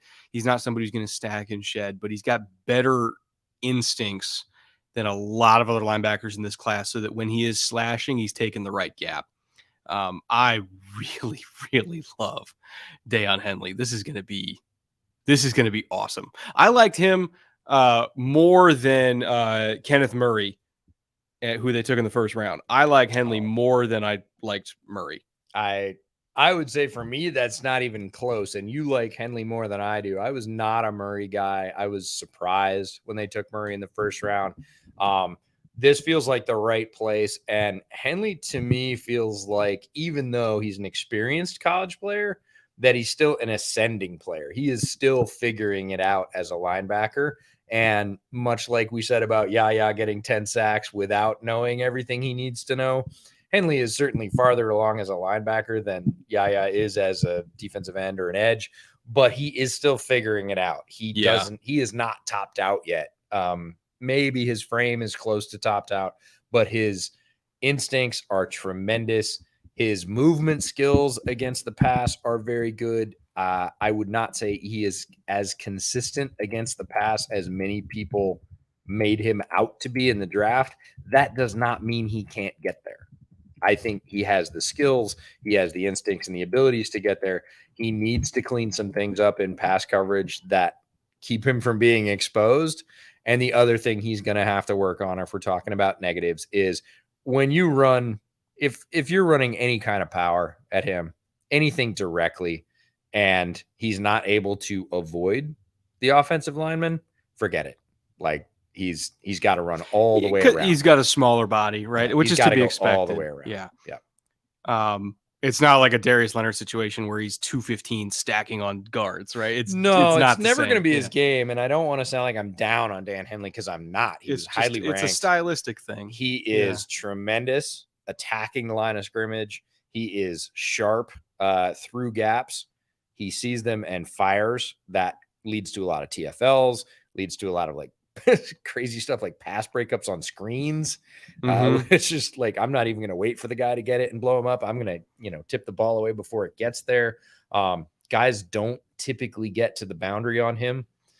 He is able to match all the way to the boundary. It's not number to number speed. He can truly get edge to edge. That interception he had on the seam ball up the middle in cover 2 was so chef's he kiss. Does have his limitations, but he is a very effective linebacker, worth the pick. Adds more defensive firepower. We've already seen the Chargers do it before in this draft. They continue to stack that. They need it because they got boat raced a few times last year, and they need the ability to stop folks. And Henley is part of, he's an arrow in that quiver and a good one. Brett hates the chat. I don't hate the chat. I love the chat. Ravens selections in at 86. Not sure who this is. I have not been paying attention to the Ravens at all. I mean, they got Lamar and they got Zay. Whatever they do for the rest of the offseason almost doesn't even matter at this point, right? Somebody said odd pick by the Ravens. Stetson Bennett, come on down. No. Whoa, okay. That would be fun. That would be fucking hilarious. Oh, Trenton Simpson. Okay. Well, finally, the end of slide. They are one of the defenses that uses a Sam that would use him the way he's supposed to be, which is a hybrid nickel linebacker. Like some people thought he could convert to safety. He's athletic enough to do it. He's 6'3", 235, but moves like a DB. I'm thinking young Tyus Bowser type role. Sort of. He's a little smaller and faster, but in terms of the way he gets aligned and the responsibilities that he's probably going to have in Baltimore, So Trenton Simpson, extremely athletic linebacker, and one that Clemson fans sort of hammered me in my mentions about, you haven't talked about Trenton Simpson. Why are you not talking about Trenton Simpson? Trenton Simpson's a first rounder. Haven't you seen him? You don't watch tape. All that regular stuff came out about Trenton Simpson. And it's the classic. He is an excellent college player. And that doesn't necessarily mean he's going to be a great pro player, because his role in college is not the same as the role that's available in the pros. Yeah. What I wrote in my notes about Trenton Simpson is he's a super spy. Oh, yeah. Yeah. Like, if you are spying the quarterback and you can just afford to task a player to do that, there is like almost no better player in this class than Trenton Simpson to just be a spy. And that's not a role that's typically assigned on an NFL defense. They do that in different ways with overlapping zones and everything else. It's very rare that they sit one guy in the middle and say, just go get the quarterback. Now, if they do it against anybody, strangely enough, it'll be against his now teammate Lamar, so he might get to do it in practice. Yeah. But again, he's super valuable in that role, but that's not a role that's super valuable in the NFL. So I'm not surprised by the quote-unquote slide, or that he was the top available player on the board for the last half a round. He's going to be a space player for them out in space. He's not going to be a true inside linebacker, in my opinion. DJ Tripp for $5. Thank you, DJ Tripp. Appreciate you. I don't know if I missed any other super chats. I might have.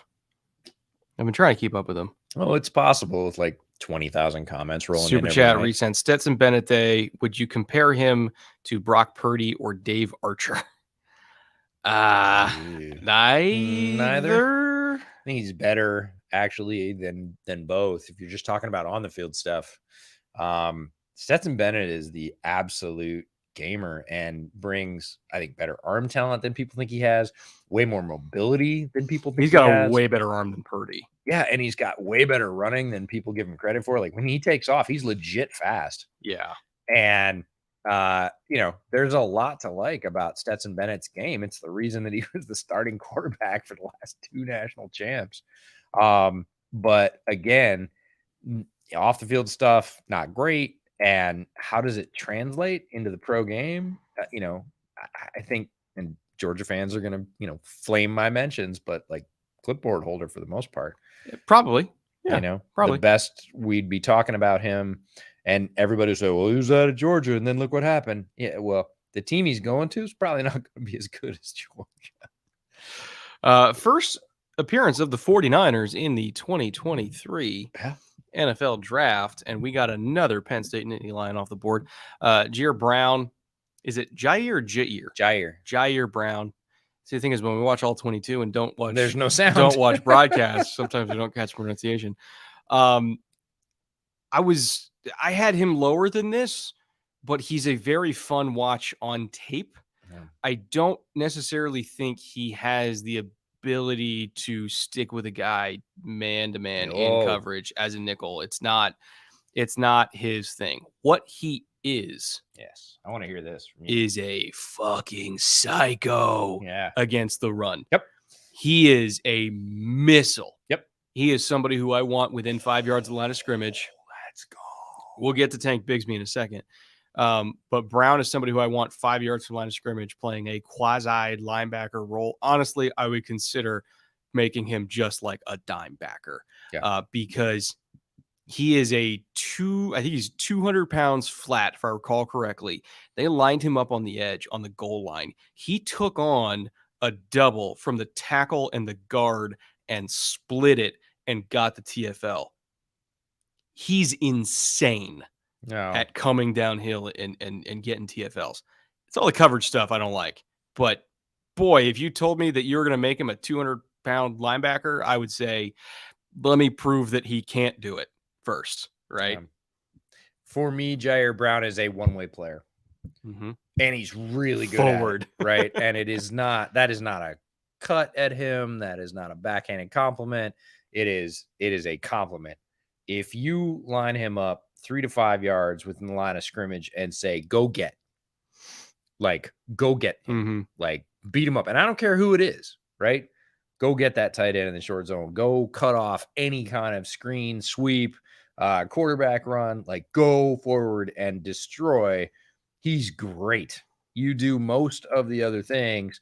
He hits his limitations really quickly.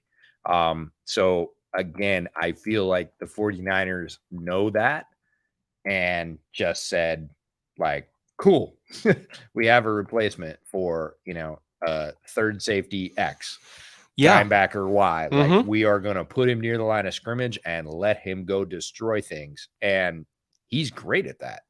Yeah, no, he's a good player. Again, this is earlier than I thought he'd go because of the coverage thing. But like, as far as just who's somebody you just grab a bag of popcorn when you put on the tape, it's him. Yeah. All right, let's get to Tank Bigsby, with the Jags at 88. He was one of my highest rated running backs in this class. I was wondering when he was finally going to go.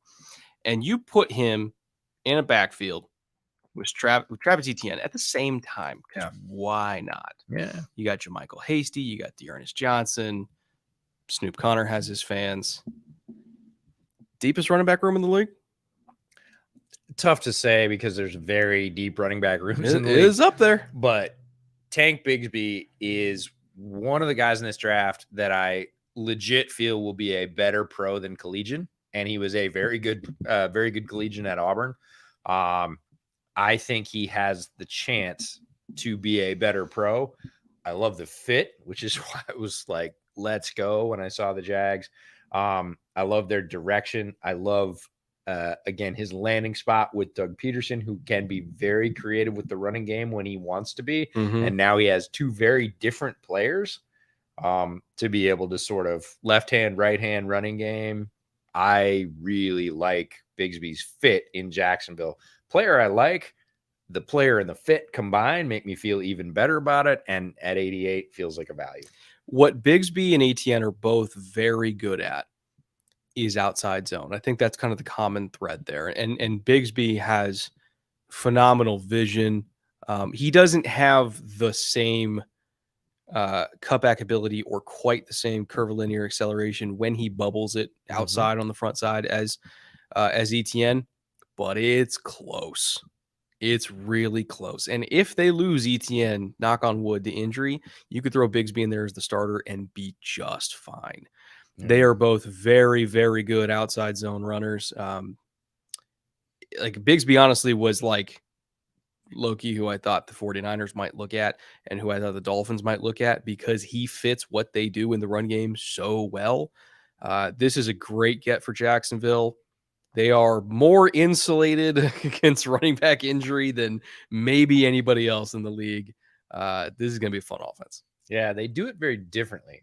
Mm-hmm. I'm going to say that ETN tends to be, this isn't a word, I'm going to make it up, sweepier, right? Okay, We've talked about his curvilinear acceleration. Whereas Bigsby's more like Bigsby is acute linear and then angle, and it's all very quick. You go up and sidestep at speed and then burst again forward, and it's very, Tron light cycles. Yes. Right? Oh my God, yes. That and, one like 40-yard touchdown where the double cut back, I know exactly what you're referring and his to. tape is full of those. Yes. So start inside and go up and it's two-way go and it'll get. Oh yes. The Rams remembered how to draft this year. Yes. I have to reach out to Jordan Rodriguez because Kobe Turner, one of our favorite players in this entire draft. We absolutely, I will just say this unabashedly, fell in love with Kobe when we got to interview him at the Shrine Bowl. We'd seen his tape, the player on top of that, the mental approach, the person combined with his results on the field. This is a great spot for him to go. If you watch this back, and I know you might, you get to go play with Aaron Donald, man. Who better to learn from? Nobody better to learn from. So super excited. You're going to be in Brett's neck of the woods. We will come see you play. We were going to come see you play no matter where you ended up. This is a penetrating 3-tech from Wake Forest. Ability to gap and a half. Fantastic player. A ton of TFLs. Yes. Like one of the highest levels of TFLs in this defensive tackle class. And usually that player, the super penetrating 3-tech, gets hyped during the draft cycle, right? That's the kind of like, oh, he can bring pass rush, blah, blah, blah, right? Never happened for Kobe. And I was really surprised because not only does he bring that, he's a very good two-way player. Has good size. Again, isn't undersized like a lot of those sort of flashy 3-tech threats. This never came together. Rams get a really good one in the late 80s. Yeah, man, the Rams are having one hell of a draft so far. I've loved everything they've done. Both the LA teams, they're crushing it. Absolutely crushing it. All right, Cowboys pick is in. DeMarvion Overshone. Let's go. Staying home with Dallas. Oh, okay. Third round's fun, man. Yeah. Third round's fun. It's kind of erasing some of that second round stink.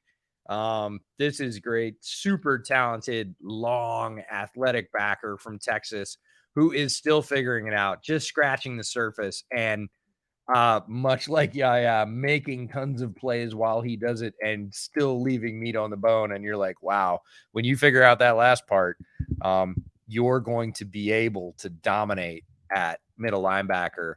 And I had some fans clap back at me that, I was overrating DeMarvion Overshone, that he didn't know what he was doing. And I had to clap back and say, nope, sorry, you're not watching tape. He was around the ball all the time. He made impact plays. Yes, did he get burned? But you're talking about looking at linebackers that went the wrong way. That's a different thing entirely than didn't finish the play. He was going the right way. And again, maybe a half step late, but so many times he was there breaking up passes, blowing up big TFLs. Just really looked at him and went, man, it feels like, again, he's got gas in the tank that he hasn't even touched yet. Yeah. I love this pick for Dallas. I feel very similar about Deion Henley as I do about DeMarvion Overshone, right? Undersized linebacker, slasher, great space player, highly instinctive. If you really got to put him out in space against a big slot tight end, they can do it. In terms of carrying verticals up the seam, they can do it. This Dallas defense is going to be a nightmare because you got Mozzie in the first round. You got all the talent they already had.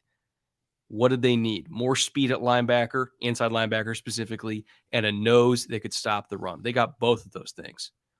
Dallas against Philly is going to be a war, folks. Yep. It's going to be a war. Cannot wait for that game. Yeah, going back to Kobe Turner, 6'2", 293. 2 forced fumbles in this class. And then one of my favorite stats is he had 36 total pressures, which is up there in terms of this defensive tackle class.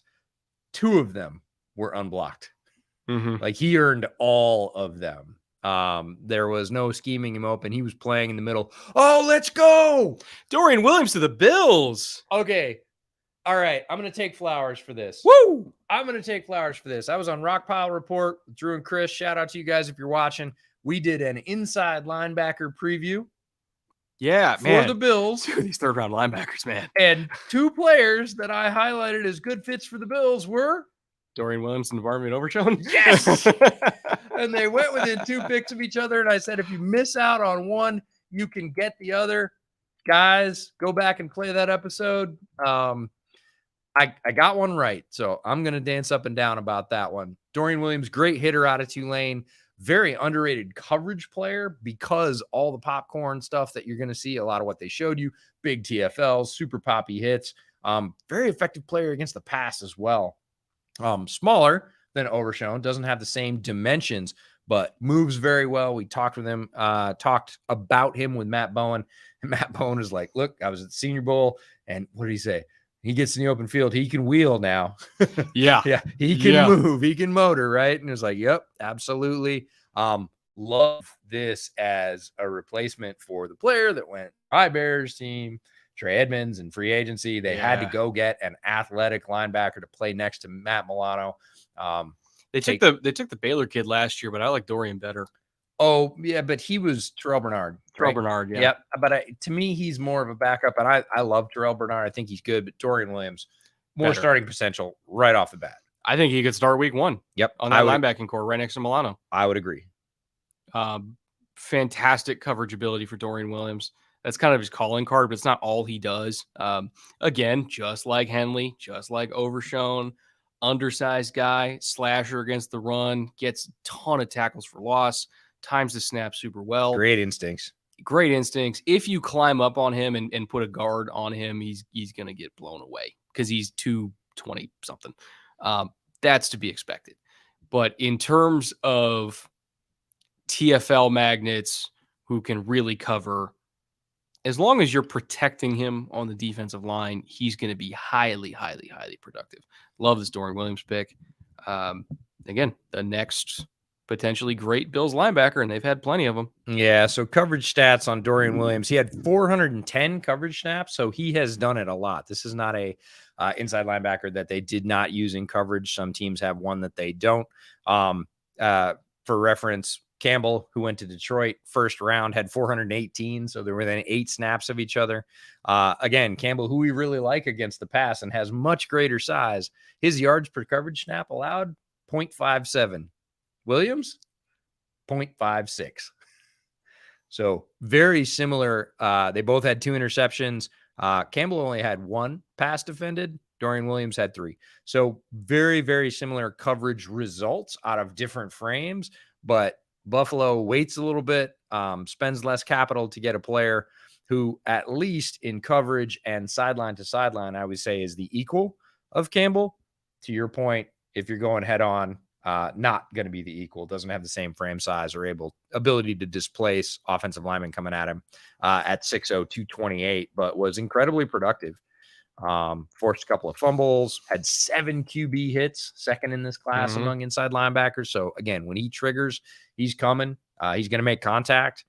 20 overall pressures, so does have that facet to his game. Some of the inside linebackers in this class not really used as blitzers or rushers. Williams, a great sort of two-way forward and back player. Super chat resend. How do you feel about the fit if Roschon and or A.T. Perry were to fall to Dallas? A.T. is less of a need than Roschon, but you pair Roschon with Pollard and you're cooking with gas. 100%. I would love Roschon.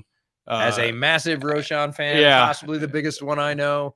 That would be a lot of fun. Dallas would be great. Yeah, that would be a lot of fun. Oh, Wanya Morris. How about it? For a uber talented developmental tackle.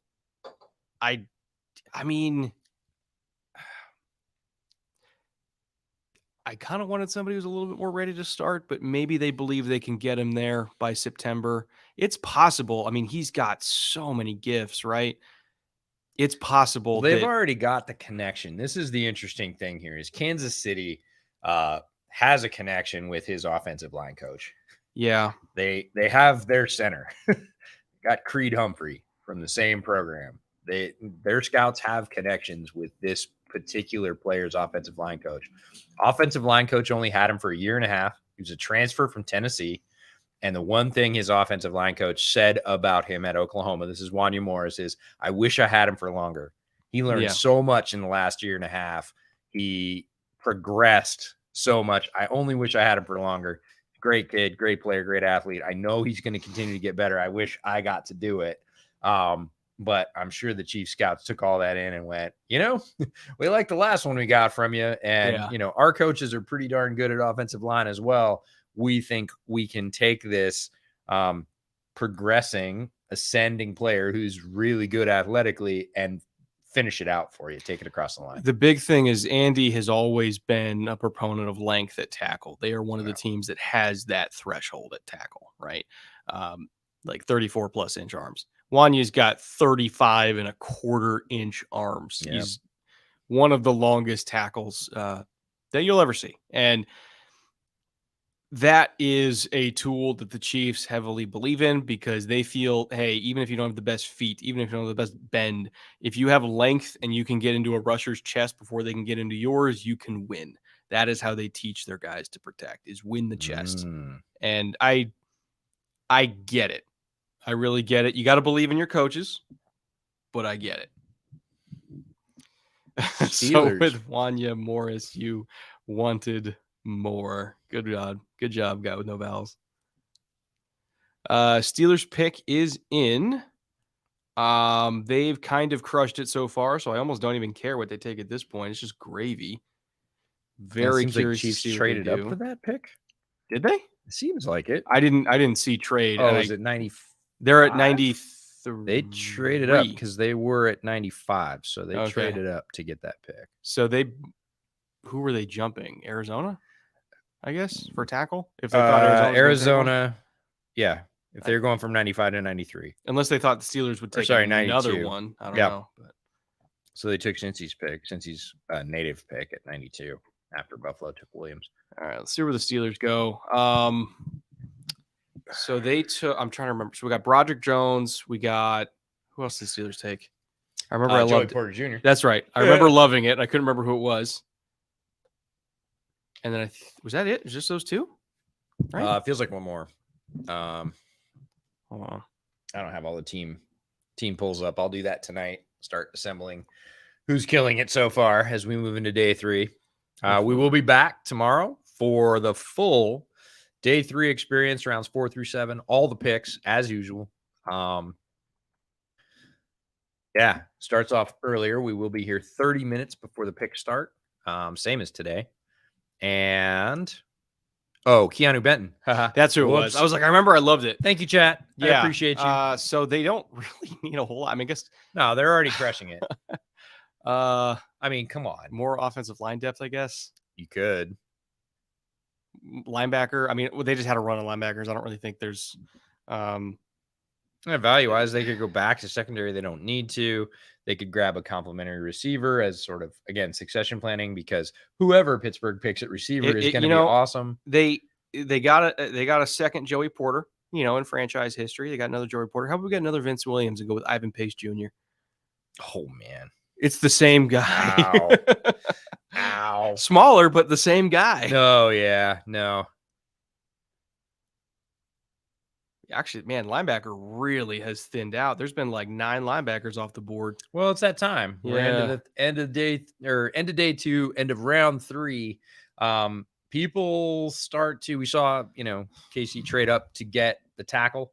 Mm-hmm. This is when I don't want to go into day 3 without having gotten. I will spend a low pick to move up 5 slots and grab my guy. So I do can, like a Blake Freeland or something. so I can sleep better. Nope. Oh, I mean, hey, that counts as offensive line depth. It does. Darnell Washington. It Let's does. go. Darnell Washington slide ends with the Pittsburgh Steelers. And now you have Freiermuth and Washington as your 2 tight ends. Yeah, they're going outta to run here. the shit out of the ball. Yeah, 12 personnel is going to be so scary against Steelers. I saw some folks bemoaning this move in chat. I am guessing they are fans of AFC North teams that ain't the Steelers. Yeah, it's not going to be fun to face them. You know who's jumping up and down in their living room right now? Najee Harris is out of his damn mind. He is like, they went and got a tackle. They went and got another tackle who happens to play tight end. Let's go. Freiermuth, a fine blocking tight end in his own right. It's interesting that he slid this far. It'll be interesting to see why, if that leaks out over time, because he is more talented than the 93rd pick. Zach's here for $9. Thank you, Zach. Buy or sell. Steelers gone to Super Bowl. Steelers Won't rule it gone out. Won't rule it out. Oh my goodness. They're a damn good team and a damn good roster, and Kenny just has to. Oh, he's gonna play look well. so good in black and gold, and I don't just mean aesthetically. Yeah. He is going to be a large punishing Steelers tight end, and they've had many. Yeah, that is I love the pick. I need Washington and the Chiefs on day 3. Not going to happen, Hen Dog. Unfortunately. Sorry, Hen Dog. Unfortunately not. Not working out. Not going to do it. Not going to do it. Oh, it's a nice dream, but it's not gonna happen. Love the Washington pick. What does this do to Connor Hayward? He's an H-back. It's a different role. You could put him on the field at the same time and go 22 personnel with Najee, Hayward, Darnell, Freiermuth, and Pickens, because Pickens blocks the hell out of people. And just run it 40 times a game, because what are they going to do about it? Ooh, yeah. Michael Wilson to the Cardinals. They must have had medicals check out fine for this to be a thing. And again, when you take the route, the path that their GM, Monty Ossenfort, in his first time in the big chair, first time running a draft, and he's gone and gotten extra picks several times in this draft. Yeah. And he has extra lottery tickets to play with. And he looks at a receiver with very good size and Michael Wilson, crazy production when he's been healthy, very good route running, excellent body control, very good hands catcher, good releases. We saw some of those releases from the Senior Bowl. Some of those translate to Sunday, some don't. But he has good feet. The issue is his available. Will he be on the field? And when you have extra picks, you can say, no, I'll take it. If he's available, I look like a winner. If not, I've got 2 others in my pocket based on what I've sort of cashed through the first 2 rounds of the draft here. Really, really flashed at Senior Bowl. Was beating everybody in the one-on-ones, but receivers with lateral quickness typically do.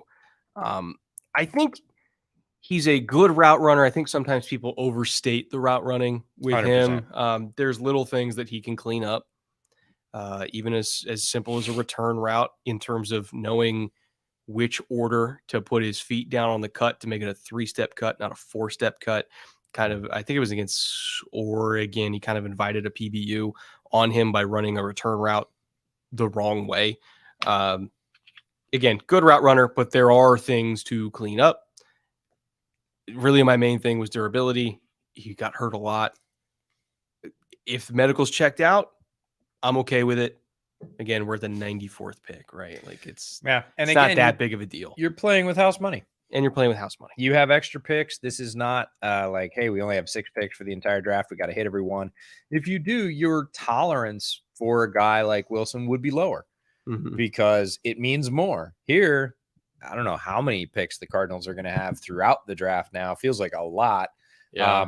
If one of them, what's going to essentially be a mid-round receiver, doesn't pan out because of medicals, you only get, 6 or 8 games out of him in the first season. I got a full-on cigar. Yeah, he's ready to go. It's funny.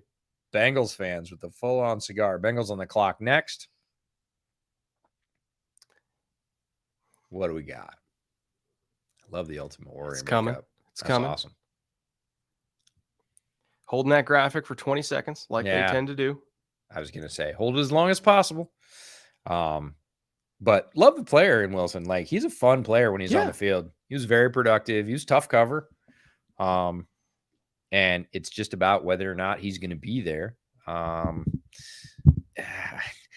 really hesitant to say, how's he work with Kyler? Because I don't think Kyler's playing this year. I don't think Kyler's going to be there necessarily. So, again, on the field availability, I'm not sure that's a thing. So I'm not sure I would base my draft based on how they mesh with Kyler or don't. But very good wide receiver if he's there. Just holding this graphic for fucking 2 minutes. Yeah. Oh my God. I feel like they're going to fade back and forth between sets multiple times. Man. All right. They're struggling in the truck today with that Chiron. Yeah. It's tough. All right. I want to take the moment, while we still got people here, we only have about 7 or 8 picks left. Yep. I do want to take a moment to thank everybody who has been here for all these hours that we've done on day 1, heading into day 2. If you enjoy this content and you would like to see more of it, the best way to support us is to support our sponsors. Obviously, Manscaped has made this entire weekend possible, either paying for us to be out here in KC and meeting all of you at events, and whether it was the one on Wednesday, the one on Sunday, we couldn't have done this without Manscaped. So if you happen to be in the market for any sort of grooming products, any sort, literally anything for any part of your body, it could be soaps, it could be trimmers, it could be boxers, it can be storage for any of those items, whatever you need, just go check out the catalog. That's all I'm asking. Just click the link, check out the catalog. If there's something that you fancy and you feel of your own volition that you want to buy it, use our promo code BOOTLEG. You get 20% off, you get free shipping, and it directly supports the show by telling Manscaped that you want them to sponsor us again. So again, don't want to force you to do it, but if you are going to buy one anyway, get a discount with us. Absolutely. Make sure you're subscribed to Bootleg to get all the great content. You're going to see all the player interviews we've been talking about, the post-draft wrap-up of who our favorite drafts were, the draft live stream tomorrow. Lots of good stuff coming over the summer, so don't miss that. Make sure you're subscribed. And if your team is just blowing you away with your favorite draft ever and you are reinvigorated as a fan and you realize that the only t-shirt you have has holes in it and is completely faded and you can barely read the logo, head over to Homage Clothing. Use the link. It's in the description. Not only will you get some of the softest NFL t-shirts out there, they have some great designs, creative stuff. And right now, if you buy during this weekend, it's buy one, get one 40% off on anything on the site. So they've got great pop culture designs, some really cool like national parks t-shirts, hoodies, you name it. Head over to Homage, click on the link. It helps us out directly. And again, allows us to bring you more of this coverage. So thanks to all the sponsors that made yesterday, today, and tomorrow possible. Bengals took Jordan Battle. Yeah. Let me read off my notes for Jordan Battle. Yes, this please is a little early. Well, a lot of early for me. Is it? Yeah. I see him as a little bit different than a lot of safeties in the class. My notes for him, again, I had him in tier 5. Ooh. As a safety. Okay. My description for him was a safety built for 10 years ago. Big body at 6'1", 210, really smart, rarely misses an assignment, tackles well, but just does not have the athleticism to survive in coverage as a long-term starter. Not explosive, not great long speed, and fluidity is just average. Bama protected him by playing him so far over the top on routes just to force offenses to take curls underneath him so he could rally and tackle. But they didn't ask him to really mirror that much and match from closed down space like for other DBs in that same secondary because they knew he couldn't. Probably a backup safety, but a great special teamer.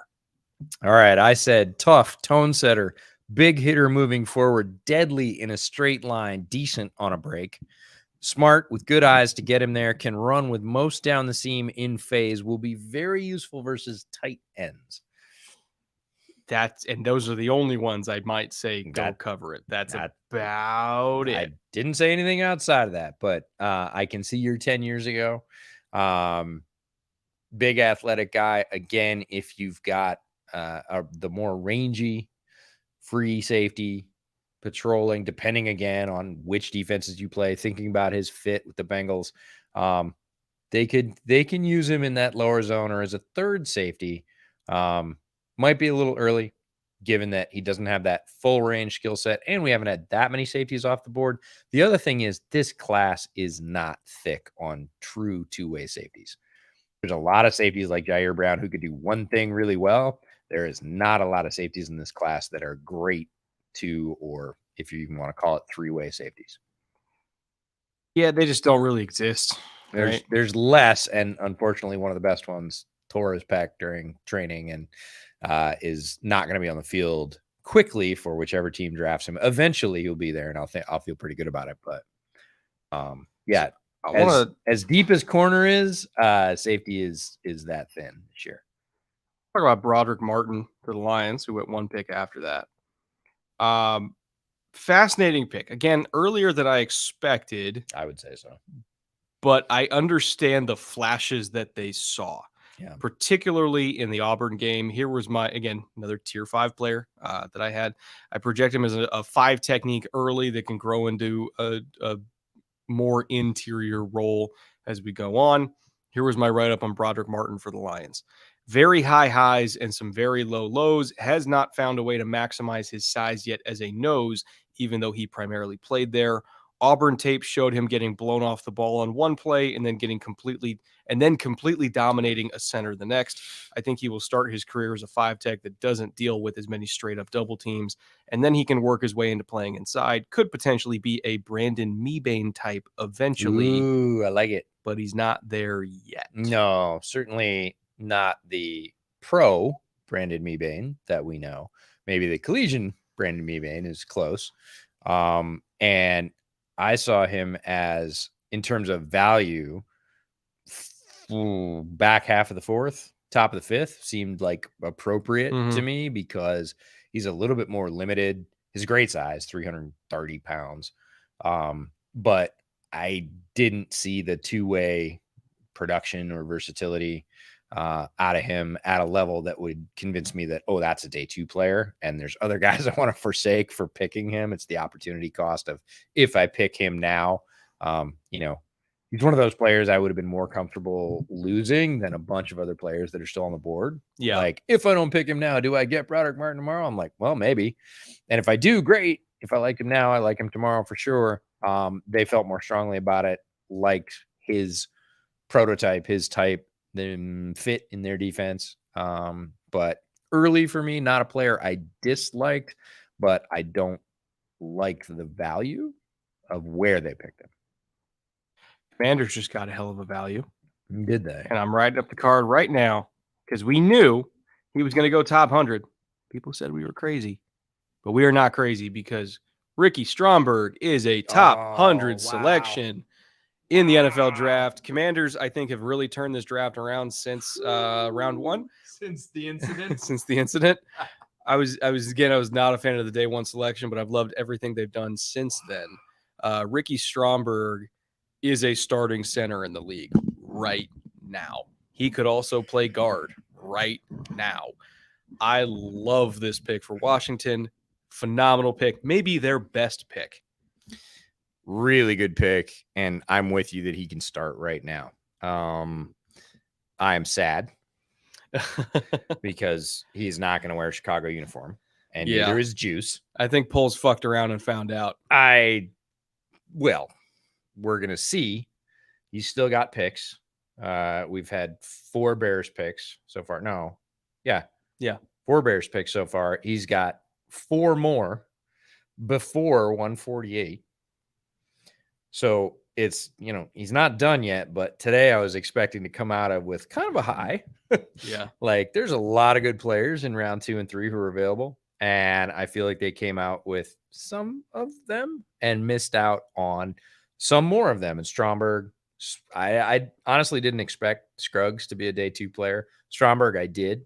Right about now. Half right about day now. 2. Yeah. And thrilled for Commanders fans. For those of you that are Commanders fans, you are getting a smart, tough, experienced SEC center who can both move people, is very good in duo blocks, in pass protection, does not panic.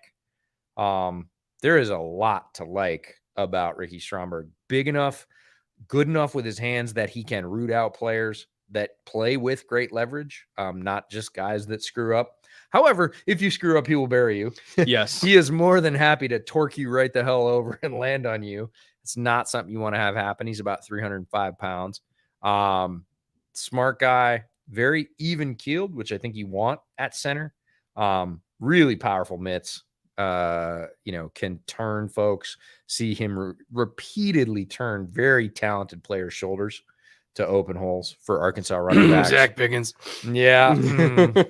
Well, lots of folks, but Zach Pickens included. Really, really like Ricky Stromberg. Like the value. Think it's appropriate. Think he will play a long time. He feels like one of those players that's going to play 6 or 7 years more as a starting center. Could play more, but that's a lot. Like it's a high-end NFL career in terms of years. Everybody automatically says, 10-year starter. 10-year starter is wildly rare. We try not to use the term. It does happen for some of these players. And so is 7-year starter. Yeah. No, if he makes 6 or 7, they did great. Let's not mince any words about that. And he feels like a guy that fits that profile. Mm-hmm. And I love it for Washington. This is an organization going through a bit of a new start, an ownership change. Like you said, you've liked all the picks since the first round pick. And, I don't disagree. Yeah, no, this has been phenomenal day 2 for them. Kind of turned it around. Made my overall thoughts on their draft class single-handedly better from today. Whereas the Bears, again, they started off strong. Overall, I'm whelmed. Here's the thing is, if my least favorite pick for your draft class is the first one, I would rather have my least favorite pick be the last one. Yes. So, and right now it's the middle one. Yeah. It's the last middle one. Again, nothing against Jervin. I think he's a good player. Tyreek Stevenson, I feel like now that I'm thinking about it, I feel like he's got a lot of Jalen Johnson in him. Like similar size, similar approach to how he plays the ball. I would love for them to put on the fucking picks on screen again and not do this for 10 minutes. It would be nice. Yeah. I'm going to find a draft tracker. I would love that. Ridiculous. PFF still up? I have to log in, but let me see this. Okay. 98th pick was Brown, Siaki Ika. Ooh, space eater in the middle out of Baylor. Big boy defensive tackle. Somebody that going through the summer and coming into the season, this college season, was really looking forward to. Believe that he had the potential to sort of tickle that Vita Vea stratosphere. I realize that's lofty praise, but that was his ceiling coming into the season. Underwhelmed compared to that. It's probably my fault for setting extremely high expectations. But again, didn't feel like as a nose tackle with his limitations that he was going to go day 2. Yeah, again, one-dimensional player for me. Yeah. But he's really good in that one dimension. Yeah. And so I understand it from that perspective of if we need to get better at stopping the run, more importantly, if we need to protect an undersized linebacker like JOK, who can be all-world productive, let's go get the big rock in the middle. I think the amount of guys who could potentially do that is starting to run thin in this class. And we are seeing that right now at the end of day 2, right? We mentioned it earlier with the Chiefs going up for an offensive tackle, saying, ooh, what happens if we don't get one? Yeah. Right here at the end of today. And this feels a little bit in exactly what you said for the Browns. Like, if we don't get this one right here, what are we looking at? What are we staring down the barrel of tomorrow? We don't like to look at that. Go get him, right? People are going to say it's too early. People are going to say a lot of things. We don't really care. We need him. Let's go get him. Now, I did not expect this at all. I think the 49ers beat the Lions for weirdest pick in the draft. Jake Moody, top 100 pick in the NFL draft. I shit you not, that is real. Okay. Yeah, best kicker in the draft. Yeah, but 99 for a kicker? He better be Justin Tucker. He better play 15 years. I'm not saying he won't. He better play 15 years. 99 for a kicker. I can see if kickers are good, they're worth it. They score more points than any other player. All the scoring records in the NFL are held by kickers. But is there any position that is harder to figure out transition from college to pro than kicker? You never know. Nope. Tucker himself, the GOAT, was a UDFA. Yeah. There are some indicators they are not reliable. That's a hell of a gamble by Lynch. I don't know what they saw. This is, and honestly, if I'm being honest, it's the first player I didn't watch because I don't watch kickers. I didn't think we were going to have to. I didn't watch kickers. I watched him at All-Star season, but but I didn't like tape grind Jake Moody. I sure didn't. So officially, if you want to count that as the first player we didn't watch, go ahead. Thanks, Niners. Thought that streak was going to last at least another 50 to 75 players with the 1,000 hours between us of tape grinding, but nope. Trey Tucker's the first Cincinnati receiver off the board to the Raiders at pick 100. I actually thought this might happen, and not to the Raiders. I am not saying I'm Nostradamus. Yeah. Of the two Cincinnati wide receivers, I had an inkling that this was possible. I would have given it about a 40% chance. So not the majority. Again, people get enamored with deep speed at receiver. It is a thing. It is like big arm at quarterback. If you have deep speed, and look, Trey Tucker has deep speed too. Oh, yeah. All their guys had speed. But Tyler Scott is, in my mind, in some ways, the lesser of their two receivers. And I thought, this could be in the same kind of chance I gave Tillman to go over Hyatt because somebody wanted size and something else. Now, Hyatt went first, Tillman second by one pick. But when I was looking at the Cincinnati receivers, I thought, could be a sneaky Tyler Scott's not the first one taken, and comes to pass. It's interesting. I wonder what they prioritize, not only about him over Scott, but him over the other receivers that are remaining. Cameron Latou, 49ers, pick 101. This one I like a lot better than the last 49ers pick a couple picks ago. That's a low standard. Very smooth. Yeah, but I still feel like this is earlier than I thought, but there was a hell of a tight end run on day two. There's a lot of them off the board. They might not have thought they were going to get one. Yeah, this feels like that, right? We've just talked about this, that there's this weird gap between day one and day two, and there's almost a reverse gap between the end of day two and day three, where people go, I don't want to go into tomorrow without this in my hand, so I'm going to do this. And that feels like this to me because I think Latou is an average player in this draft, and he had some good plays, but overall, if you watch him play to play, he is not a game effector. He is a guy that, for the most part, does his job, holds his role. He felt oftentimes like almost the least talented guy on that offense. And I realize it's Alabama. He's a TE2, right? He felt TE2 or even 3 to me. And that's a guy that goes in like the fourth, end of the fourth, early fifth. And I realize we're at the end of the third. We're talking about a round early. Again, came into the season thinking from some of his reps that we watched last year and watching all the Alabama threats, because there's always Alabama threats. You go, oh, who's the tight end? Oh, next year. Okay. I like that play. I like that play. But when you really sit down and watch him down to down, I didn't feel like he did enough to warrant a third round selection for me. I think it's a little bit of a panic pick. A little bit. Because Kincaid's gone, Mayer's gone, Darnell's gone, Musgrave gone, LaPorta gone, Kraft gone, Strange gone, Schoonmaker gone. Yeah, gone. Like it's a lot, right? Yeah. And if they're stacking Zach Kuntz, Payne Durham, and Latou together, and they really believe that Latou is the shelf. If they believe it's a drop off of that magnitude, I get it. And it feels like that again to me. I just agnostic of that. Like you told me Cameron Latou is a third round pick, I'd be like, but why? Barely. Like possibly. Oh, Mekhi Blackman. There's your guy. I didn't have any faith he was going to go this early, but I love it.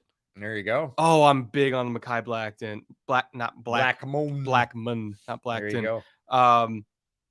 hold on. Let me do a banner here for this so that people can find it later when they do the replay, because like more than half our views come from replays. This is 102, right? Yes, it is. Indeed. Yeah, USC quietly had some defensive talent, even though overall the defense was terrible. Like Yeah, they they didn't had play some well as a dudes. team. They had some dudes, and he was one of them. Yeah, athletic corner out of USC. A guy I went back to actually because you said, I feel pretty good about him. And I said, really? On my first watch, I did not feel that great about him. I will go back and see if I missed something. Felt a little bit better when I went back, but didn't change his ranking significantly. Saw the flashes you saw. I had him in tier 2. Yeah, I know. Saw the flashes you saw, but didn't weight them the same way you did.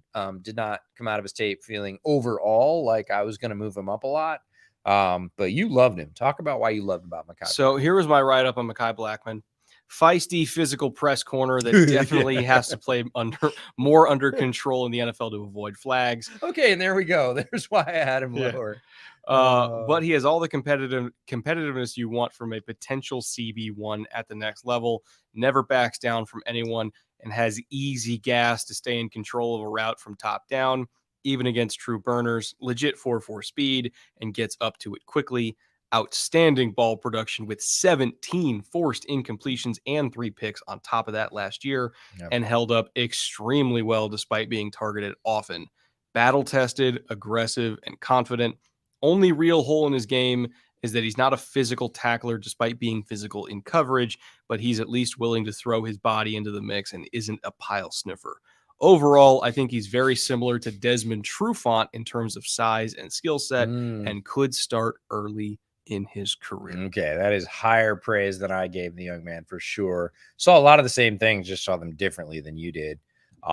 Certainly wouldn't compare him to Desi. Fuck you. Who goes first? Trice or a player who only kicks?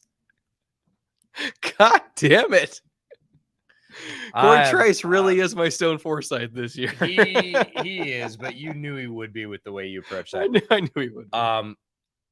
I was just they're running summary banners at the bottom of different teams' drafts. Gotta say, the Bills. They're doing well. Dalton Kincaid, Cyrus Torrance, Dorian Williams. Like, great. That's a good looking draft right now. Great. Not necessarily the best draft, but that is a solid draft for Buffalo. Bulky masterclass. We have 2 Evan Ingrams, 5 running backs in the same defense as last year. Round 1 was good at least. Oh boy. Now's when have faith, Jags fans. Now's when chat gets to pop off and it's fun. Which safety can Green Bay realistically expect at 116? Also, love the streams. Can't wait for the next 4 rounds. Hope you join us tomorrow. As for safety that Green Bay can expect, who do we got? Well, it depends on whether or not they think converting one of the corners to safety is a worthwhile. Which some people think that that's what you do with Corey Trice. Yep. I get that. Well, not me with Corey Trice. I went back to corner with him because he's just so talented. Jordan Howden from Minnesota, Quindell Johnson from Memphis, Christopher Smith from Georgia are all in my next tier that I could see. What about a JL Skinner pick? Wait for him to get healthy. Yeah, I mean, the torn pec obviously would be scary for some teams, but yeah, that's going to take most of his season. But again, if you don't need him this season, you're getting a value. Yeah, you're getting a value. So that's a possibility. A lot of people thought that Antonio Johnson was going to go by now, but he is very, in my mind, one-dimensional. Battle would have been a decent choice. Jamie Robinson, Daniel Scott. Oh, Jamie Robinson would be Jamie Robinson or Daniel Scott would be my choice in round 4. If you're looking for a safety for the Packers, I would hate both of them because it would be 2 players I really like going to the Packers.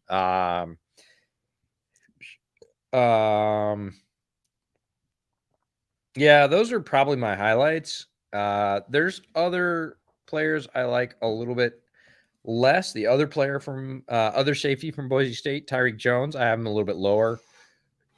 AJ Finley, in the tier after those 2. Trey Dean, yeah, Trey Dean I would have with the AJ Finley tier. I know you like him more than that.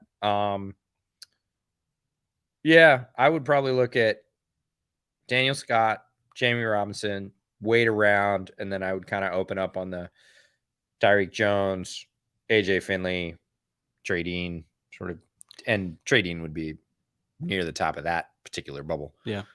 Brandon Hamilton for $5. Can't help but feel disappointed in the Bears today. Feels like we should have gone 53 JMS, 56 DJ Turner, 64 Hyatt, Josh Downs, or either Byron Youngs. Yeah, I mean that's kind of what we expected, right? And That's what we felt like we were going to get. And yes. Poles never does what we expect. No, sometimes for better, sometimes for worse. I agree, man. It It hurts, but I agree. Feels like they could have done more with what they had. They did fine, especially for the first two.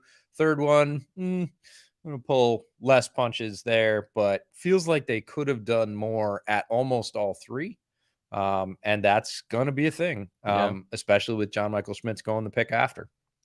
Mini Hawk TV for $10. Thank you, Mini Hawk. Is there a good reason the Packers took 2 tight ends, Musgrave and Kraft? Also, the Colts still have 8 picks, 2 in the 2 4s and 4 5s. Any good O-line, D-line depth, and DBs for them still? Lots. Yes, there is still O-line and D-line depth, tons of it.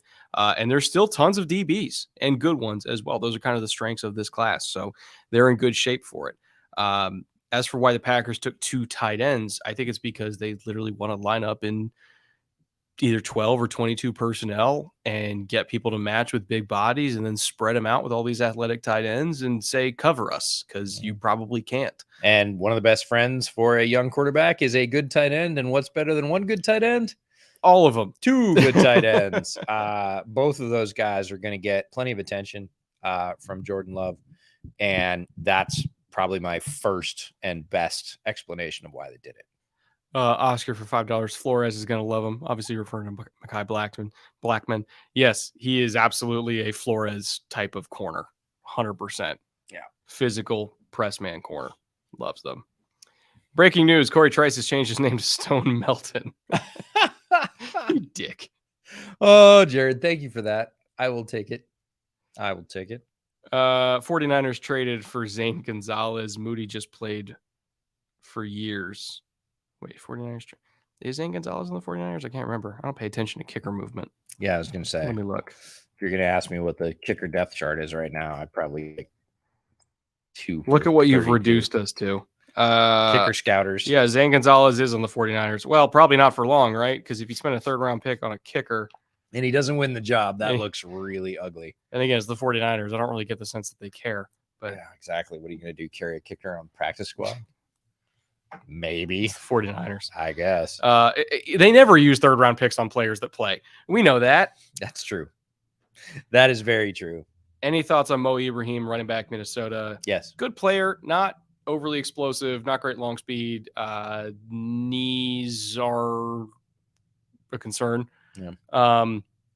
Might go in the 7th, probably a UDFA. Probably a UDFA. Had much higher hope for him. Did not come back from injury looking like his pre-injury form. My biggest question with him, we did see him at the Shrine Bowl, was whether or not he could be a factor in the passing game because Minnesota did not use him that way. The answer is no. Not based on what I saw. He is not going to be a threat in the passing game anytime soon without a pretty serious transformation. So that takes his value as a running back right there and pushes it way, way down the board, possibly off the board. JJ for $5. If you're a DB, what do you think when the Steelers throw a screen with Pickens home and Washington running at you to put the ground? You think, oh my God, I'm going to die. Yeah, you think this is not what I signed for. This is no fun. Please make it stop. Those are all things you think. Derek Owens for $5. Thank you, Derek. Let me make sure that he didn't mean to put in a question. I don't see one. If you didn't put a question, thank you for the $5. Appreciate you. Aglo Sky for $5. Thank you, Aglo. Do you think Poles could be taking 2 opposite DTs to learn from each other and improve both their games? I don't think that they would learn from each other. I think they would just road them. But even then, I think Jervin has potential to be a 3-down player. Pickens, I think, is further away from that. If anything, it's a rotation, right? Jervin on early downs, Pickens comes in on 3rd downs. But it'd be really interesting if they just lined up Pickens at 5 and just said, we want to play heavy 5. Again, I don't agree with it. I don't think it's Yeah. value, but it would be interesting to me because he was not terribly effective inside. I had people ask me about him throughout draft season, and I was like, yeah, I watched him. He's a guy. Like, he's got some high-end athletic skills. I don't see them all translating to the field. Why do you think the Bears took who they did today? They clearly wanted to improve the defense, right? Like, that was kind of their priority, because defense was kind of a bare cupboard last year, and they feel like they've done a lot to improve the offense through free agency and round 1 and everything like that. And DJ Moore.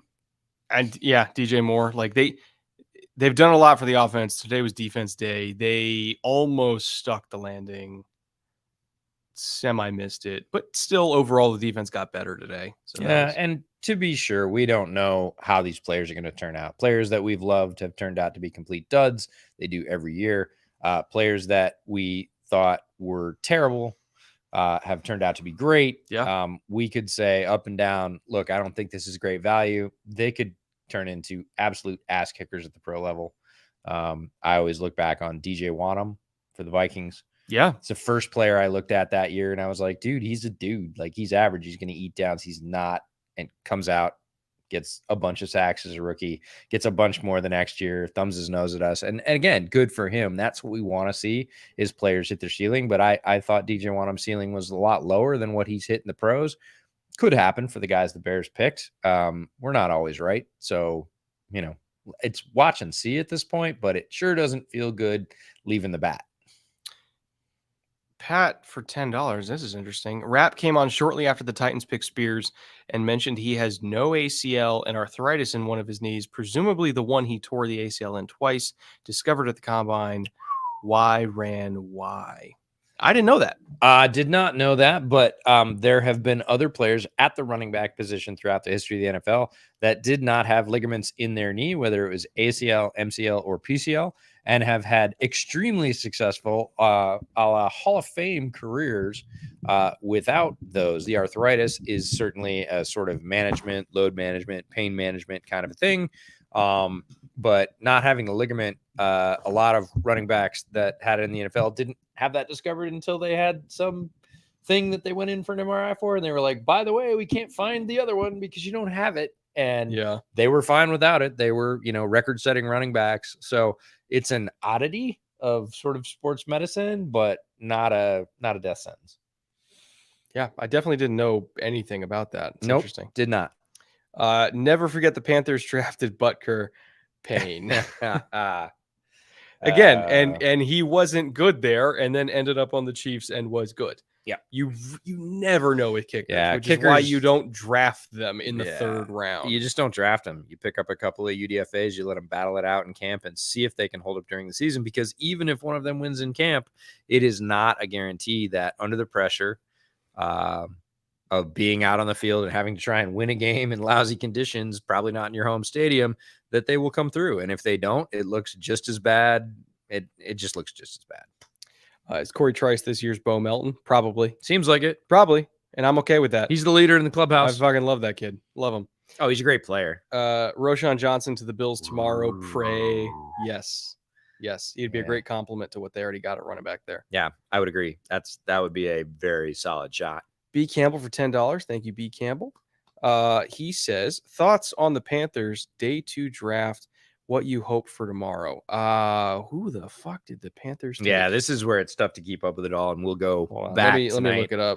We'll go back tonight and look at all the teams and their hauls, and there, I guarantee there always are. There will be some we'll look back and we'll go, damn, that was better than I thought. And we'll go back and say, there was that one player I really liked, and I got all hyped, and I missed the other two, and it's not as good as I thought. I'm pulling up the tracker. Yeah, teams. Carolina Panthers. They took Bryce. They took Mingo and DJ. Is DJ Johnson guy in the 3rd round? I thought that was a couple rounds early. So I'll give them a C. I think it's descending, right? Yay. Okay. Well, Bryce A, Mingo B+. Solid B, sure. Like, good solid B. Yeah. Like, nothing wrong with that. He hasn't played it down yet. Like, yeah. Okay. Huh. So it's like overall draft, even if only Bryce and Mingo work out, it's an A. I feel like they could have made it an A+. Yeah. But, maybe I'm We'll see. wrong. We'll see. Jags with 10 day 3 picks. Yeah, they won't keep them all. No, they're gonna have to That trade a many few. I don't won't. even think their roster can fit 10 more rookies. I don't think it's possible. No, and they just wouldn't play them all. They'll turn some of those either into trade ups or parlay them into picks next year, kick it down the road. They're not going to draft 10 players. Jagger Cripe for $5. Thank you, Jagger. Love the stream. We'll be watching to the end. What happened to Juwan Jones and thoughts on him and or Zavala to Green Bay in the later rounds? I got to check on Juwan Jones. It's not that uncommon for guys of his size to have some sort of medical thing. Back, knee, whatever. Back, knee, foot. And that's really concerning with a guy his size, 6'8", 374. It's just there's so much more pressure on everything. It doesn't really matter what it is, that if somebody finds a hairline crack in his foot, you're like, dude. That he might not even know about. Right. And, there are guys that are slipping in this draft because of medical concerns. Sean Tucker is one, the running back from Syracuse. Might go undrafted. Again, issue that was discovered at the combine. It happens. It's sad. Dalton Kincaid could have slipped. Back issue came up. Some teams said, cool, we know what it is. We're comfortable with it. We know how long he's had it. Other teams said, I'm not comfortable with it. I don't want to deal with that. So, obviously he still went really high. We hope that he has an unimpeded career unimpeded by injury, but you can never tell. And with super big guys like that, when you find stuff in their knees, stuff in their hips, stuff in their lower back, stuff in their feet or ankle, it's really concerning because it's hard for them to let that stuff heal. There's just always so much pressure on their lower joints. As for Zavala, for them on day 3, it'd have to be early day 3 for sure, but I would love it. They don't necessarily have an open guard spot. He compete with Runyon at right guard and probably win that, but it's one of those where it's like you don't explicitly need him, but if they took him, he would start probably over Runyon. He's not starting over Elton. No, very few people are starting over Elton, but he would. I think he has a legit shot to win that starting job over Runyon and be a really good player, which is why I hope they don't take him. Andrew Kessel for $5. Can you make me feel better about the Charbonnet selection over someone like Torrance to help interior offensive line? Yeah, fret not. There's still a bunch of interior guys left. So. Yeah, there's really good guards left. There's nobody as good as Zach Charbonnet left. That's it. That's their grade on him must have been monstrous. And honestly, he was picked right about where I thought he should be picked. Yeah, or even later than we thought he should be picked. No, so you will love him when you see him play. He is an excellent, excellent football player. And there are still guards available or centers. That I can think of 2 or 3 guys tomorrow that if they pick him, they're like, well, there you go. Yeah. And if you're getting – and I can't think of any running backs besides Roshan that would make me feel that way. And, I mean, so Rashad Penny's gone, right? He is. So their running back room – this is the justification for it. Their running back room today was Kenneth Walker and DJ Dallas. If K-Walk gets hurt, they would be fucked. They are no longer fucked. No, they're well out of that because they've always been one of those teams that have like 4 sort of rotating running backs with the back 3 being somewhat similar. The Homers, Alex Collins, DJ Dallas, and like half of that depth left. Like Penny, they decided not to pay. He's gone. Travis Homer ends up with the Bears, so you're left with DJ Dallas and of course the fantastic Kenneth Walker, but that's it.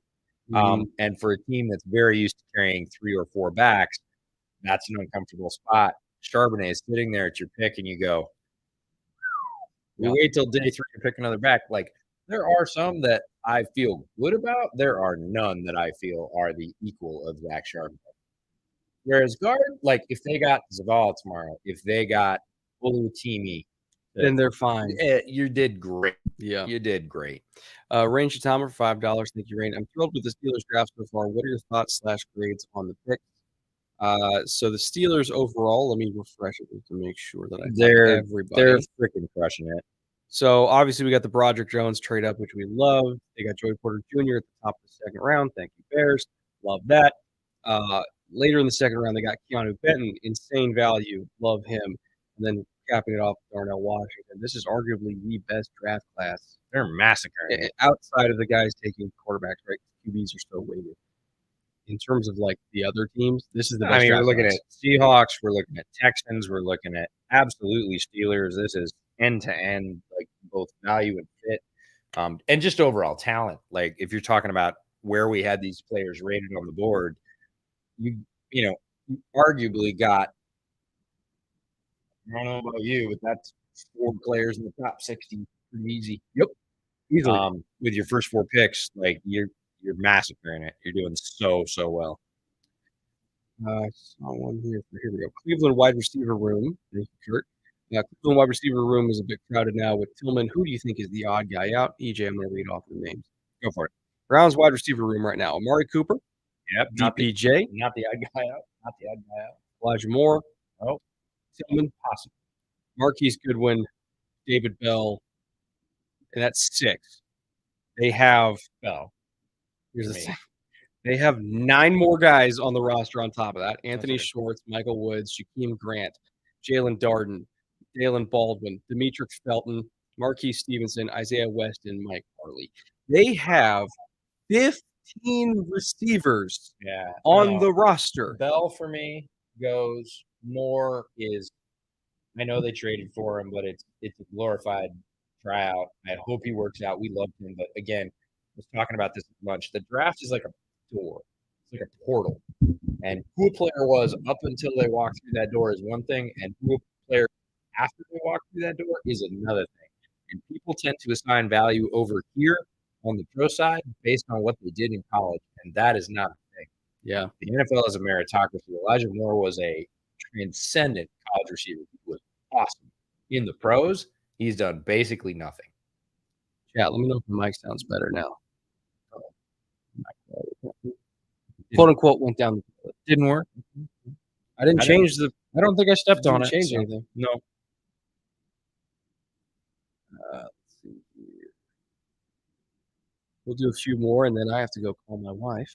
Yeah, we've got to wrap it up because we've got to do all the work on these classes so that we are ready for tomorrow, which is one of our favorite days in the draft. It really is the day for folks that love the draft, that are hardcore into the details, who have studied the players.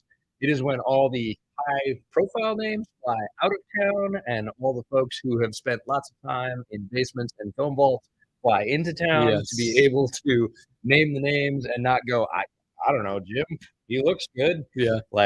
So we will be here guiding you through that. Not everybody can do that, and we really enjoy it. But part of it is setting up all these classes, going what they get, what's left, where do I see their ability to move on day 3 and fill these holes or not. We can't do that if we don't go through all the classes. So we're gonna have to get out of here pretty quick. Well, apparently the audio has gone to shit. So, all right, here's what I'm going to do. I'm going to take screenshots of all these super chats. We're going to run them at the beginning of tomorrow's stream. Okay. And we're going to fix the audio. So we'll see you guys tomorrow. We go on half hour before the draft starts. Be there. I will answer all these super chats in that half hour before the draft starts. So see you guys tomorrow. Thank you for watching. Until then, later.